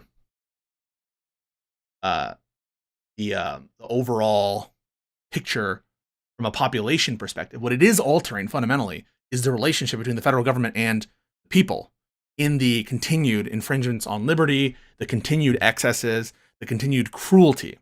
We pay a price for that. And we also obviously pay a fiscal price. This ain't cheap. This is not cheap. This is billions of dollars to pay judges, to pay lawyers, to pay ERO, money that could be spent on other shit. There are no such things as free lunches. You guys need to think about the opportunity cost and actually the real economic cost, in addition to the fiscal cost, the economic cost. These are less consumers, less workers, other kinds of implicit economic costs, people less willing to work out of fear of ICE, industries not expanding as much.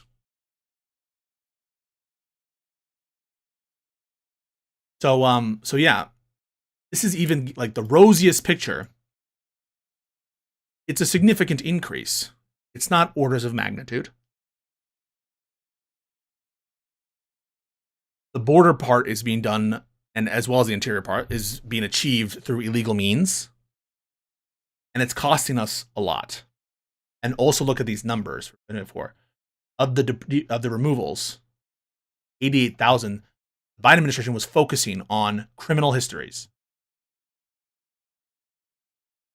32.7%. Third. Keep an eye on that number throughout the course of the year. Who are they focusing on? Because you have limited resources. You could, if you wanted to, focus on numbers, the numbers game. And that would be like the kind of main criticism. You guys watch The Wire? Of the different players in The Wire. Is the bosses want to play the numbers. Which stat do we care about? What's better for our society in a society of limited resources? And when you just play the numbers game, you should play it correctly with the real numbers, the real factors of comparisons, the real complications. the real dispositions that put a huge cog in the wheel. Fuck, what is it? Wrench in the wheel? Wrench in the wheel of the narrative. Clinton's reforms, Obama's massive amounts of deportations, Biden's, the lies about Biden's policies and Biden's massive exclusions that undermine the narrative of the numbers game, but then also question playing the game at all. You should care about our well-being and standard of living, health, and outcomes of the American people. That's what we should care about, the people. And it's not clear to me that juicing up this number at enormous fiscal cost, without regard to criminal history, is a good investment. Any questions on the deportation numbers? Was that helpful at all?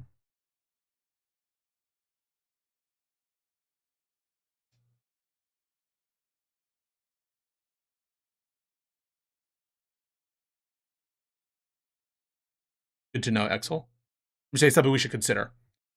Take a look at these percentages. And you can see how they break it down further.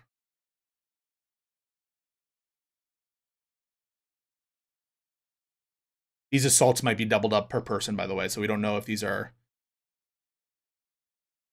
someone could have multiple homicides, multiple kidnappings, multiple...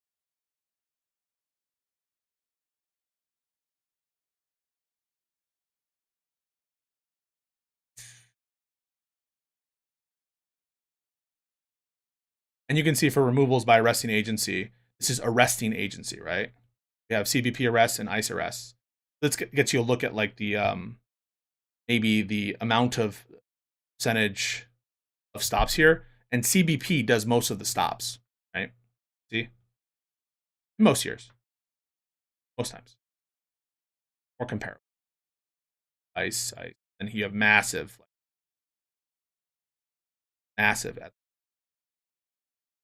This is COVID time. But I hope that's a little bit helpful. Removals of unaccompanied children. Let's also keep an eye on this.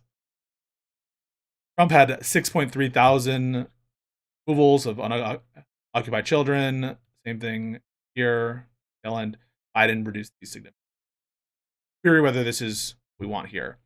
The broader point here is always have these numbers in context. Have an idea of them, but have them in context and understand what are the values behind them. Okay. How condemns message immigration better in your opinion? By the way, folks, I have a little bit of time. If there are a couple of people who want to call in for disagreements, you guys can do that. Otherwise, I'll leave fairly shortly. But question on immigration. I think that Democrats, whatever they do, this is not going to be helpful because I'm not a fucking PR person. What I think they shouldn't do is try to out-hawk MAGA or Trump on immigration. You see what's going like with Labour, with the EU in UK. Like Starmer's trying this, and you're just never going to outflank the conservatives and the reactionaries and the ethno-nationalists on immigration. So you shouldn't try. Does that mean being like, la da da da da, do whatever you want? No, I'm not saying that. Whatever your message is, I don't think it should be trying to outflank the right in terms of hawkishness. Because they'll go crazy. And they will win the ratchet up, right? They'll win it.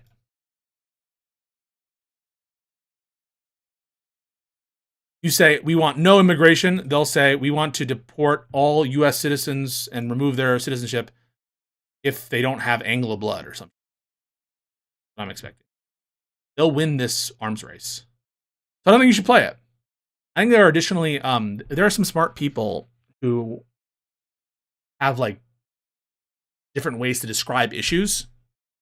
and different words to use. I don't know if I don't have very strong opinions about that, but I'm not like a pollster. It just seems that the losing strategy is to try to out-hawk MAGA and to accept their framing. It leads to things like the Lake and Riley Act.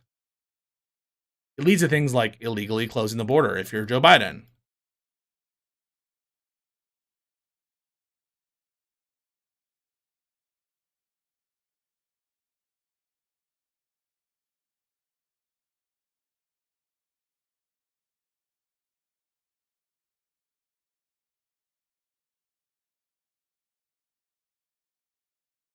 All right. Okay, I have some disagreements.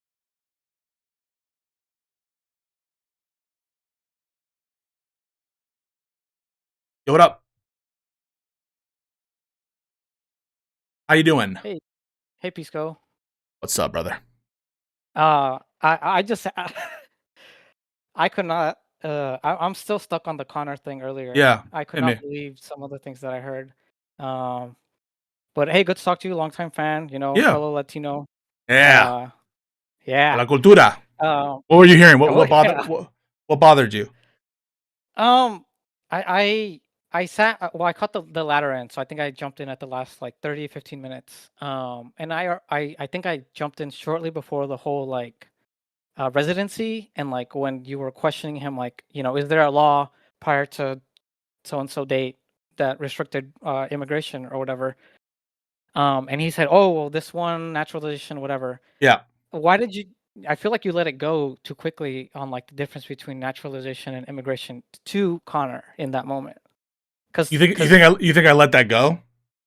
A little bit, because Connor seemed to like move on off that point with like, well, you're fucking wrong, dude. Like, you're an idiot. You don't know what you're talking about when it comes to naturalization and immigration. Maybe I should have dwelled there a little bit. To me, it seems like self-evident to anyone listening that immigration involves people coming into the country. Naturalization is them becoming is anyone, not necessarily people who are coming into the country. People could live here, be born here, and be naturalized. I thought I gave an example of that, but maybe it didn't come through.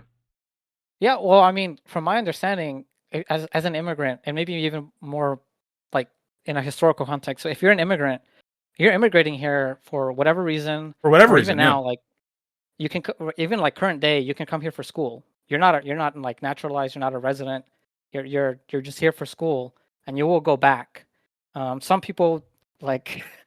I wouldn't necessarily just be careful. I wouldn't necessarily call people who come here for temporary purposes immigrants. I think it is for permanent purposes, but it's just not necessarily that you want to be a citizen, right? You can come here and have no desire to be a citizen, or come here for work and intend to live here permanently, or come here for school and intend to live here permanently. I think the key is you are physically moving to a place to live there for the foreseeable future. Yeah, and a residency is like the part two of like if you're going to a country, or I guess specifically if you're going to the United States to immigrate there, residency that comes after the fact. Yeah, but residency is just a very different concept. It applies to how long a person, regardless of their citizenship status, regardless of whether they immigrated, have been in a place. There are residency requirements for certain privileges under state law. There are residency requirements for getting state tuition in different places. So it's just a very different concept, and it shows that the guy was fumbling and being in bad faith. He was mixing up naturalization and immigration, and he was trying to say, well, because, you know, residency, it sounds like it could apply more to immigrants, and because it feels very like with immigration that they're necessarily the same thing, and therefore it disproves the point. But I agree, they're completely different concepts. They apply both to immigrants, to non-immigrants, and also to U.S. citizens and American nationals. So all of that is just more evidence of bad faith. And the other thing was like the AI, like I understood why you didn't really say much more about the AI in this context, because when I heard and like it was one sentence he said, and I kind of remember it right now. It was like, I don't remember, like he said I'll summarize it. The AI says this, boom, I'm right.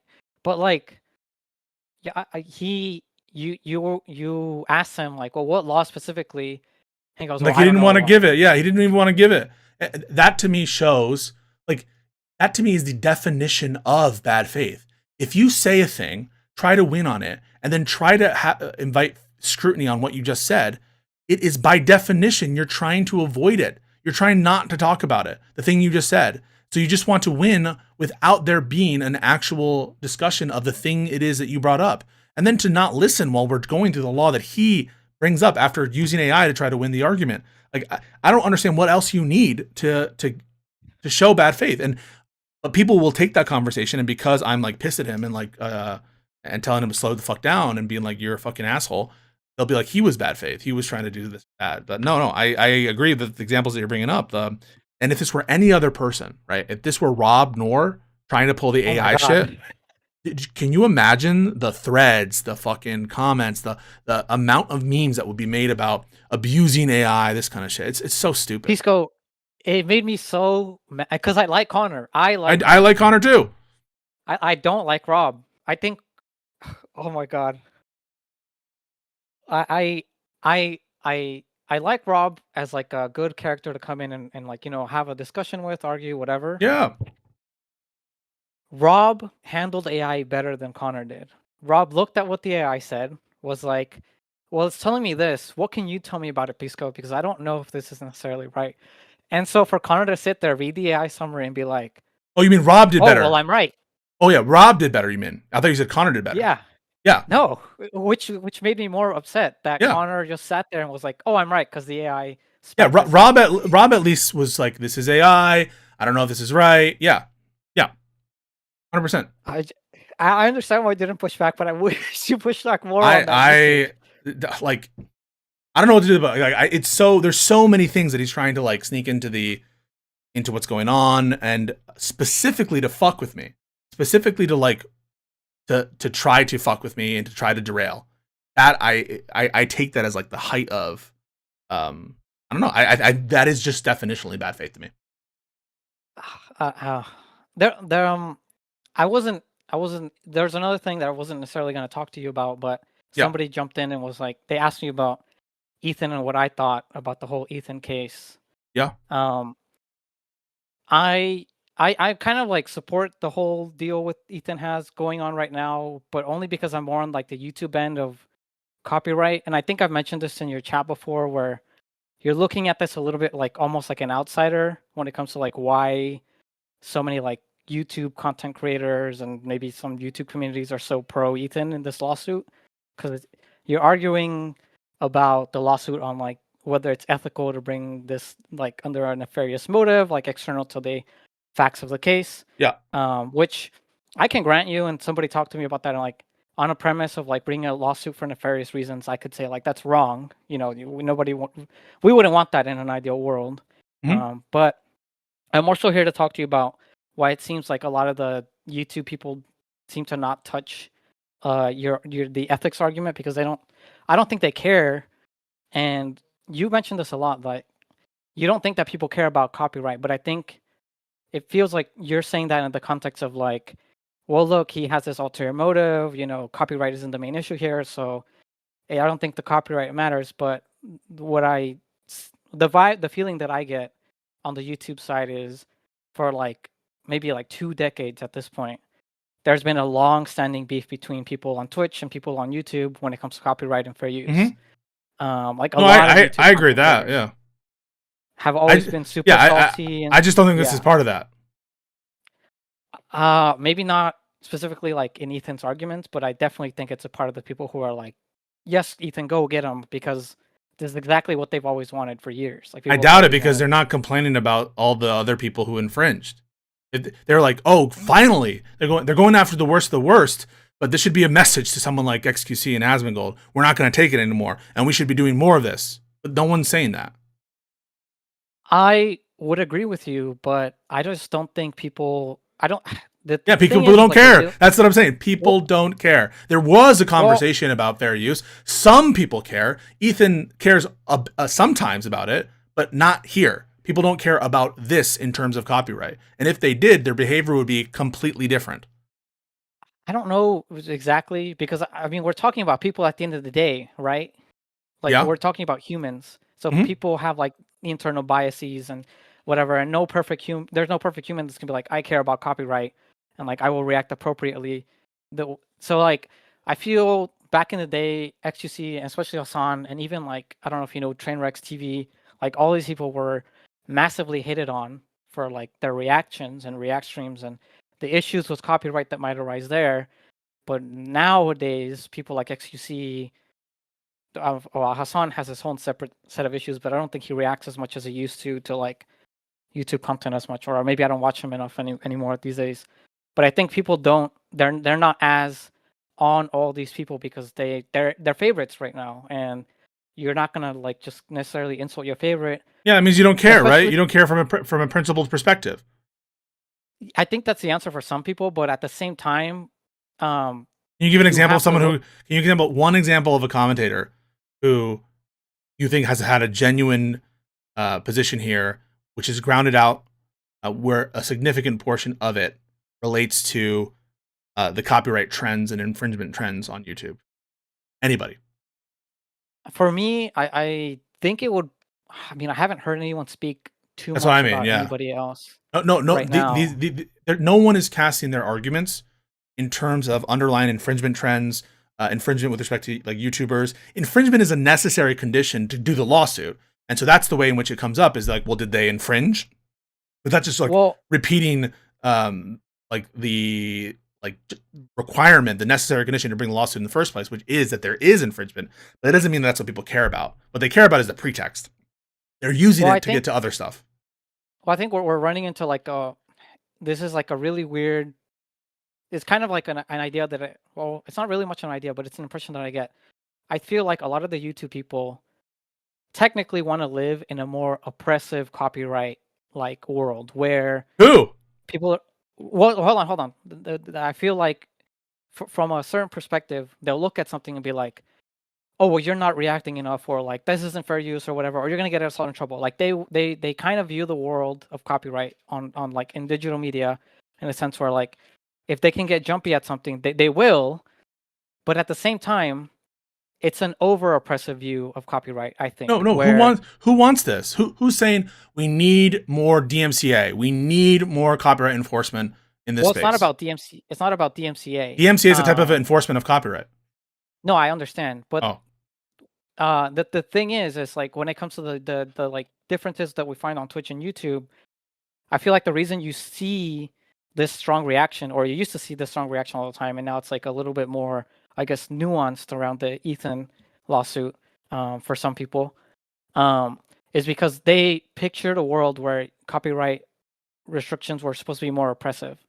But the reality is, I feel like whether they pictured it isn't the question. Who is expressing a preference for a more oppressive reaction community?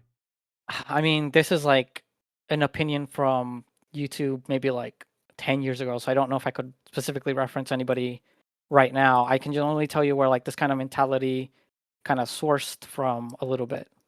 From major creators, I'm just going to tell you, with respect to the Ethan thing, no one is saying, wow, this is so good, it's going to make us have a lot less reactions, and it's going to result in more fair reactions. No one is saying that. No one is even saying like this would be good. Not a single person. I don't know if anybody's really talking about it more than like some of these communities that kind of circle around you. In general, I don't know if too many people care. The only people that care are people who... What does that make of your claim that people that do care? I'm saying people don't care. Well, I mean, if you're saying people don't care about anything, then what does that make? What's left of your claim that people do care? Well, the people who are reacting to you so like aggressively, I would assume only care about this and like, yeah, it's a copyright lawsuit. But what? So explain to me, if there's this lawsuit of copyright that Ethan has against three individuals that he's argued his case, whether poorly or well, why do they have to look elsewhere at this point? Why is anyone going to look at it and be like, well, what about XQC and what about etc.? What if everybody? You're asking me a question, and I'm happy to answer that question. But are you still standing by your claim that there are people who are genuinely wanting a more oppressive set of React community standards? Who's saying that? I think they don't. I think so then that is unjustified, right? That's an unjustified view of like what people want. At least for, like no major people in this Discord, no one who is talking about the issue of fair use on YouTube. No one's saying we want less infringement. We want to see significantly higher standards that are being imposed on the React community, and much, much less of what we're already seeing. No one's talking like that. Agreed? So the claim that people care about it, as of yet, it's unjustified claim. Well, I don't know about that. Well, what justifies it? I'm asking. I'm happy to answer your other question, but do you have a justification for the notion that there are people who want, and by here I mean like significant groups of people, major changed? influencers? Yeah. Where are the people who are clamoring and saying we need copyright to be more strictly enforced on YouTube? Where are they? Who are they? Who are the major thought leaders that are part of this? I mean, can you identify in one?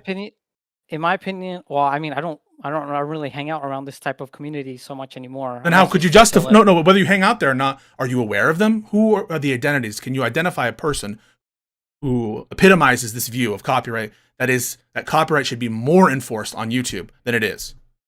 When I was following a lot of the commentary community, like around, I guess, when Ethan was like dropping his lawsuit or a little bit before, that's like all they were talking about. And they were talking about it specifically in these contexts, I'm pretty sure.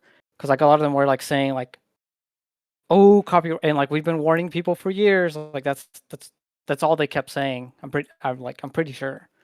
There were people who were saying I don't really watch a lot of these people there were people who were saying, oh, it's so shameless that Hassan watches full YouTube videos or full episodes of shit. But that's just going to ground out into the same fucking thing, which is they're picking these people because they don't like them. That's why they were. It's all explained. Like my explanation for everything will just explain everyone's reaction to everything all the time. Now, there are some occasions, like Ethan did express what I think was he expressed it, not to say that he holds it, a value laden principle in the context of a conversation.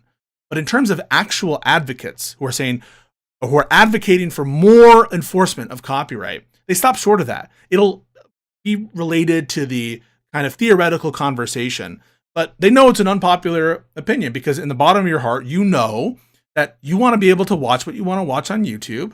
You don't have a problem with it. And like half of these communities watch entire movies in their Discords or watch entire movies in their various different communities. They don't give a shit about copyright in and of itself. The infringement itself is a vehicle to express either the academic debate or the actual preferences of the creators. No, I think they're scared of like an adpocalypse too, like on YouTube, where like media companies come back and they're like, "Oh, I guess all this stuff has been happening since we like settled that with YouTube a while ago." And I think that's why like I'm not saying that people want to enforce like a more oppressive view of copyright in like the media space, but they often proclaim it. Like they'll look at something on Twitch and be like, "Oh, this isn't fair use. Like, oh, you shouldn't be doing this. You're gonna get us all in trouble." Like I agree with you in the sense that like those same people are not gonna like do something or they're not gonna do something just because it like potentially goes against copyright if it's in their interest or it's like a creator that they're in favor of right now. But they've always held that view, and I don't think that's changed in like a few months since Ethan dropped his lawsuit. Whether that's like a real like enforceable claim, like, oh, you guys are not in fair use, this is like against copyright, you can argue like, oh, well, you guys don't seem to care about it at all.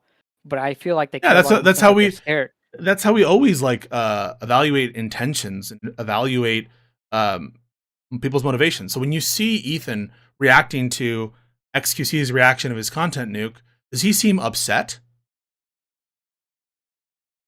I don't think so. Do you think he is upset? From the XQC? No, I don't think so. No, do you think? I think so. So do you think that he's upset by people who infringe on his content who he likes? I don't think so, because, well, I mean, as like in a pure content creator like landscape, like if it's just content creator versus content creator, or not versus, but like just content creators, I don't think anybody wants to live in a world where any one of them can be like, they can say something about the other, or they could even not like each other through external means and be like, oh, well, now I'm suing you for copyright because you like have this portion of my video in your video. I don't think any content creator wants to live in that world, but they are scared of the real world that we live in, where that is external players can do that, and they often do that. External players can do what? they can come in and like sue on copyright grounds. They could for a always lot of sue these- on copyright grounds. Right, and that's what I'm saying. Like they feel like most people are scared of that, and that's why they always have this pro punishment on copyright when it's people that they don't like. But when it's people that they do like, they just kind of don't look at it and they're like, okay, well, we got away with it here. Nobody sued XQC. Nobody's coming after this. So it seems that it's not a significant concern then. If it were a concern, why wouldn't we be talking about, okay, this is a great first step, guys. You're suing the worst of the worst, Frogan, Denims et al. Now let's go after, now that we have those lawsuits, let's go after the other people too. Because this is a big threat. We need to sue these people and DMCA them at a bare minimum, DMCA them. It's easy. This will help enforce the standard. Let's DMCA all these people. Doesn't have to be a lawsuit, but we can claim it. I guess, but from what I've So why don't they do that? Why don't they do that?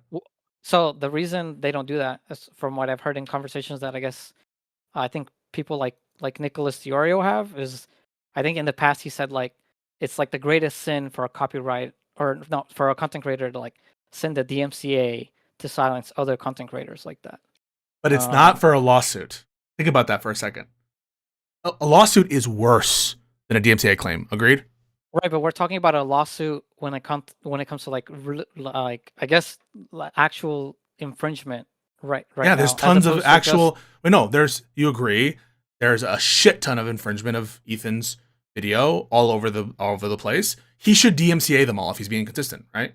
I actually I don't agree because I don't. Oh, okay. Why? I haven't watched any. I haven't agreed. I mean, I don't agree because I haven't watched anything other than the cases that they've demonstrated. Okay. Would you? Like, I couldn't tell you whether or not XQC's reaction was. I'll ask the conditional then. Or not. I'll ask the conditional. If it were the case that there were a bunch of other infringing content from major content creators, including content creators who are specifically identified by Ethan in his video, you're saying you're not believing Ethan's representation, that he could sue them, right? Just to be clear, you did see the Ethan video in which he identifies as creators, correct? Yes or no?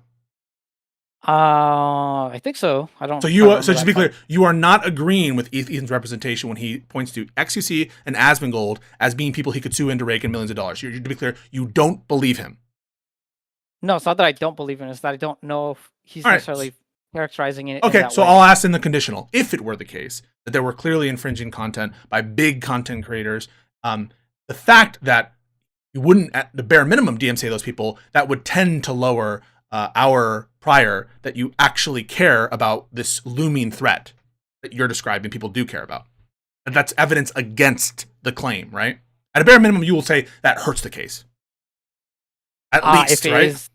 If it is factually correct, yeah, but I don't know. And it is factually correct. Right now, I can't sit with you. I can provide you links if you want. Actually, I will do that. I'll provide you links. I can look it up. Like, all I have to do is look the XQC. Just to let you know, I think no one. I just want to let you know, no one seriously contests this at all. To be clear, well, I will send you links. I just haven't seen them. XQC content.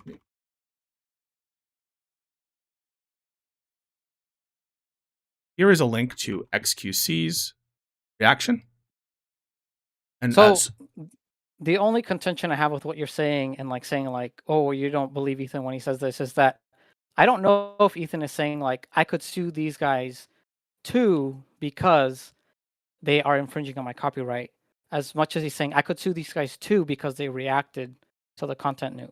I don't know for sure. Like, it's clear infringement. Exactly I mean, it's clear infringement. As is that what he's? Your DM doesn't let me send a message to you. I don't know. He said I could sue these creators and make millions of dollars. I think the implication there is he could justifiably get money because of their infringement. Do you have some other way that you would interpret that statement? Tell me the other way that I should interpret that statement. Well, I wouldn't interpret it the way you did if that's like the full statement. But okay, the statement, he says, I'll get the full statement. So just give me a second here. But if I am fairly characterizing the statement, I mean, no doubt, right? That like that would be. It seems clear that Ethan thinks that there was infringement, right? If I'm representing that correctly. I think so, but you also have to keep in mind that Ethan could also be saying that he could, if he was really just when you say could, I just need to be clear about what you mean by could. You mean that there's a I agree. Wait, no. I just need to know what you mean when you say the word could. Are you talking about mere possibility or that it's likely? Likely. Okay. I feel like so when you say he could, you're saying it's likely he means, and I'll go ahead. Just likely, replace could with likely, okay? So I believe he likely means. Well, hold on. Here's the direct quote, okay? Even though theoretically I could sue a lot more creators and rake in millions of dollars, but the purpose of this is not financial gain. Do you think that when Ethan makes that statement that he's implying that there is infringement that he could go after? And he specifically, by the way, when he says this, he brings up Asmongold and XQC's video, as well as others, including Hutch and others. So when he says this, I just want to ask you a question. Do you think that the most plausible, the most likely reason that he's saying this is because he's implying that there's been other infringement?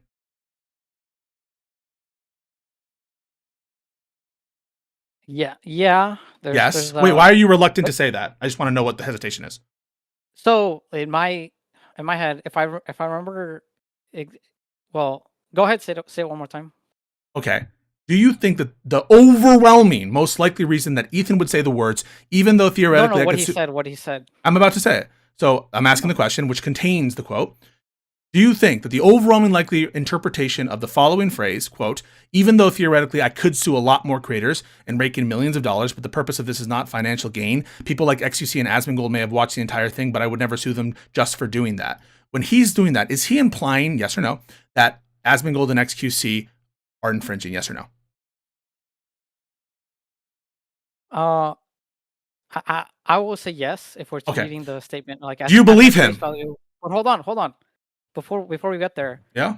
Do you think he is phrasing it in this way to appear on like a legal text more fair, that he didn't simply just selectively look at these things and saw more copyright infringement, but he chose to just reduce the number, and so he's not just blanketly going out there and being like, I'm suing anybody and everybody who reacts to my thing. I truly don't understand your question. I think you have to find another way to phrase it. I didn't understand what you just said. So is it likely that he did not want to come to the community with being like, I'm suing everybody because I registered this work with the Library of Congress or whatever, and instead he stated that much and chose to sue a few people that he had personal issues with, as opposed to the others. I think he's trying to give a rationale other than infringement for suing people. So if that's what your question is getting at, which is that he wants to sue people, that he's saying this to distinguish infringement from his personal standard for who to sue, the answer is yes. That's what I think he's doing it. But that's not the question. The question is, do you think he thinks that stuff is infringement? And the answer to that is clearly yes, right? Given the quote. I think he might suspect that it's infringement. Why is that hard? No, hold on. Wait, hold on. Read the sentences. I could get millions of dollars from quote. Even though but hold on. What does he know that? Is he the judge? Is it the outcome determined already? The answer is no. No, he's not the judge. No way of knowing the question is infringement. The question right? isn't. We can't know that. We technically don't know that even to denims, right? We don't know that with denims. Yes or no? No, I agree. Okay. No, I agree. Okay, so is that statement correct, Pisco? I don't think so. No. Wait, hang on. The statement it being correct. Which one? Even though I theoretically could sue them and take in millions of dollars? Is that correct? It's not correct for a bunch of reasons. One, this is not the amounts are ludicrous. He's not going to get millions of dollars from these kinds of actions. It's fucking stupid because Ethan's an idiot. So it's a ludicrous statement. Is it worth taking into account? Yes, it's worth for his state of mind. People's ludicrous statements can be informative of their state of mind. Yes or no? Oh, well, I can agree with you on his. Okay, so the question isn't whether or not he's actually correct that he could rake in millions of dollars because he's a delusional fuck. The question is, does he think that other people are infringing? That's the question, and your answer to that is? Oh, then in that case, no, I don't think so. You don't think? Wait. What does that mean when you say? Like, you guys say the most ridiculous shit. He said it just to say it. What do you mean? What do you actually mean? I know he didn't sue them, jackass. The question is whether or not he thinks they infringed, not whether he thinks he sued them. He's justifying not suing them. The question is, does he think that they infringe? But you just said something else. You said he just said it just to say it. What did you mean when you said that? Well, what is he? Okay, so. What did you mean when you said he said it? Well, no, I need to know. So I'm asking. Sorry, I'm not. This is a big boy conversation. I'm just asking a direct question. Sure. What do you think when you said just then? What do you think you meant by the words you used? He said it just to say it. What did that mean when you said that? So I personally don't. What did you mean with those words? No, that's not what I'm asking. What did you mean by those words? I just want to know the meaning of those words. He said it just to say it. I don't think he knows what he's saying, is what I'm saying. So you think he said that not knowing what he was saying? I don't think he know. Like, you and I agree that the statement itself is ludicrous. Whether, like, we can't know whether all these reacts were a copyright infringement. We don't know whether we don't know if it's even true against Denims or Frogan or any of that. Yeah, I mean, That but it's very, very likely infringement. That's the point. Well, yeah, we can't know to a certainty, but it's very, very, very, very likely infringement. Neither does he. But what you and I both know is that he personally wouldn't care to get into a legal dispute for personal reasons, whether he can or should or whatever. Yeah, that's my point. The question is, do you think that he thinks they infringed? But not whether he knows to an epistemic certainty, whether he thinks they infringed. I don't know. I'm not convinced of that, because how else would you interpret that statement? How else would you interpret the statement? Even though theoretically I could sue a lot more creators and making millions of dollars for the purpose of this non-financial gain, people like XQC and Asmongold may have watched the entire thing, but I would never sue them just for doing that. What is the best way to interpret that statement on your view? On my view, the statement is not inherently true, so he might not. Second off, he might not what? He might not what? It might not be infringement, so he might not be correct. Like the statement in and of itself. Whether it's correct or not, I'm just saying, how would one interpret the meaning of those words? It's not asking you to assess its truth or falsity. Do you understand that I'm not asking about the truth or falsity of that statement? I'm asking what it means. Because you're disputing that. You're not disputing the truth of it. You're disputing what it means. I said that means that Ethan thinks, right? Ethan is saying and suggesting that he could sue in the sense that these people have a legal liability in that they infringed. And you're like, no, that's not the reading. I'm like, okay, what do you think that means? I'm not asking whether you believe him. I'm asking you, what do you think is the best understanding of the meaning of those sentences? Well, if I don't believe it, my meaning is no. That I don't think. The meaning of the sentence is no. Do you understand what it means, like, to ask for the meaning of words and what something means? There's a concept that he's trying to convey. What is that concept? Regardless of whether the concept is true or false, or even is characterizable as true or false, if it's truth apt in any respect, what is it that he is trying to convey? That is basically what you're contesting me on. I'm suggesting to you that these sentences suggest that Ethan thinks, whether it's true or not, that other people infringed. That's the meaning to me, and I'm telling you that I don't know if I really believe him when he says that, because I don't really. Are you trolling me? Are you trolling me? Hold on. I'm not moving off. Wait, you haven't let me explain in the way the context I view, like, Ethan talking about almost anything. I don't trust Ethan as like a reliable narrator on a lot of this stuff, because he says a lot of things that he goes back on all the time, and I don't really believe that he knows what he's talking about when he's saying that I could sue XQC, Asmongold, etc., blah, blah, blah, whatever. I truthfully don't think he knows that he could or couldn't. I think he put that in there because he might have thought that it looked good to put in there. I mean, they all reacted. Why would it? They all reacted for this. Why would it look good?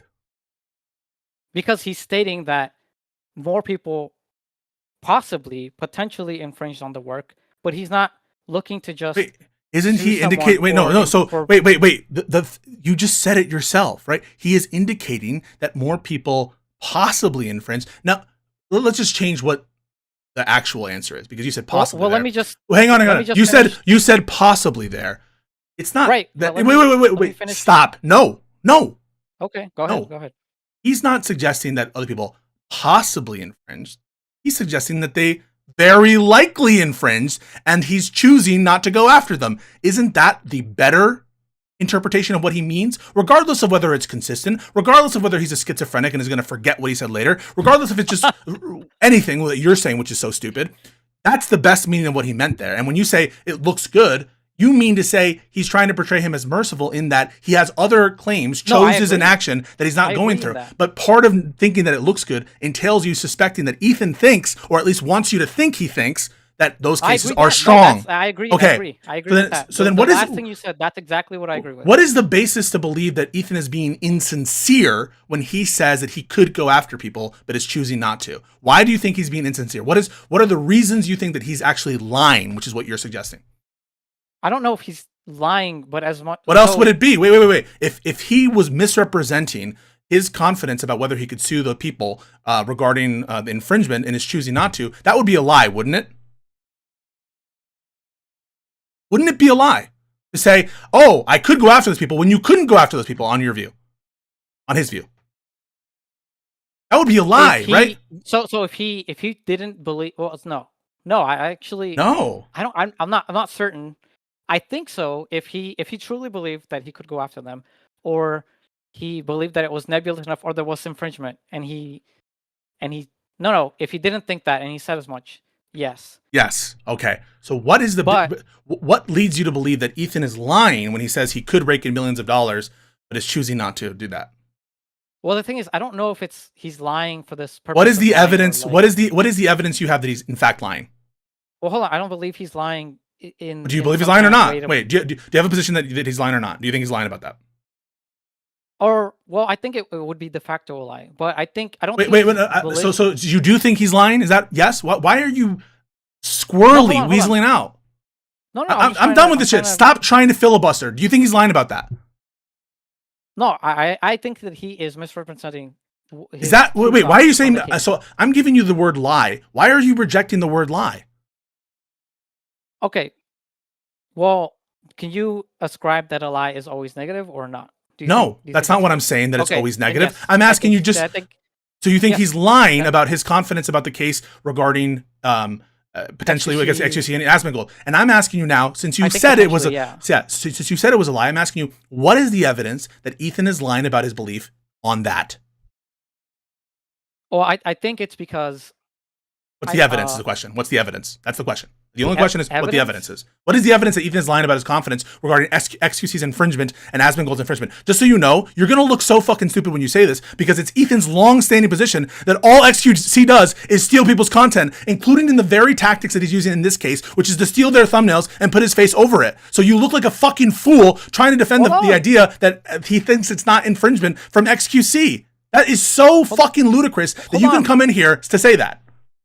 After you started this entire conversation, you started this, just to be clear, but you started this entire conversation saying that he has a history of going against these people like XQC, and that we should read into that history a genuine thought. And now you've contorted yourself into thinking he's actually being insincere regarding XQC's overriding common pattern and practice, which is also obviously what he did here.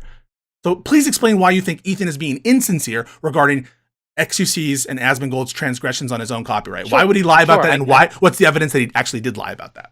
Sure. So I have one question. Can somebody infringe or be in a view infringe on copyright?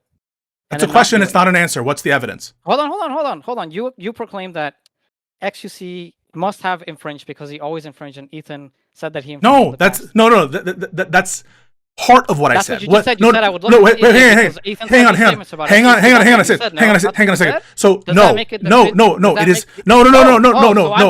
Stop. No, you're not correct. What I just wait. So you just made another claim that I was wrong. We are now going to identify this claim. Did I or did I not say that he has it? Wait, hang on a second.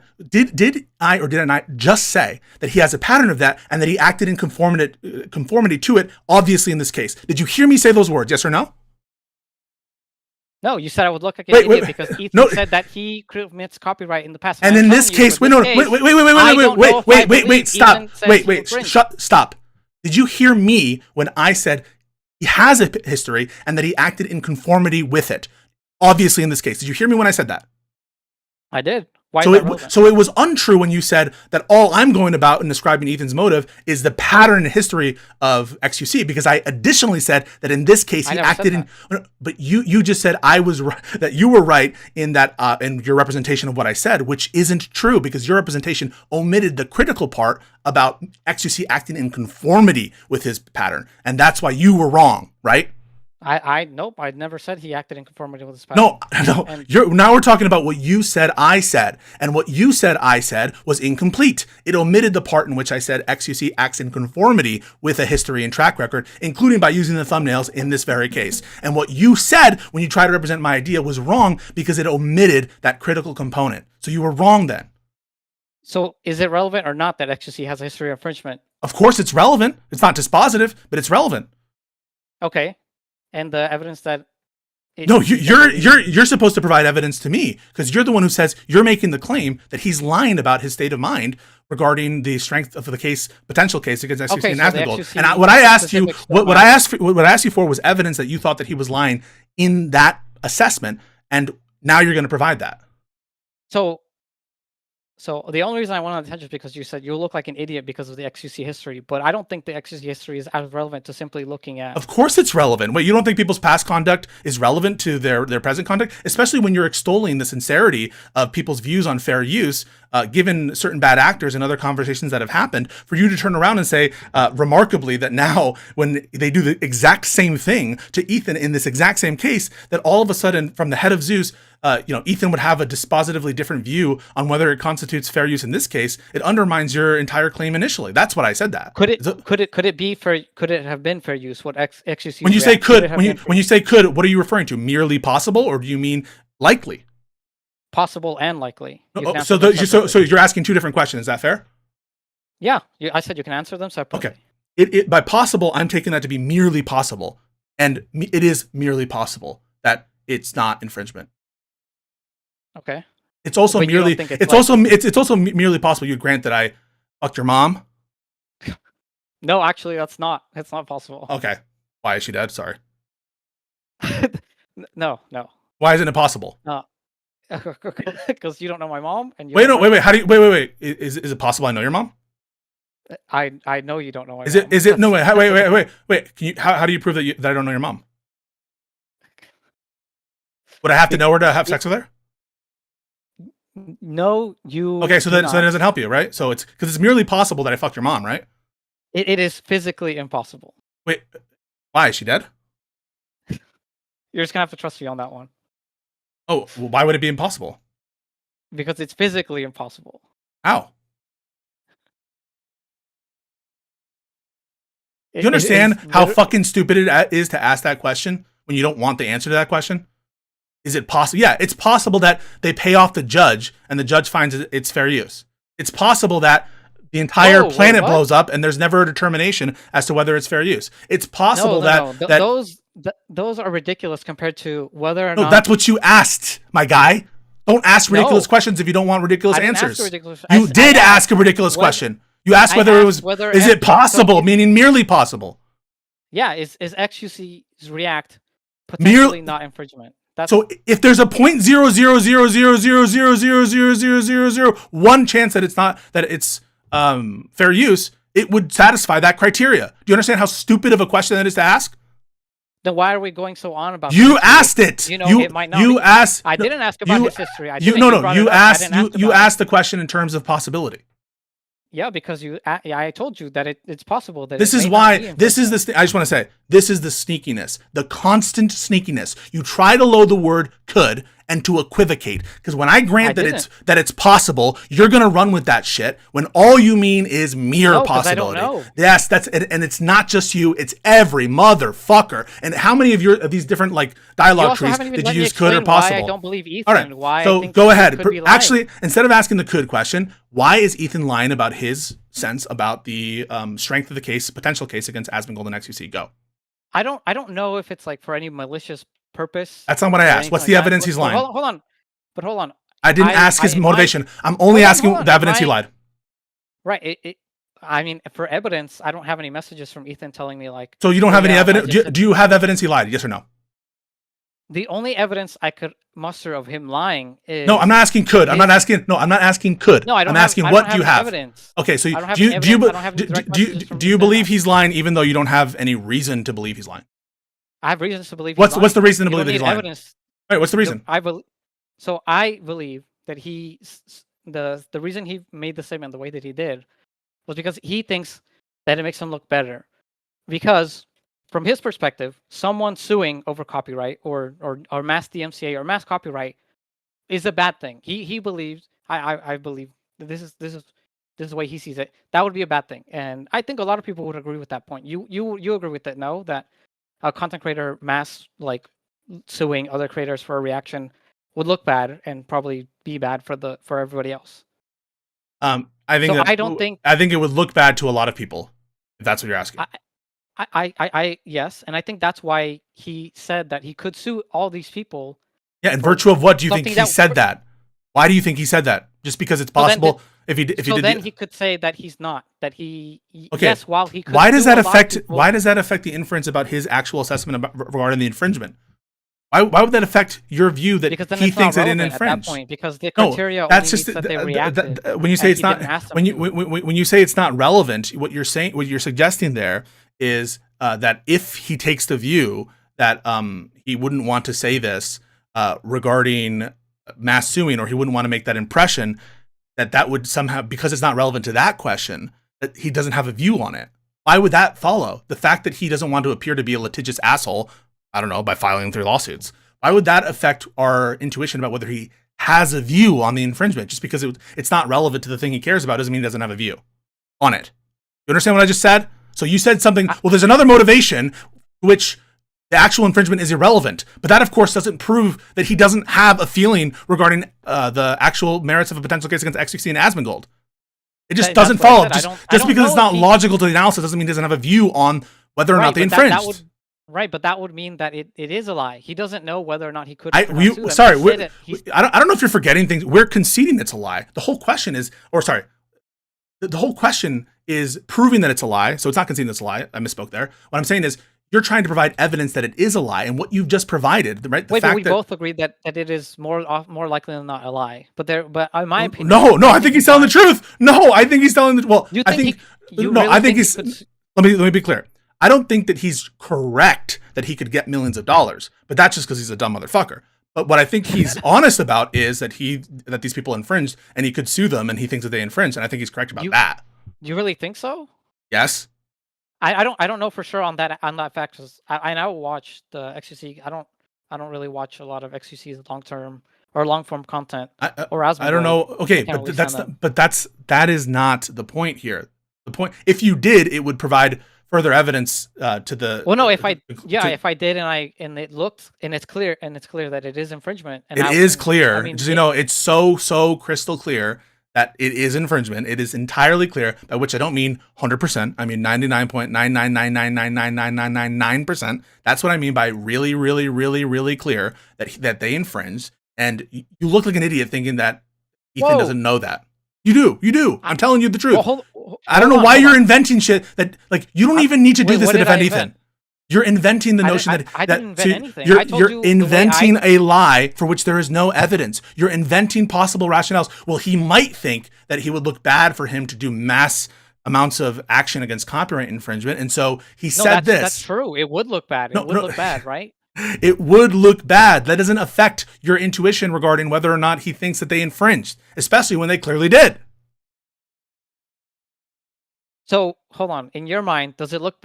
So, would a statement be, I am suing these 3 creators because they infringed, look better than the statement, I could infringe all these creators, like these known names that you have, XQC, Asmongold, whoever else, but I'm only choosing to sue a handful because I don't...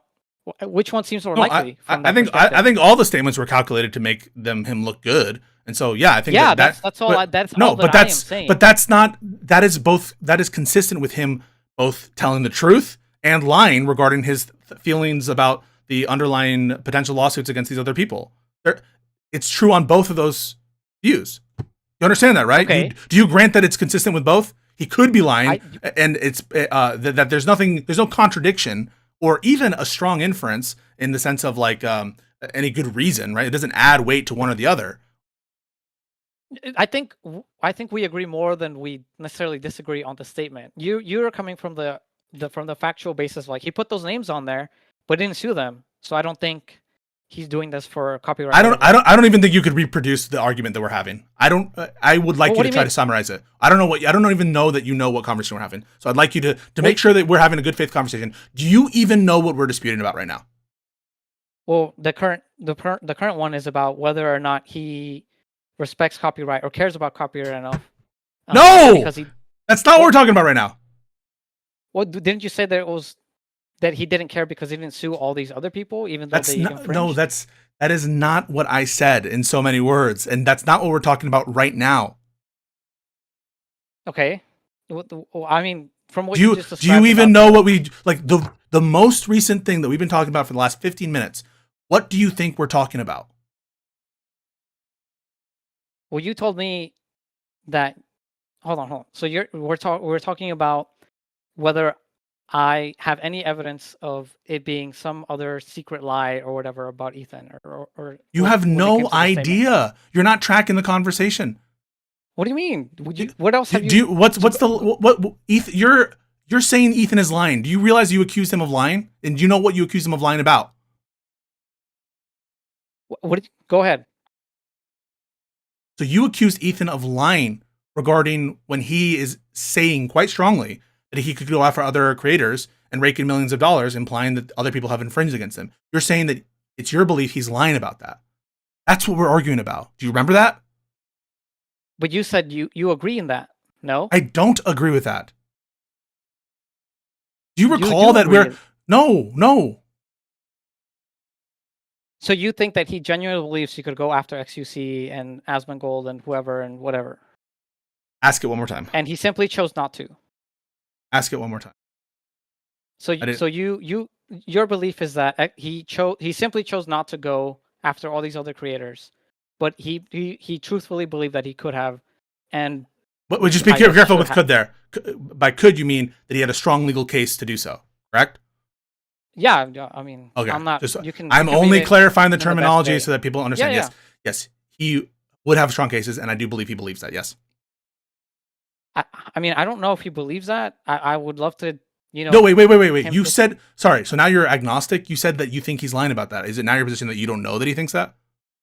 I don't. Well, that's my position from the beginning. I don't know if he does. I don't know if that's so. Do you actually regardless of whether it's the truth about a statement about his belief? Do you have a view about whether Ethan lied regarding his confidence level about the potential suits against XQC and Asmongold? I'm asking you. Do you have an affirmative position, an actual position on that state of mind? Yes, and I said so. I think he only put them in there to try and seem more like a good guy. That's not responsive. That is compatible with the vision in which he thinks that it's a strong case or a weak case. So that's not responsive. Do you understand why it's not responsive? Well, he hasn't said anything in either direction. He has said things in the direction. He's affirmed that he would have a strong case. Not after that statement. Yes, he did. He's the mere fact that he's justifying suing some people and others should cause you to think that he wouldn't have to do that if it was obvious he didn't have a case. And the statement itself states he does have a good case. Otherwise, he wouldn't be able to rake in millions of dollars. On his view, I don't know. He hasn't said to the affirmative that I could have definitely sued XQC after the fact. Oh. He hasn't mentioned that. And like I said, I don't know if he could. I haven't watched the material myself. I couldn't tell you if he for sure believes it or not.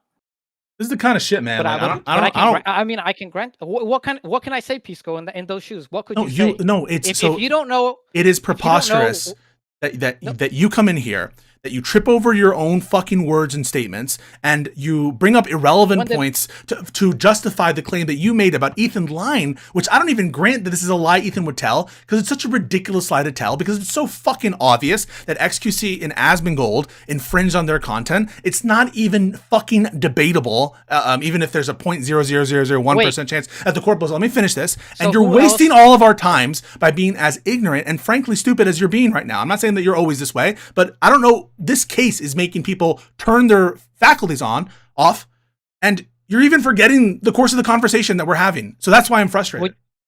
Well, hold on. You realize you're the only person who says this, right? No one else is looking at the lawsuit. Says what? Says what? And being like, says what? What? No one else is in agreement with you on whether these That's not true. So wait. Everyone agrees with me that XQC and Asmongold's infringement. They're everybody, not even the Ethan, not even the Ethan defenders dispute that Ethan himself believes this, that XQC infringed. No one doubts this. On the content nuke? Yes. Okay, well, I haven't watched Ethan. Yeah, then stop wasting our fucking time. Come back when you did.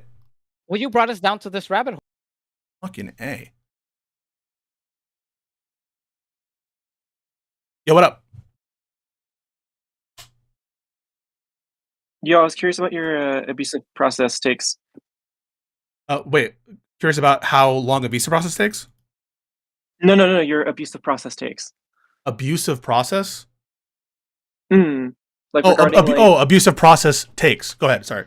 Right. Yeah. Regarding like, it seemed like earlier you were saying like you had to affirmatively have like an improper purpose for it to be unethical, but it seems like lately you've strengthened it to just be like an absence of purpose that directly conforms with the spirit of the law. Oh yeah, let's talk about that. Like always been your position, or did you change your minds there, or what was about? I don't think I've changed my mind on my like framework for approaching this. So here's my view. One, let's just take out the term abusive process, because that is like a legal thing, which is like a very high standard and doesn't have anything to do with what we're talking about. So I'm just be clear here, not talking about abusive process from the legal perspective. We're only now talking about the ethical grounds for bringing a lawsuit. Agreed? Sure. And you said like you're hearing different incarnations of the test that I'm applying. That in one sense, right. you've heard me say that it's the presence of improper purposes versus the complete lack of proper purposes. And you're asking which of those is the right distillation, or are they contradictory, or have I changed my mind? Well, earlier when you said improper purposes and the examples you gave, for instance, harassment, seemed to be more in line with like Rule 11 improper purpose.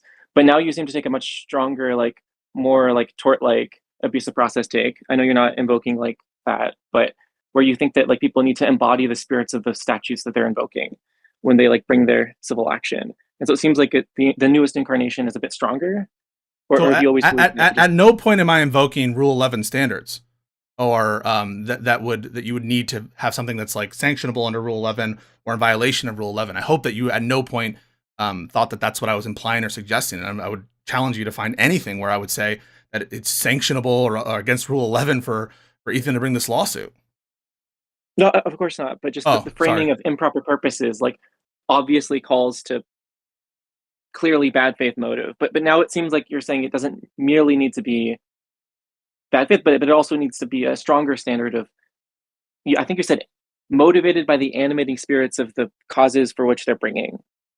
So that's talking about the standard for what I think proper purpose is, which is I see. So one is defining the proper purpose, and the other is thinking like, okay, well, we have this term proper purpose, we have this term improper purpose. How do we apply them to any given case? So I just want to make sure I know what you're asking. Oh, okay. Are you asking about the scope of the definition, or my view on proper purpose or improper purpose? Or are you thinking about that the test I'm invoking is somehow different, or that you understand my test differently in one iteration versus the other? I just don't understand what you're asking. I was curious about the scope of the definition. Like in your view, there is no neutral ground. You're either proper or improper, and that line is drawn at like the spirits of the statute. Yeah, so I think that by and large, a statute has a set of animating concerns, principles, and what I will ethically refer to as proper purposes. There could be some gray areas where one doesn't know what is a proper or improper under the framework of the statute. I'm not going to say that you have perfect certainty as to whether anything I would consider to be proper or improper under a statute, but there are some easy cases and hard cases. So for example, I think that you would grant this actually, so I'm going to ask you that. You would agree that it would be improper to invoke the copyright statute to settle personal relationship issues. That you would consider that improper as an ethical justification to bring a copyright lawsuit if that were the pure motive. Prima facie, yeah. Yeah. So there is a notion of improperness and properness that even you are agreeing to. Fair? Prima facie, yeah. By prima facie, do you mean what do you mean by that? Like I think it's at face value, like initial. Yeah, overall, I think you can upend the presumption, but I think there's like a slight presumption. Oh, sure, yeah. No, I mean, I always grant that in the application of the test, but there are sets of, like, you could have a predominant improper purpose and it be justified, and that's always incorporated in how I've distilled it. That's why I'm asking about moral culpability and what these people have done. So I don't think, I think my test is quite lenient in terms of, this is my ethical test, again, to stress.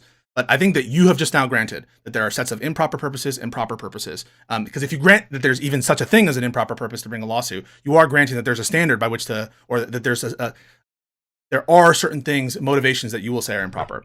And so I think that the way to understand improper or proper purpose, I don't say it's the exclusive way to understand improper or proper.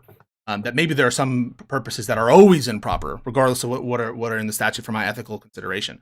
But I think that one default assumption for me, and I think that itself will need to have some sort of rebuttal to suggest that it's not the case, that the animating concerns and spirits and purposes of a law I'm going to consider proper purposes, unless there's some reason to doubt even those things as being okay. If it's like slavery or some shit, right? Where the whole shit is fucked up, or the law makes no sense, it's not coherent, or it's a contradictory law. So I can think of situations, so it's not an exhaustive thing, but I will always default assume that the proper purpose is one that is encompassed by the spirit and motivating rationale of the law, as I understand it. Do you agree with that? No, I don't. Okay. So what would, in your mind, what would distinguish a proper, improper purpose for purposes of a lawsuit under your ethical standard, therefore, since you granted that there are such a thing as improper purposes? I think it'd be substantially similar, more similar to Rule 11's improper purposes. I wouldn't construe improper so broadly. Why? I think there's really good policy reasons not to. Such as? And beyond that. I mean, this is an ethical outlook, so what kind of policy reason would be affected by this? I mean, I don't understand why policy motivations are concerns at all for you in this context. Actually, I'm curious, like, would you in any way want to like crystallize your ethical view here in new legislation, or do you see like that as an inappropriate application of your general maxim here? The maxim hews to legislation, and so I guess I don't understand. The maxim itself is defined, at least as a presumptive matter, by the scope of the legislation and its animated spirit. And so I don't think that I would call it sanctionable. I think that having the Rule 11 limited in scope as it is is fine. I'm not saying that that's not fine. I don't necessarily think as a competency matter that we ought to have a government entity looking into your motivations all the time for your lawsuits, except when it reaches a certain threshold. All right, so I'm just going to give you what you want. No, I don't think that we ought to have some kind of extrajudicial, or even the courts themselves inquiring into motives at that level of purity, or whatever you want to say. I think it's just an improper role. It's going to bog our courts down in these kinds of claims. And so for policy reasons, I would agree with you. I wouldn't want to enact this, but it doesn't mean I'm not going to apply it when it's costless to do so. At least from my perspective, just to say what I think something is right or wrong. There's no policy implications on that. But if there were like a certain improper motive in your view that's more broad than like what Rule 11 proscribes, and it were like not, so onerous to sort of have a judge rule on that, would you be in favor of maybe expanding Rule 11? Well, yeah. Like if there were a way to like costlessly prevent lawsuits for which the person doesn't care about the underlying infringement, if there were such a way to do that, I think you would agree with that. We don't want our courts being used to resolve conflicts that no one cares about. Yeah, there should be a real controversy for the. Yeah, exactly. Yeah, so I think that you would agree with that. The problem is that it's not easy to enforce that level of ethics, and I wouldn't trust our judiciary to do so at that level. So I would much rather them have a more tailored inquiry as to the specific grounds for that are well known under Rule 11 or like the discovery rules, etc. So yeah, that's what I'm talking about, right? So I don't think that every court should operate with some new standard. Now, if it's costless to adjust the legislation, and we do this all the time, by the way, if like there's a certain spree of actions that are being had that we think are against morality, we might have a little carve-outs or little exceptions or little liability shields that we think more hew to the original purpose of the statute. To say nothing of, for example, like Section 230, right? We think that we don't want to prevent, or we have some other purpose in mind with respect to liability on these platforms. We want to, because it's not copyright specific, that Section 230 is for other forms of liability. But that is there to carve out a certain section of, I don't know if it's the best example, but you understand that where we tweak legislation, we tweak frameworks to adjust for different moral considerations. But I don't think as a matter of course that my ethical considerations ought to be like enshrined in law. And so I don't think that you bringing up policy reasons is that helpful here, because I'll just agree with it. It ought not be. The thing I was curious about is it wasn't clear. Wait. Do you agree with that? That there's no policy reason to like push out my view that wouldn't be true of like anyone else recommending adjustments to law based on morality. So since I'm not trying to establish a general rule for courts or legislatures to adopt that hew to my ethical standards, except to the extent they're already covered by other adjustments to legislation, etc., there shouldn't be a policy concern for what I'm proposing. It's a personal ethical judgment. Yeah, it seems like the isn't it the policy argument could maybe be sufficient if you took like a more thick view of the thing? But given that you've narrowly construed it, I don't think the policy stuff has teeth. At least I don't know that I don't know that I've ever made the claim that this ought to be like. I would want the courts to adjudicate this judgment in favor of Ethan. I think Ethan should be able to get a judgment in each one of these cases under the law, and the courts should not be inquiring as to the things that I'm talking about, except to the extent that it bears on some legal question or it bears on some sort of sanctions motion or something, to the extent that it violates those rules. But I've never made the claim that I think that this should be enforced, that my standards of ethics as a matter of course should be enforced in that way. So I don't know where you get that impression. I don't know if I had the impression that you were previously considering policy considerations, but okay. I think now that you've given extra clarity on your view, I was just curious, like, if you meant it that sort of taking these virtues of the law, or like bringing these suits for the motives or purposes that inspired the causes of action themselves. Did you see that as like a form of virtue, or did you find it more like a form of vice to take anything but? Like in the sense that, like, if I bring a suit that's like slightly outside of those, am I like morally neutral, or am I like in the wrong? Am I like compelled to take suits for laudable purposes, or am I merely issued from taking suits for so flagrantly bad purposes? You mean from an ethical perspective? Yeah. Okay. So I think that you're pointing to a potential like unclear cases where either A, from a factual consideration, we don't know whether you're in the category of good purpose or bad purpose, or the kind of purpose is, ambiguous. We can't really assign it good or bad. It's unclear based on what we have, whether or not this was encompassed in the original sort of spirit of what's going on with a particular law. But so you're kind of asking me, what about those cases, the middle cases, the edge cases? Is that what you're asking? To be more precise, slightly, I guess the key difference would be that I'm really asking, like, is this more of a virtue or a obligation? I think it's an ethical obligation to refrain from bad lawsuits that are not ethically, lawsuits that are bad. You would agree, right? That I just take what I understand good to be, and some people have different views on this, is what one ought do, and I take bad to be what one ought not do. Now, I think that there are such things as neutral, which have neither oughtness or not oughtness. They're not good or bad. But this is the test to decide whether something is in the ought not category, or potentially in the neutral category, in the ought category. So whatever this formula or this framework that I'm applying, which again is not exhaustive, I could think of other things maybe to add it to make it more complete, but this general framework is going to spit out a result on the underlying lawsuit that is either ought not, or a neutral. Like, I can think of some lawsuits that not only can be brought neutrally and from an ethical sense, but need to be brought. They're ought lawsuits. You need to, right? Like, think about a lawsuit to defend a civil lawsuit to defend democracy. Not only do I think it's morally it's acceptable to do it, but it's morally obligated. So it just depends on what the answer is when you use this kind of framework. Sometimes it's a moral ought, sometimes it's a moral ought not, and sometimes it's neutral. Would copyright suits of this nature be compulsory in your view to bring? I think usually I would say copyright lawsuits, unless there's some overriding impact litigation concern, that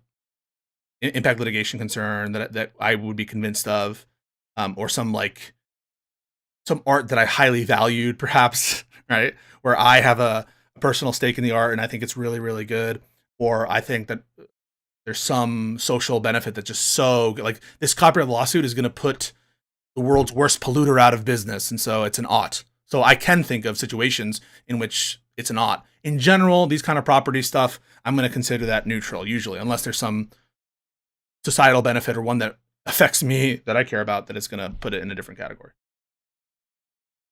Do you actually think Mr. Klein would have a case against, for instance, Asmongold regarding his restreaming of the nuke and subsequent YouTube video? Or do you actually think that? Yeah. But like, my understanding is the nuke was 1 hour and 42 long, and Asmon's reaction was 3 hours and 40 minutes long, which meant that the majority of Asmon's video was his own original commentary. He frequently paused it. Yeah, it doesn't matter. Like, if I put on a movie and the majority of my stream were 10 hours, you think it would be infringement or not? A full movie, all of Star Wars, infringement or not infringement? To the degree that you frequently pause on the video. Well, I mean, It that would hinges matter. on- That would depends on- that would matter. The nature of the reaction would matter, and whether or not it's transformative would matter. But just take the view where I'm just like, yep, he's got a point. Luke has a point.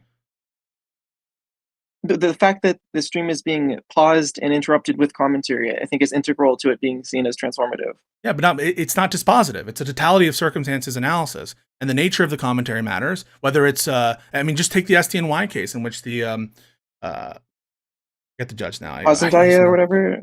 Yeah, the Hazen-Dazs Klein one. I forget the judge, but her analysis where she describes between scathing critique and these kinds of videos as opposed to collective watch parties. But don't just think because you've. This is the kind of analysis, by the way, that I don't even think supports Denham's. Right? Then people will say, "Well, Denham's she did way more of the fucking thing." Well, that's not dispositive. The question is go through the totality of circumstances and apply the 4 non-exhaustive fair use factors. And people who just merely point to the length of the reaction are missing the plot. Would you agree that the first fair use factor is the most important? No. I mean, the Ninth Circuit, the Supreme Court have all written that like the first factor is by far the most integral consideration. So it's one and market substitute. So I think they're both. It's both. Yeah. And it's all one, then three. They all tend to merge. They merge. Transformation will, under character and purpose of the use, will justify more amount and substantiality.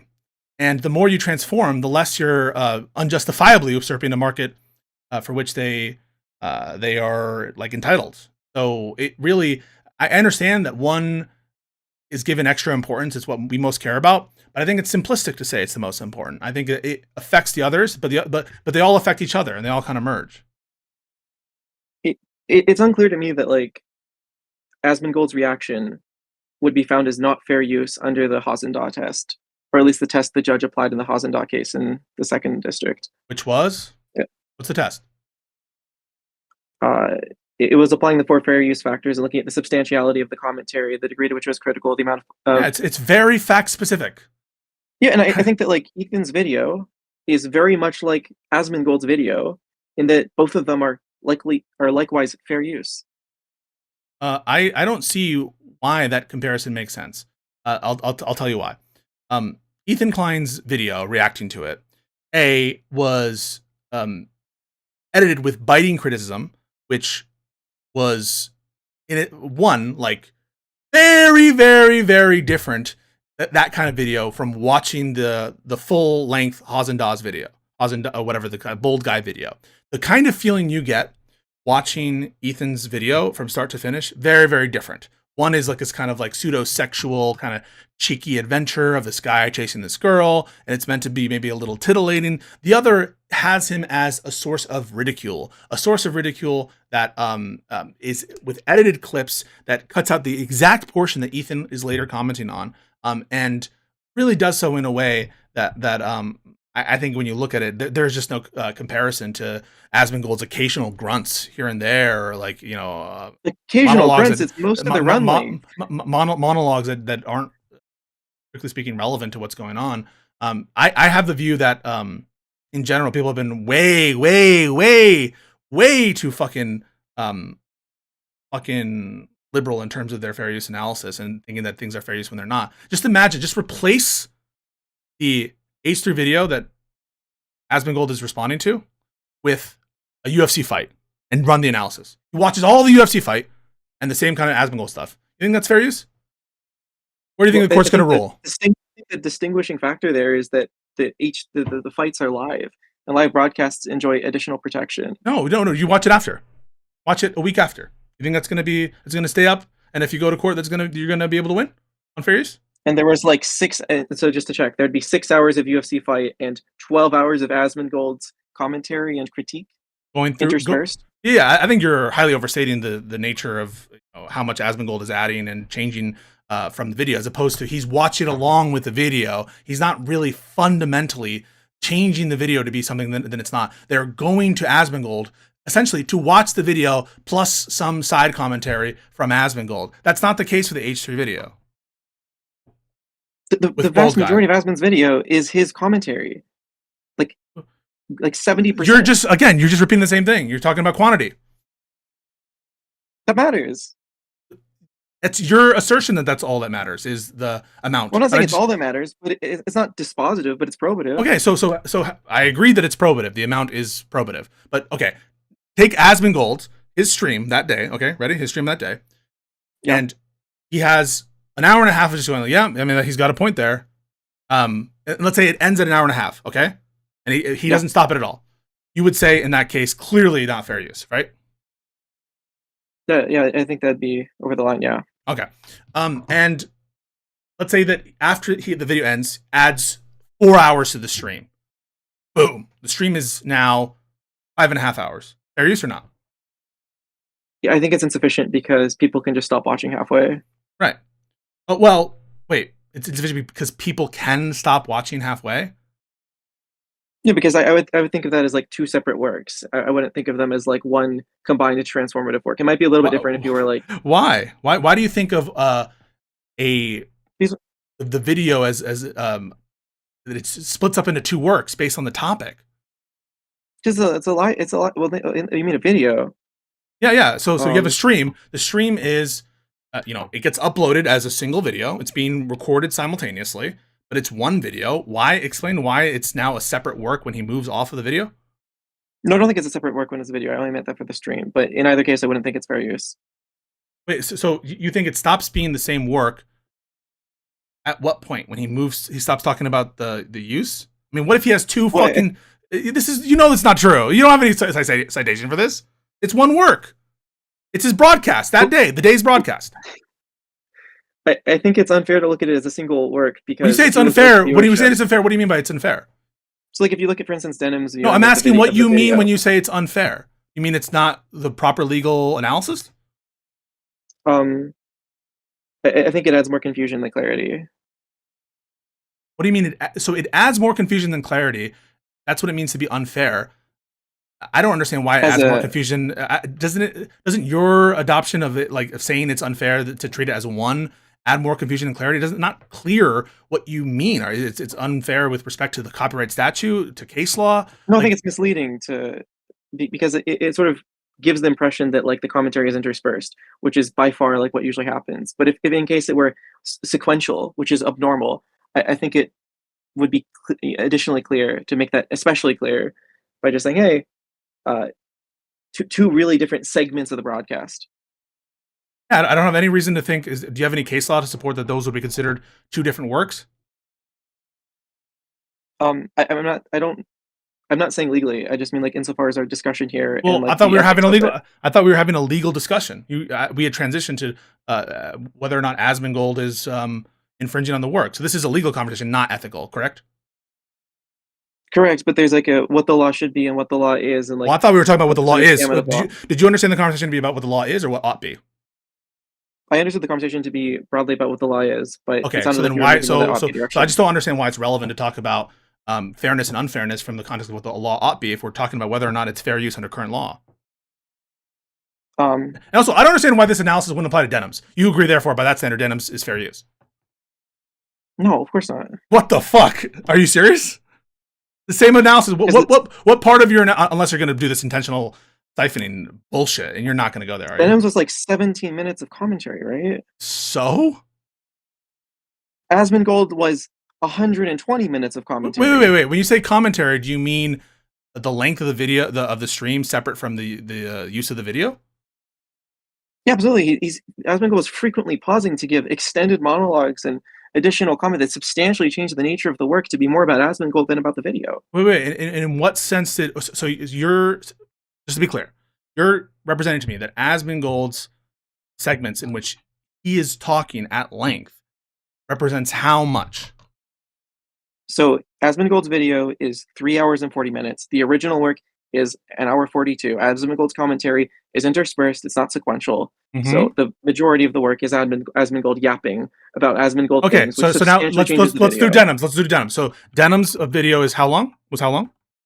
I believe in H3's initial lawsuit, he says they added 17 minutes of additional commentary. No. That is not the analysis. The analysis that you're running with Asmongold is 3 hour video, 1 hour 42 original. Yeah. That you have to apply that same logic to denims. Correct? Yes or no? Correct. Yes or no? Didn't- Okay, so Yes, you're not yes. you're not comparing apples to apples when you just did what you did by citing the complaint, are you? You're not comparing apples to apples. Be. Because would I not just doing the length of time that she spoke and using that to compare to total length of video versus original length of video, those are two different metrics, aren't they? They could be. Are they different? No, not could be. They are different, aren't they? They're most likely the same. No, wait, no. What do you mean they're most likely the same? Are you representing right now that you think that Denham's video was 17 minutes longer than H3's and that's it? No, my understanding is Denham's video had 17 minutes of. That's not what I asked. You said that these metrics. So okay, just so the audience understands, right? So I'm actually going to draw it so people can see, we're going to get an answer on this. This is okay, so that people can see. So one is we had the 3-hour total runtime. This is runtime, right? Runtime from Asmongold compared to 1 point whatever of the total, right? And that is looking at the percentage of Asmongold, which isn't the total video, right? So the percentage of total video, that's going to give you like a percentage, okay? And then with Denham's, you said 17 minutes of commentary. Yep. That is not comparing the length of Denham's stream to the total length of the video. And so it's a different metric, isn't it? Different. Slightly. What do you mean slightly? When you say slightly, so I understand things to be the same or not the same. They're not the same, are they? They're substantially similar. Okay, in what sense are they substantially similar? Because virtually all of Asmongold's time spent was not him like pausing to do like chair reacts. It was actually him adding commentary for the vast majority of that time. And so if we're looking at like a difference in do you know if Denham's did any chair reacts in her commentary on the nuke? So my understanding is the Denham's from the H3, it was like 17 minutes of speaking, 13 minutes of what H3 considered to be chair reacting or whatever. Okay, so let's bring up the complaint. I'm going to bring up the complaint. It's called "I'm suing these 3 creators." Yeah.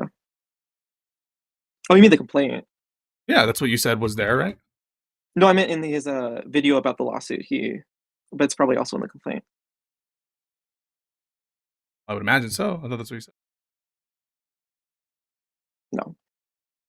You didn't say in the complaint? No, I said in the video he made about the lawsuit.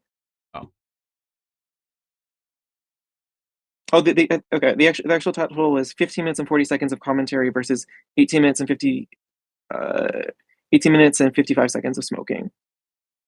Wait, she was smoking? Oh shit, that might be that was Casey. Hold on. Let me pull the Denham's complaint.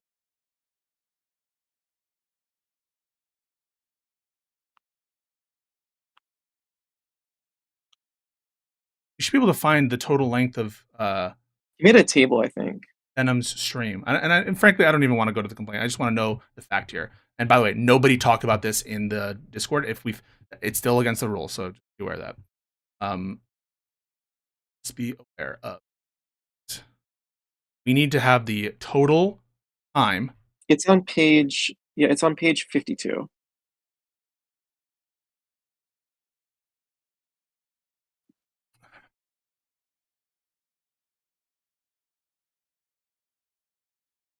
No, but this isn't the total runtime of the video. You can just subtract the start time from the end time. So this is showing the video to be over 5 hours on Ethan's own accounting. No, that's the length of her entire stream. You have to subtract the start time. Wait a second. The start time by which you mean what? 1 hour 15. Wait, why do you exclude that? So my understanding is 0 to 1 hour 15 was nothing to do with H3's content whatsoever. I'm asking you why you subtract that. Because it wasn't interspersed with the video. So I'm sorry. Why is that relevant to the analysis here? Because it speaks to the degree to which her viewing of the video was transformative. Okay. Even grant that under the legal test that we would subtract that amount from the total work of her stream, for which you provided no evidence. Fine. Let's subtract the first hour and 15. You just do that. I don't assert it. You assert it. Okay. You say that we split up works by what they're doing in the moment. That's what you said. I don't assert I don't imagine that like You don't imagine, but do you have a basis to believe that we split up works that way? Do you disagree? I just said I don't have a view on that. You're just neutral on it. I'm neutral on the notion that there's any case law to support this notion of splitting up works as different works that are part of one broadcast. Maybe it exists. I don't have a reason to believe it. That said, fine. Let's take your analysis, 1 hour, and let's take Ethan's numbers, 1 hour and 15 to 5 hours and 5 minutes. What's the total runtime there? About 4 hours. Okay. A little less. And how long was the initial video? The initial was 1 hour 30. So tell me why your analysis, done in the way that you ran the Asmongold, doesn't give you a stronger answer for denims. Yeah, that was the analysis. I was misleading. You're correct. I was misleading Casey Tron earlier when I gave the 18 minute or 17 minutes. So given that it's your view that Asmongold is fair use, you agree it's your view that denims is fair use as well, correct? I think this one factor weighs heavily in that favor, namely the proportion of the the proportion of the work used relative to the total length of the work probably weighs in our favor. And therefore, on your view, which isn't my view, by the way, it's not my view. On your view, Ethan should not have sued denims for her reaction to the content nuke, specifically. Maybe to the other thing, but not to this. That was wrong to do, on your view, correct? No, I agree this factor is probative. I don't think it's dispositive. Oh, but it was dispositive for Asmongold. Sorry. It was dispositive for Asmongold, wasn't it? You said it was fair use. You were fighting me on that. Yeah, because of this fact among others. Wait, this fact among others? What other facts would cause you to have that? Third factor. Factor number 3. Wait, factor number 3, you mean the amount and substantiality? No, the market effect. Market effect is factor 4. Oh, sorry, the substitution, yeah. Or maybe it's 4, I'm sorry. All right, so Asmongold has a bigger platform, agreed, yes or no? Absolutely. More people watch Asmongold React, which is still up, yes or no? Absolutely. And so in what way does the market factor favor Asmongold as opposed to denims? Because when Asmongold watches a video like this, his viewership, if anything, decreases. When denims watches it, it goes up by like 30 times. No, but that's not the question. The question isn't relative to your regular viewership. Does it increase or decrease? The question is, are you a market substitute for the video? So it could be the case that you, relatively speaking, go down in views to your norm, but notwithstanding that fact, even if I granted it, it would have a greater market effect, yes or no? A greater market effect on Ethan's so video. The mere fact that relative to your average viewers you go down doesn't mean that you're not a greater market effect than someone who relatively goes up. Is the question, but for Asmongold rebroadcasting the video, Ethan would have made more money? Is that the question? No, that's not the question. The question is which is more of a market substitute?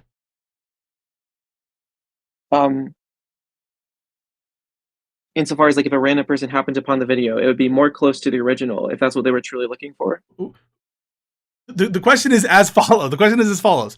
As between someone who is in the market for Ethan's videos, which are you?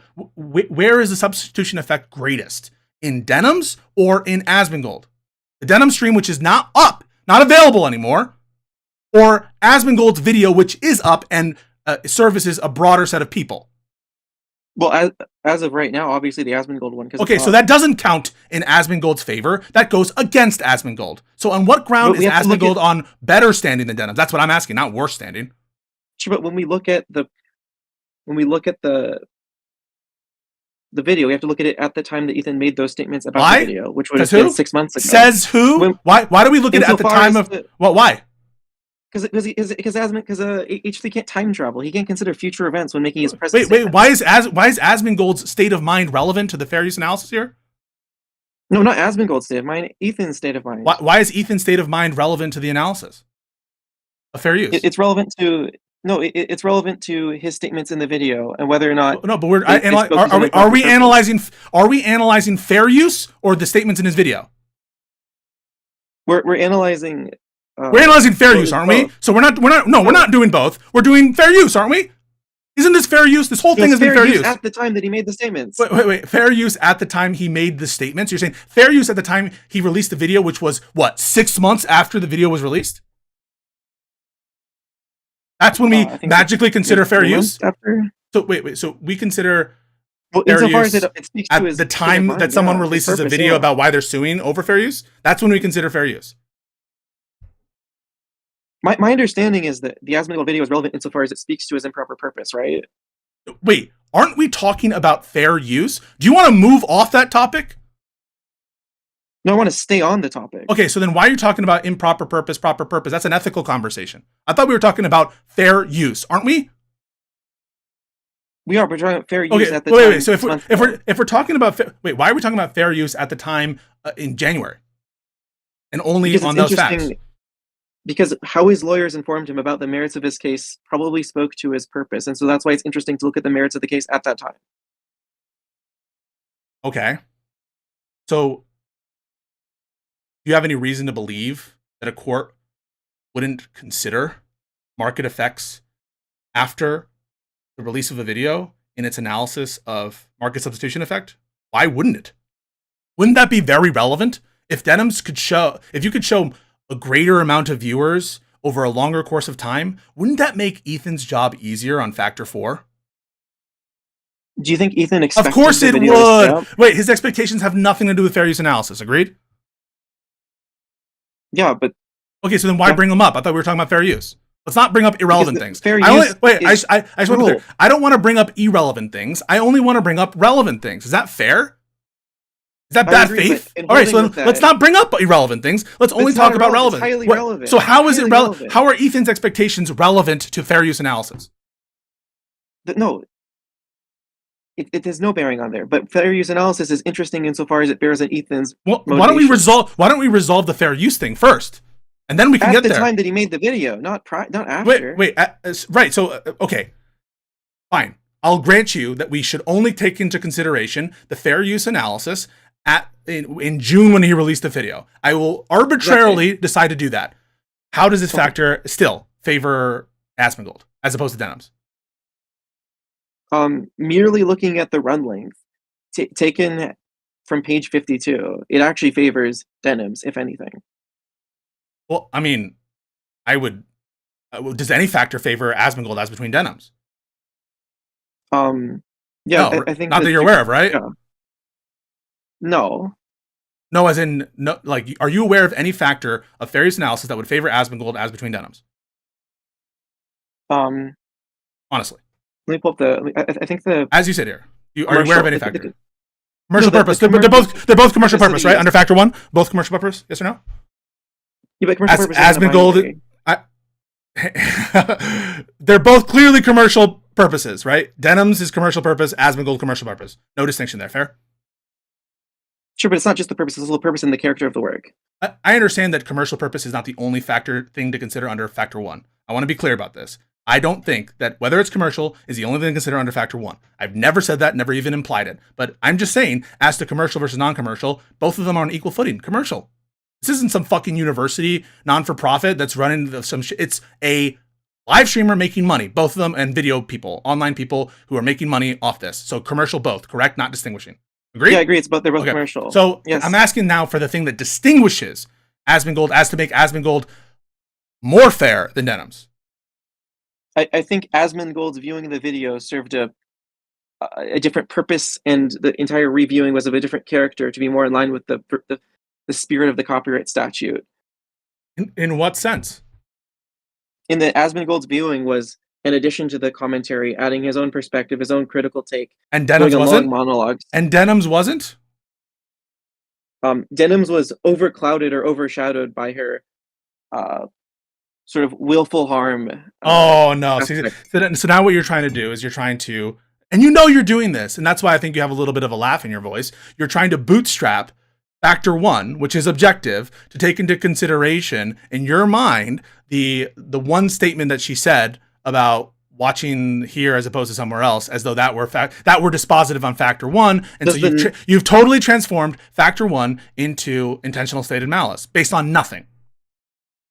I don't think that's correct. That's what you just tried to do. You try to say, well, I think Asmongold is more in line with the purpose of copyright, even though, by the way, it's directly the opposite, right? Because the more biting criticism, right, the more that's going to help Denims on factor 1 and factor 4 in the following ways I'll describe. 4, she's much less likely to disrupt the market for H3's video, in that the people who are watching Denims probably are much less likely to have been seeking out a naked Ethan Klein video than an average Asmongold watcher. That's number one. And then one, in terms of transformation, we are going to consider critique, that is to say, negative assessments of a work as in general more transformative under factor one. That's one of the things that counted in favor of Ethan with respect to Bold Guy, is he wasn't just nodding along and agreeing with a lot of what Bold Guy was saying. He was fighting criticism, right? He was attacking the work. That usually factors in favor of you from a factor one analysis. And so you really don't have a basis other than just saying, well, that statement makes it so that factor one favors her. But there's no citation from that. That's the same thing as your fairness analysis. It's just what you wish were the case. It's not backed by any case law. I think there are other factors as well in that Asmongold is mentioned in the nuke. And so I think his commentary is much more supplemental to the video. It seems like the video almost calls for Asmon's response because he is in the video. That's separate. That's okay. Now you're making a separate argument that has nothing to do with fair use. What you're suggesting is that there's some kind of implied license or some kind of like equitable reason that you should not be able to sue. Some sort of estoppel reason that you shouldn't be able to sue Asmongold. But that's just a different analysis. Yes, it's different. It's different than fair use, right? Is it different than fair use or not? I just want to answer. Is estoppel analysis, is equitable defenses, those are different than fair use. Okay, so let's not talk about that it's calling for that kind of response, because how is that relevant to the analysis here? And also Denham's, just to be clear, like why couldn't Denham's take advantage of that kind of aegis in that he's referencing like Hassan? She might be featured in the video as well. She's not. Okay, all right. Well, who cares? Why does that matter for the fair use analysis? Well, I think it bears on factor one. In what way? What's the case law? What's the citation? Do you hope it or do you wish it? No, I don't have case law. Okay, so then why are you saying it?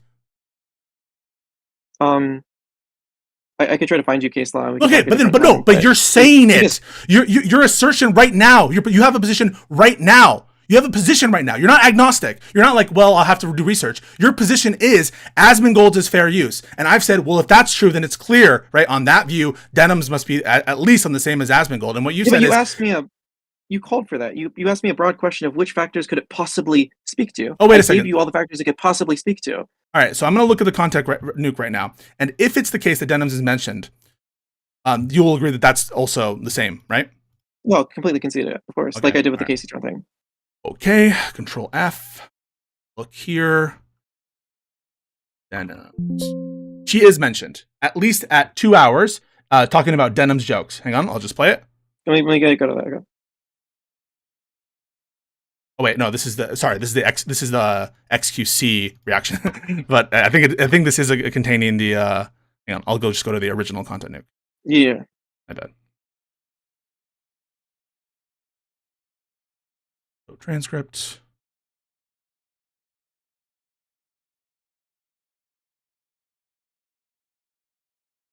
Yes. All right.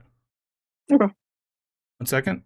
Do you know the number of times? Ethnicity is S tier. Then Denham's jokes that we don't. Yeah, so she's referenced at least once in the video talking about Denham's joke at 1 hour and 27. So now you're talking about the number of times mentioned. I didn't remember that. I had seen the video. I didn't remember Denham's. Okay, so are you just grasping at something because you don't have any evidence that the mention is relevant to the fair use analysis? You certainly don't have a citation for like the number of times is relevant, right?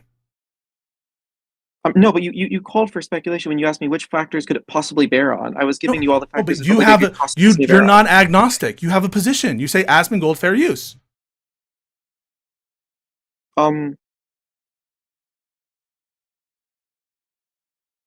Are you less sure about that position after this conversation? Yeah. All right. So if that's the case, tell me why you're less sure. It's only less sure, and this is why I think you're less sure. Because you think that if you say it is fair use, you'll have to say Denham's is.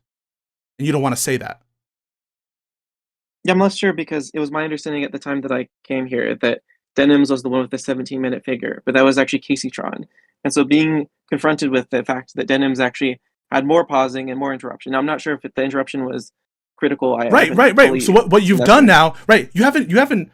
But you think about that. That wouldn't really change your mind. They'd just be like, oh yeah, I always thought I just misplaced the numbers. That would maybe affect your prior on Denham's. That's not what I asked. What I asked specifically, and the reason I asked this is because I thought that you would get the answer you did. I asked you Asmongold. Change your mind on Asmongold. And you said yes. But the only reason it would change your mind on Asmongold is because you're starting to recognize that on your standard, if you say that Asmongold is fair use, that Denims is going to be on better terms than Asmongold, and you don't want to say that Denims is fair use. I think that's untrue, and I can clarify. I think Asmon slightly, because what you said about the mention being not exclusive to Asmon. I thought Asmon had a bigger portion in the video than he did. Wait a second. No. We haven't done any percentage analysis. I just also said that Denims was mentioned. So that's not the fact that Denims is mentioned should not substantiate. No. You know that's fucking bullshit. The fact that Denims is mentioned one should not, and all I've only found one. That should not change the nature of what you perceive the video to be at one point, the fact that she's mentioned once. That's ridiculous. The reason why your chance of Asmongold is going down is because you're starting to realize that you don't want to say shit about Denims potentially being fair use, which I don't even agree with. You're taking a stronger position because you don't want to have to admit on your own standard, and now it's bringing Asmongold down, which, by the way, it's even stupid that you started this saying that Asmongold was fair use, or that XUC, or I don't know if you said XUC. But the reason why Asmongold is coming down, and not Denims going up, is precisely because of that bias, isn't it? No, that's not quite right. Explain. Because I think there are important matters at law and in fact that bear on this fair use analysis. And I think you've slightly pushed me on some of those. And so I would take into advisement that and rethink about that. But insofar as your previous question, which I didn't think I was fully able to answer, you asked me which possible factors it could bear on. I also could imagine it bearing on the effect of the market effect, not just the substitution. In that because Denim's viewership skyrocketed when you watch the video, whereas Asmongold's likely decreased, if anything. It speaks more to the fact that but for Asmongold watching the video, it's not clear to me that Ethan would have made more money, to be honest. You think that if Asmongold hadn't watched the video, you think that it's not clear that Ethan's video would have gotten more views? Or in all revenue sources added up, that Ethan would have made more money, but mainly that, yeah. Directly or indirectly. I don't know what basis you have to believe. Do you think the opposite, or are you just neutral on that? I think that in general, the bigger creators with the larger audiences tend to have bigger effects on the market for a video, all else equal. Do you think there's any truth to the notion that Asmongold's viewing of the video might have actually driven more viewership to the video and made it more popular in the zeitgeist and actually given Ethan more revenue, indirectly and directly? Are you asking if it's possible or if it's likely? How much stock do you put in that possibility? Are you asking what my percentage is that he increased viewership of the video itself? Sure. I think it's relatively low. I think that even on Ethan's view, that Ethan's a big enough creator that they would just watch it more likely on his original channel. And it's not like one of these cases where it's like a really, really small versus really, really small. And I think Ethan is aware of that. And that's why Ethan has taken the position for the longest amount of time that what XQC and what these people do is intentional siphoning. That is Ethan's whole foundational approach to his purported care about fair use. And it's something I happen to agree with as relates large creators. Do you put any stock in the possibility that because the nuke is so gigantic and the videos watching the nuke are so long, that many viewers might have stopped halfway and then came back and wanted to finish the video and then gone to Ethan's original video? Might have. I mean, I don't have a strong view on that. You? Okay. I have to think about it. But my understanding is Asmon's viewership is large and not entirely the same as Ethan's viewership. And so it's quite possible that he just drove new viewers to Ethan's video. And I don't know how you could preclude that. All right, let me just look real quick at the content nuke differential views. So Ethan's has 3.8 million. Keemstar's sorry. All right. Asmon's has 2.3 million views. So Asmon's is 2.3 million. Ethan's is 3.8 million. Do you think that that 2.3 million views, that it's fair that if Asmongold had not reacted to it, that Ethan's video would have more views, all else equal? I'm radically skeptical on the causal effect of that video. Okay, if you're skeptical, then it can't distinguish anything. If you're skeptical, then let's not draw conclusions on it. Yeah, but the question is, could this possibly bear on one of the factors? I think that's absolutely good. By possibly, do you mean Near possibly? I think that's the word you used. Like what you said, what could this possibly bear on? And I said 1 and 4. Oh, what? But I was asking the names. The fact that there's a name in there. What could that bear on? The fact that it mentions prior names. to the name. And also, someone is telling me, What I don't I know if meant- it's true, is that Asmongold isn't named in the video. I don't know if that's true. I remember him being named in the video, but it's a very long video, and admittedly, You're not trolling me, are you? I hope not.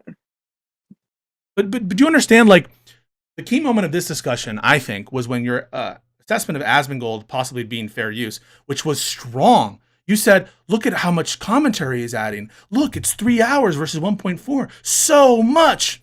And then I provide you the Denims one, and that doesn't say, the immediate thought isn't, oh, Denim's, fair use. You actually brought Asmongold down. That should tell you something about what your gut is telling you. Your gut is telling you to adjust so as to make Denims not fair use.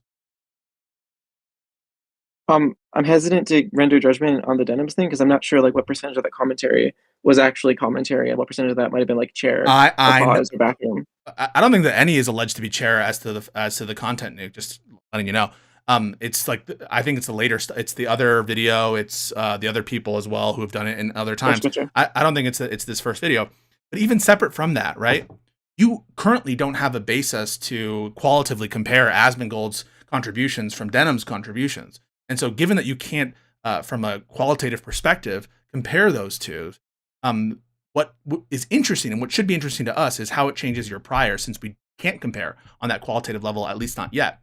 And how it changed for you is Asmongold's stock lowered to match a rating of not fair use, or more likely not fair use, as opposed to Denim's raising to make it fair use. One of the reasons why everyone, just so you know, in these conversations, if you ever in them again, will grant that Asmongold and XQC is not fair use is because to grant otherwise is to give Denims a pass.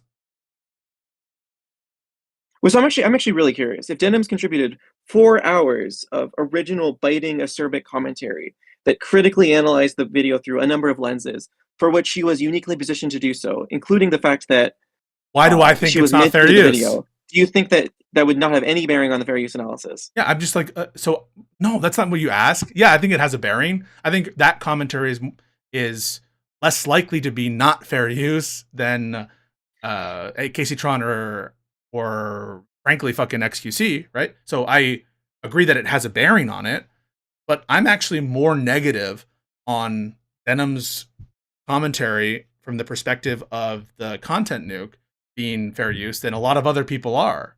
But it should tell you something, right? Because when you grant that Denims might have a good case here on fair use, at least with respect to one of the works, it changes your perspective of the propriety of these lawsuits. Because changing the underlying nature and making it more uncertain, the specific lawsuits against specific people, either for moral grounds or especially for legal grounds, which is like the last vestige of a lot of these people is, oh, it's legal, therefore it's proper. Changing that analysis to make it more ambiguous dramatically changes how we perceive Ethan in these lawsuits. But the reason I haven't gone down that route, because if I was truly bad faith, I would go down that route and just beat people over the head with it, and people who don't really do fair use reading and pretend to know things I don't know. If I was truly bad faith, it's because I don't think that I think that Ethan has the stronger of the case here, and because he sued her for this other infringement. That, again, helps my case that this is ethically not okay. And the more you think about it, right? The more you think about it, the less easy it is to distinguish on legal grounds, on fair use grounds, the different content creators. And all you're left with, put aside the facade of protect the React community, put aside the facade of intentional stated siphoning, and just accept the truth of it. They went after these people because they're bad people. That's why. And to just give up this principled copyright thing. It's not working. I'm actually curious, if not for the other stream that Denim's rebroadcasted, how much would your fair use analysis on the nuke be affected? I would think that Denims has a shot at fair use, but I think it's low. In virtue of the fact that they're going into Ninth Circuit courts who are, in my opinion, tend to be more rights protecting of content holders, in a context in which there is sparse case law, and in which they don't want to open a parade of horribles for the people they actually care about, which are the major rights holders, right? They don't want people to be able to cite a case to say, okay, now you can go through all these sports broadcasts, even if it's not live, go through all of these like, movies and do this kind of shit. And as long as you check the Denim's checkbox, you can do it. And I think that in general, this kind of shit is not going to be viewed as acceptable. There's like substantial copying found and infringement found in cases where there's much less stuff than this, where all you're copying is like the beat of a song, or you're copying the melody of a song or something like that. And so just my view of copyright here, as it's currently understood by the courts, is of erring on the side of protection a lot of the time. I think they've been quite good on fair use in certain discrete areas. I think Breyer was really good in the Oracle decision. But there's like decent grounds on the Oracle cases, on the AI cases, to allow a lot of space there, because it really, really is transformative. This API stuff, this signaling code, this large language modules, those are like really novel ways to apply the use of a work. But reaction streams, that's like in the heartland of letting bad actors just get a Netflix catalog all on YouTube. And I think judges are going to be highly concerned about that. I think that the Supreme Court would be highly skeptical about that if it ever got there. I just don't think, and I think it sounds and feels more, even if it were binding, which it's not, the Southern District precedent, don't think it's binding. It's a separate jurisdiction. It's, it's potentially convincing. It's something that you could cite as potentially like a good argument. But even if you were to cite it as, even if it were binding, which it's not, it analogizes. It says one thing is like a watch party and the other thing is like not a watch party. And so that's the closest thing we have to analysis here. And it seems like most of these streams are on the side of analysis. So I just have a much more skeptical view of how the courts will interpret a lot of the conduct on these platforms. That's why I think that Denim's reactions are not fair use. And that's why I'm being good faith. I'm being good faith in not trying to levy an argument that I don't believe in. I don't believe that Denim's reaction is fair use, and therefore I don't assert it. Even though if I did, it would make the case a lot easier. Are you aware of any Ninth Circuit precedent regarding like sports streaming or sports rebroadcasting?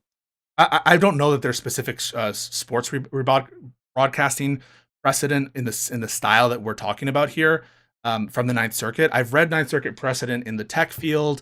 I've read it in the context of computer programs. I've read it in the context of a lot of the equitable defenses that we're talking about when I was trying to brush up on estoppel, on implied license, on abandonment and waiver. So I've read a lot of Ninth Circuit precedent on that shit, but specifically on sports streaming, because there's not a ton of streaming precedent. Do you think Denim's has a fair estoppel defense, or is that like really thin? No, I think that it's thin. In virtue of the fact that she's not going to be able to produce evidence that Ethan intended for her to think that it was safe, because I don't think that he specifically did. He has some other statements at some point where he talks about like certain kinds of reactions to some of his streams, but I think it's too thin in the specific case to apply that forward. And you need to prove that Denim's relied on that, right? That Denim's actually, she's going to have to show that she saw that before she watched this video. And I don't think she's going to be able to produce records that show that she saw that video and that's why she felt safe in the moment to do it. And then you have to, you have to produce that a reasonable person, also it's an objective sense as well as subjective, that people would have taken that as someone putting away their rights to sue on some shit. And it's going to be harder here where he registered the work. And he doesn't really say in the content nuke, hey, maybe I think Hassan would have a good equitable defense there. I think it's probably the strongest equitable offense that she could raise is estoppel, and I think that she should try it. And if she wins on that, I'll have some schadenfreude, but I don't think that it's particularly strong, and I think Ethan's going to win. Could you distinguish the estoppel from the implied license defenses? Yes. Which one is? Estoppel is someone who is intentionally putting in the mind of another person in the context of copyright that they're not going to use their rights to sue that person. And so it's an individual. I think there's three elements. You're intentionally, you have to show intent. Intent is important. Intentionally putting someone under the apprehension that you're not going to use your legal resources to go after them in any respect. And that requires, again, intent on both sides and a kind of signal to that specific person, or at least that they would understand. And that is estoppel. You are stopped from making this claim based on your conduct, which is, it usually has a hint of bad faith, right? You put someone, it's almost like promissory estoppel in the context of contract or pseudo contracts, where you're putting someone under the belief that you will get something. I'm promising you this, and they incur some costs, right? In this context of copyright, I'm putting you on the notice, and I'm promising that I'm not going to sue you, basically, in the future, and I objectively put you in that state of mind, and then lo and behold, I do it until the court says, nope, you're stopped. Implied license is when there's a pre-existing contractual relationship. That's the context of copyright. So unlike estoppel, where there is no contract, right, here, there already is some sort of contractual relationship between the two parties, Denims and H3. And those two parties, they are agreeing to do something. And part of what they're agreeing to do, and as part of the contract, even though it doesn't explicitly state it, it's not an explicit license, it kind of impliedly requires you to copy their work. So the best examples of these are in the case of contracts on products, right?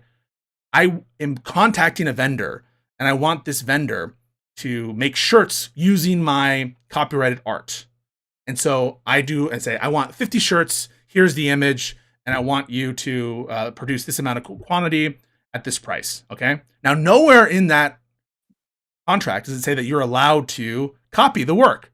However, because of the nature of your relationships, there is an implied license by that contractual relationship to copy the image multiple times, right? Copy it onto shirts, you're copying it, download it from the files. And so it would be the height of bullshit if the owner of the design would come back after the contract has been executed, or let's say they're not happy with how it was executed, to be like, well, you sued my copyright, you infringed on my copyright, so I'm going to sue you, right?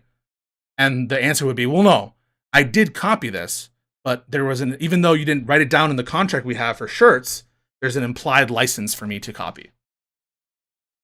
Would a lack of consideration in the original be fatal to the implied license claim? I don't know. Good question. Okay. If there's no contract formation, then I highly doubt that it could be implied, but maybe you'd have a better case there of estoppel. There's like Field v. Google, which seems somewhat similar, but not too similar. I'm not into that though. Wait, I'm actually still just curious though. Is it your belief that like a world in which everyone has to ask each other for permission to react to their content is a bad world, and you don't want to see us heading in that direction, and you see Ethan's lawsuit as creating precedent that moves us there? No, that's not why I think it's bad. I kind of think copyright protection should be less in this country. I think it should last less, and I think that there needs to be a new framework. It's hard because a lot of this is us signing on to international treaties, and so it's not exactly, we could make our own laws if we wanted to, but we tried to in the 70s align ourselves with international sort of consensus on protection of intellectual property with respect to copyright, and we made a lot of changes that removed a lot of the formalisms of copyright that used to exist in America. And I think that we've gone a little bit from a policy perspective too far. The copyrights extend for like the life of an author plus 70 or something years. It's an absolutely insane length. And there's just so much lack of clarity on issues in new media and new tech, including code. Code is considered a literary work, right? This reaction stuff, people want it. It's valuable. And it's hard to get like licenses for this shit. A lot of these markets are opaque. There's mandatory licensing schemes for covers, but those covers only can persist pursuant to a mandatory license for audio recordings and not for injected into videos and kind of spliced audio into videos. And so it's just a bad state of affairs. And I think that there should be ways to have like some sort of mandatory licensing scheme for reactions. There should be a way to do it to establish so it's not just people with lawyers who are able to enforce it. My current perspective is none of this really matters. The litigation trends aren't what's going to change anything.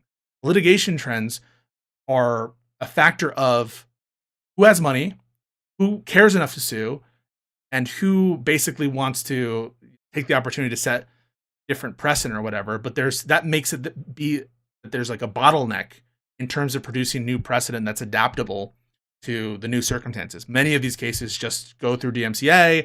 Many of these cases settle because there's just too much money or no one cares to sue. And so the result is we don't have a good system. And that, I think, is fundamentally a failure of the legislature. And so I basically take the view that none of this litigation is going to get us to where we need to go in terms of a good state of copyright. And that's one of the reasons why I think it's so laughable that anyone thinks that Ethan's guiding moral ethics about intentional state of siphoning are like the golden code that we should all hew to, as though Sony or Disney would give a fuck about that code, or if they really wanted to sue. It's so ridiculous. That's why I say it. Do you think the mere end of having this chilling effect on the reaction community that maybe has a too broad view of fair use, is that like in itself bad or unethical or immoral in your view? The intentional state of malice? Well, no, not malice, but just like if it was your intent to have a chilling effect on the React community, because you think React community has like gone well outside the bounds of fair use, and you want to put them more into the fair use cage, is pursuing that end in its own right unethical? I don't have a strong I don't have a strong view on that. I just don't think that's what he's doing. Okay, because it seems like there's like a little bit of tension here. Because like on one hand, you're like extolling the virtues of like pursuing causes of action for the reasons that the statutes were passed for, or the causes of actions were created. But then on the other hand, you're saying like the law is too far, and it seems like you're implying that like moving the I don't think there's tension at all. Wait, I don't think that there's tension at all. I think that filing lawsuits to try to get us into a good state of affairs vis-a-vis what the copyright goals are of the statute, that I think is not an improper purpose under the statute. And you're saying, well, then shouldn't I be in favor of it in that it's good? But I thought I made it clear that I could also take the view that it's neutral. And if I don't have a strong views on the underlying, state of statute itself or the motivation of the statute, which I think is, in intent is fine and good or whatever to protect intellectual property to some extent. I'm just not gonna. I'm going to refrain from having like a strong moral obligation in terms of this lawsuit, because I don't think it'll achieve the result.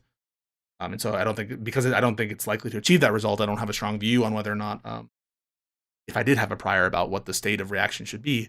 And then, like you mentioned, B, I don't think that the state of reaction or the state of copyright infringement stuff is good. And so even if it were achieved, even like a status quo under the statute were achieved, I don't know if that's necessarily a good thing. I don't have really strong views about that, other than my general impression that copyright should be a little bit weaker from a statutory perspective. But again, none of that is inconsistent or in tension, I don't think. Do you find policy purposes for filing a suit to be improper under this maxim? Not necessarily. Depends on the policy perspective that you want. Certain causes of action are almost by their very design policy, even civil ones, not just government-led or criminal actions.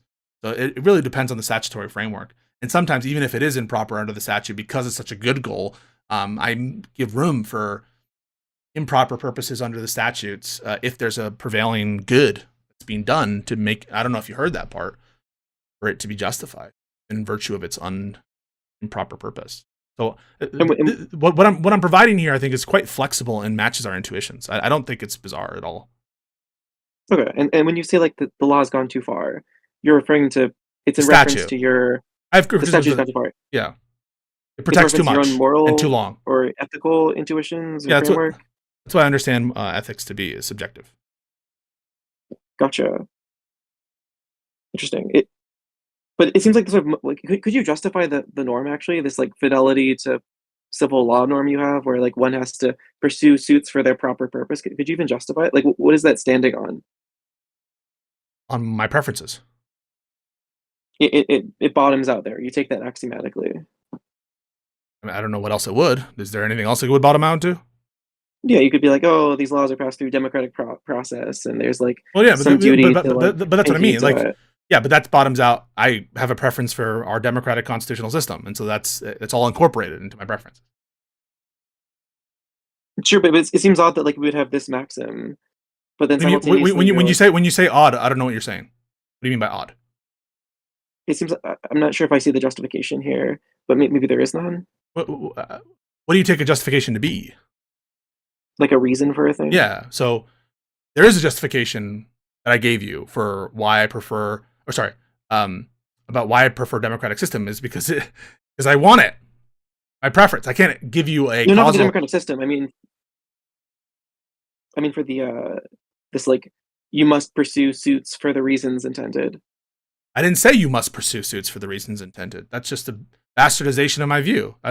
I'm sure you heard the part of me saying if there is some predominating social concern by which it would so just make sure not to dodge that part or not to avoid that part. That's an important part. Yeah. But taken as a whole with the safety valve, I'm just not sure, like, does that stand on its own, or is it? What do you mean? I don't know what you're asking. Does it stand on its own? It's my ethics. Could you justify that, or is it just like with respect to what? It's my preferences. To, like, some deeper preferences that you have. I don't know what a deeper preference is. I understand a preference to be, my desires, and that's kind of a primitive. I don't understand. Do you not understand what a desire is?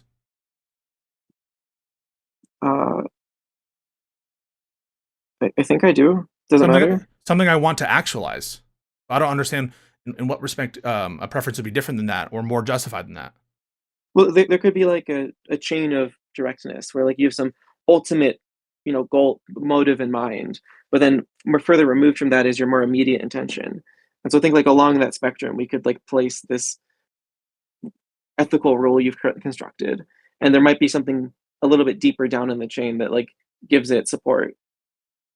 I'm like a subjectivist guy. Like I don't believe that there's objective morality, or I don't even know what objective morality means. If I'm being honest with you, I think it's like. But who brought that up? Well, it sounds like you're saying that there's something grounding my beliefs other than my ethical preferences. I'm just saying that your like motivations or your desires are tiered, and that you have like an ultimate or more fundamental motive, and then a more immediate intention, and there's like a spectrum there. So I think my ultimate, up a level of generality from my preferences are, I think that people have rights, and that those rights are, in addition to those rights, all else equal, we should try to maximize the good, and that's going to be a question of like what do you take the good to be, which is what ought happen. I think it's related something to flourishing, the flourishing of beings, and up another level is I think that like on the current beings that are within the earth, a good way to organize to achieve those results that I like and to protect the rights I care about and to maximize what ought happen and to minimize what ought not happen are systems of democratic legitimacy in the Constitution, in things where there's checks on power, and so there's not just arbitrary usage of power. And so that's up a level of generality. And so because I think that system is going to achieve what I want to achieve for the beings that currently exist, I think it's worth defending. Because I think it's worth defending, there are various different principles that are sort of extensions of that democratic principle, which include things like following the rules, doing procedures, and there can be exceptions for those, but in general, we should follow them. So that's kind of how I approach all this stuff. And so the reason why I'm giving a preference, a default presumption in favor of the legitimacy of the law's motives is because of that sort of upstream respect for the institution of our country itself. I, of course, wouldn't apply this to North Korea or Russia or fucking People's Republic of China, where I don't respect what they're doing. Would you extend that respect to this narrow part of law, which you think has gone too far? So in the presumptive sense, yes. Otherwise, it wouldn't mean anything. Otherwise, there wouldn't be any value add. Like the same thing for the Electoral College, right? So I want to get rid of the Electoral College, but we should follow it. And if people try to enforce it, I'm not going to say it's bad. I think it's good to enforce the Electoral College. Now, there could be some reason, right? Like a fugitive slave law or something that is so gross or so horrible, for which there would be predominate. I feel like I'm reinventing the reason for a republic. I don't know. Every time I have these conversations, which seem to be about discrete things, I don't know. Do you still think Asmongold's reaction is fair use? Can we get to that?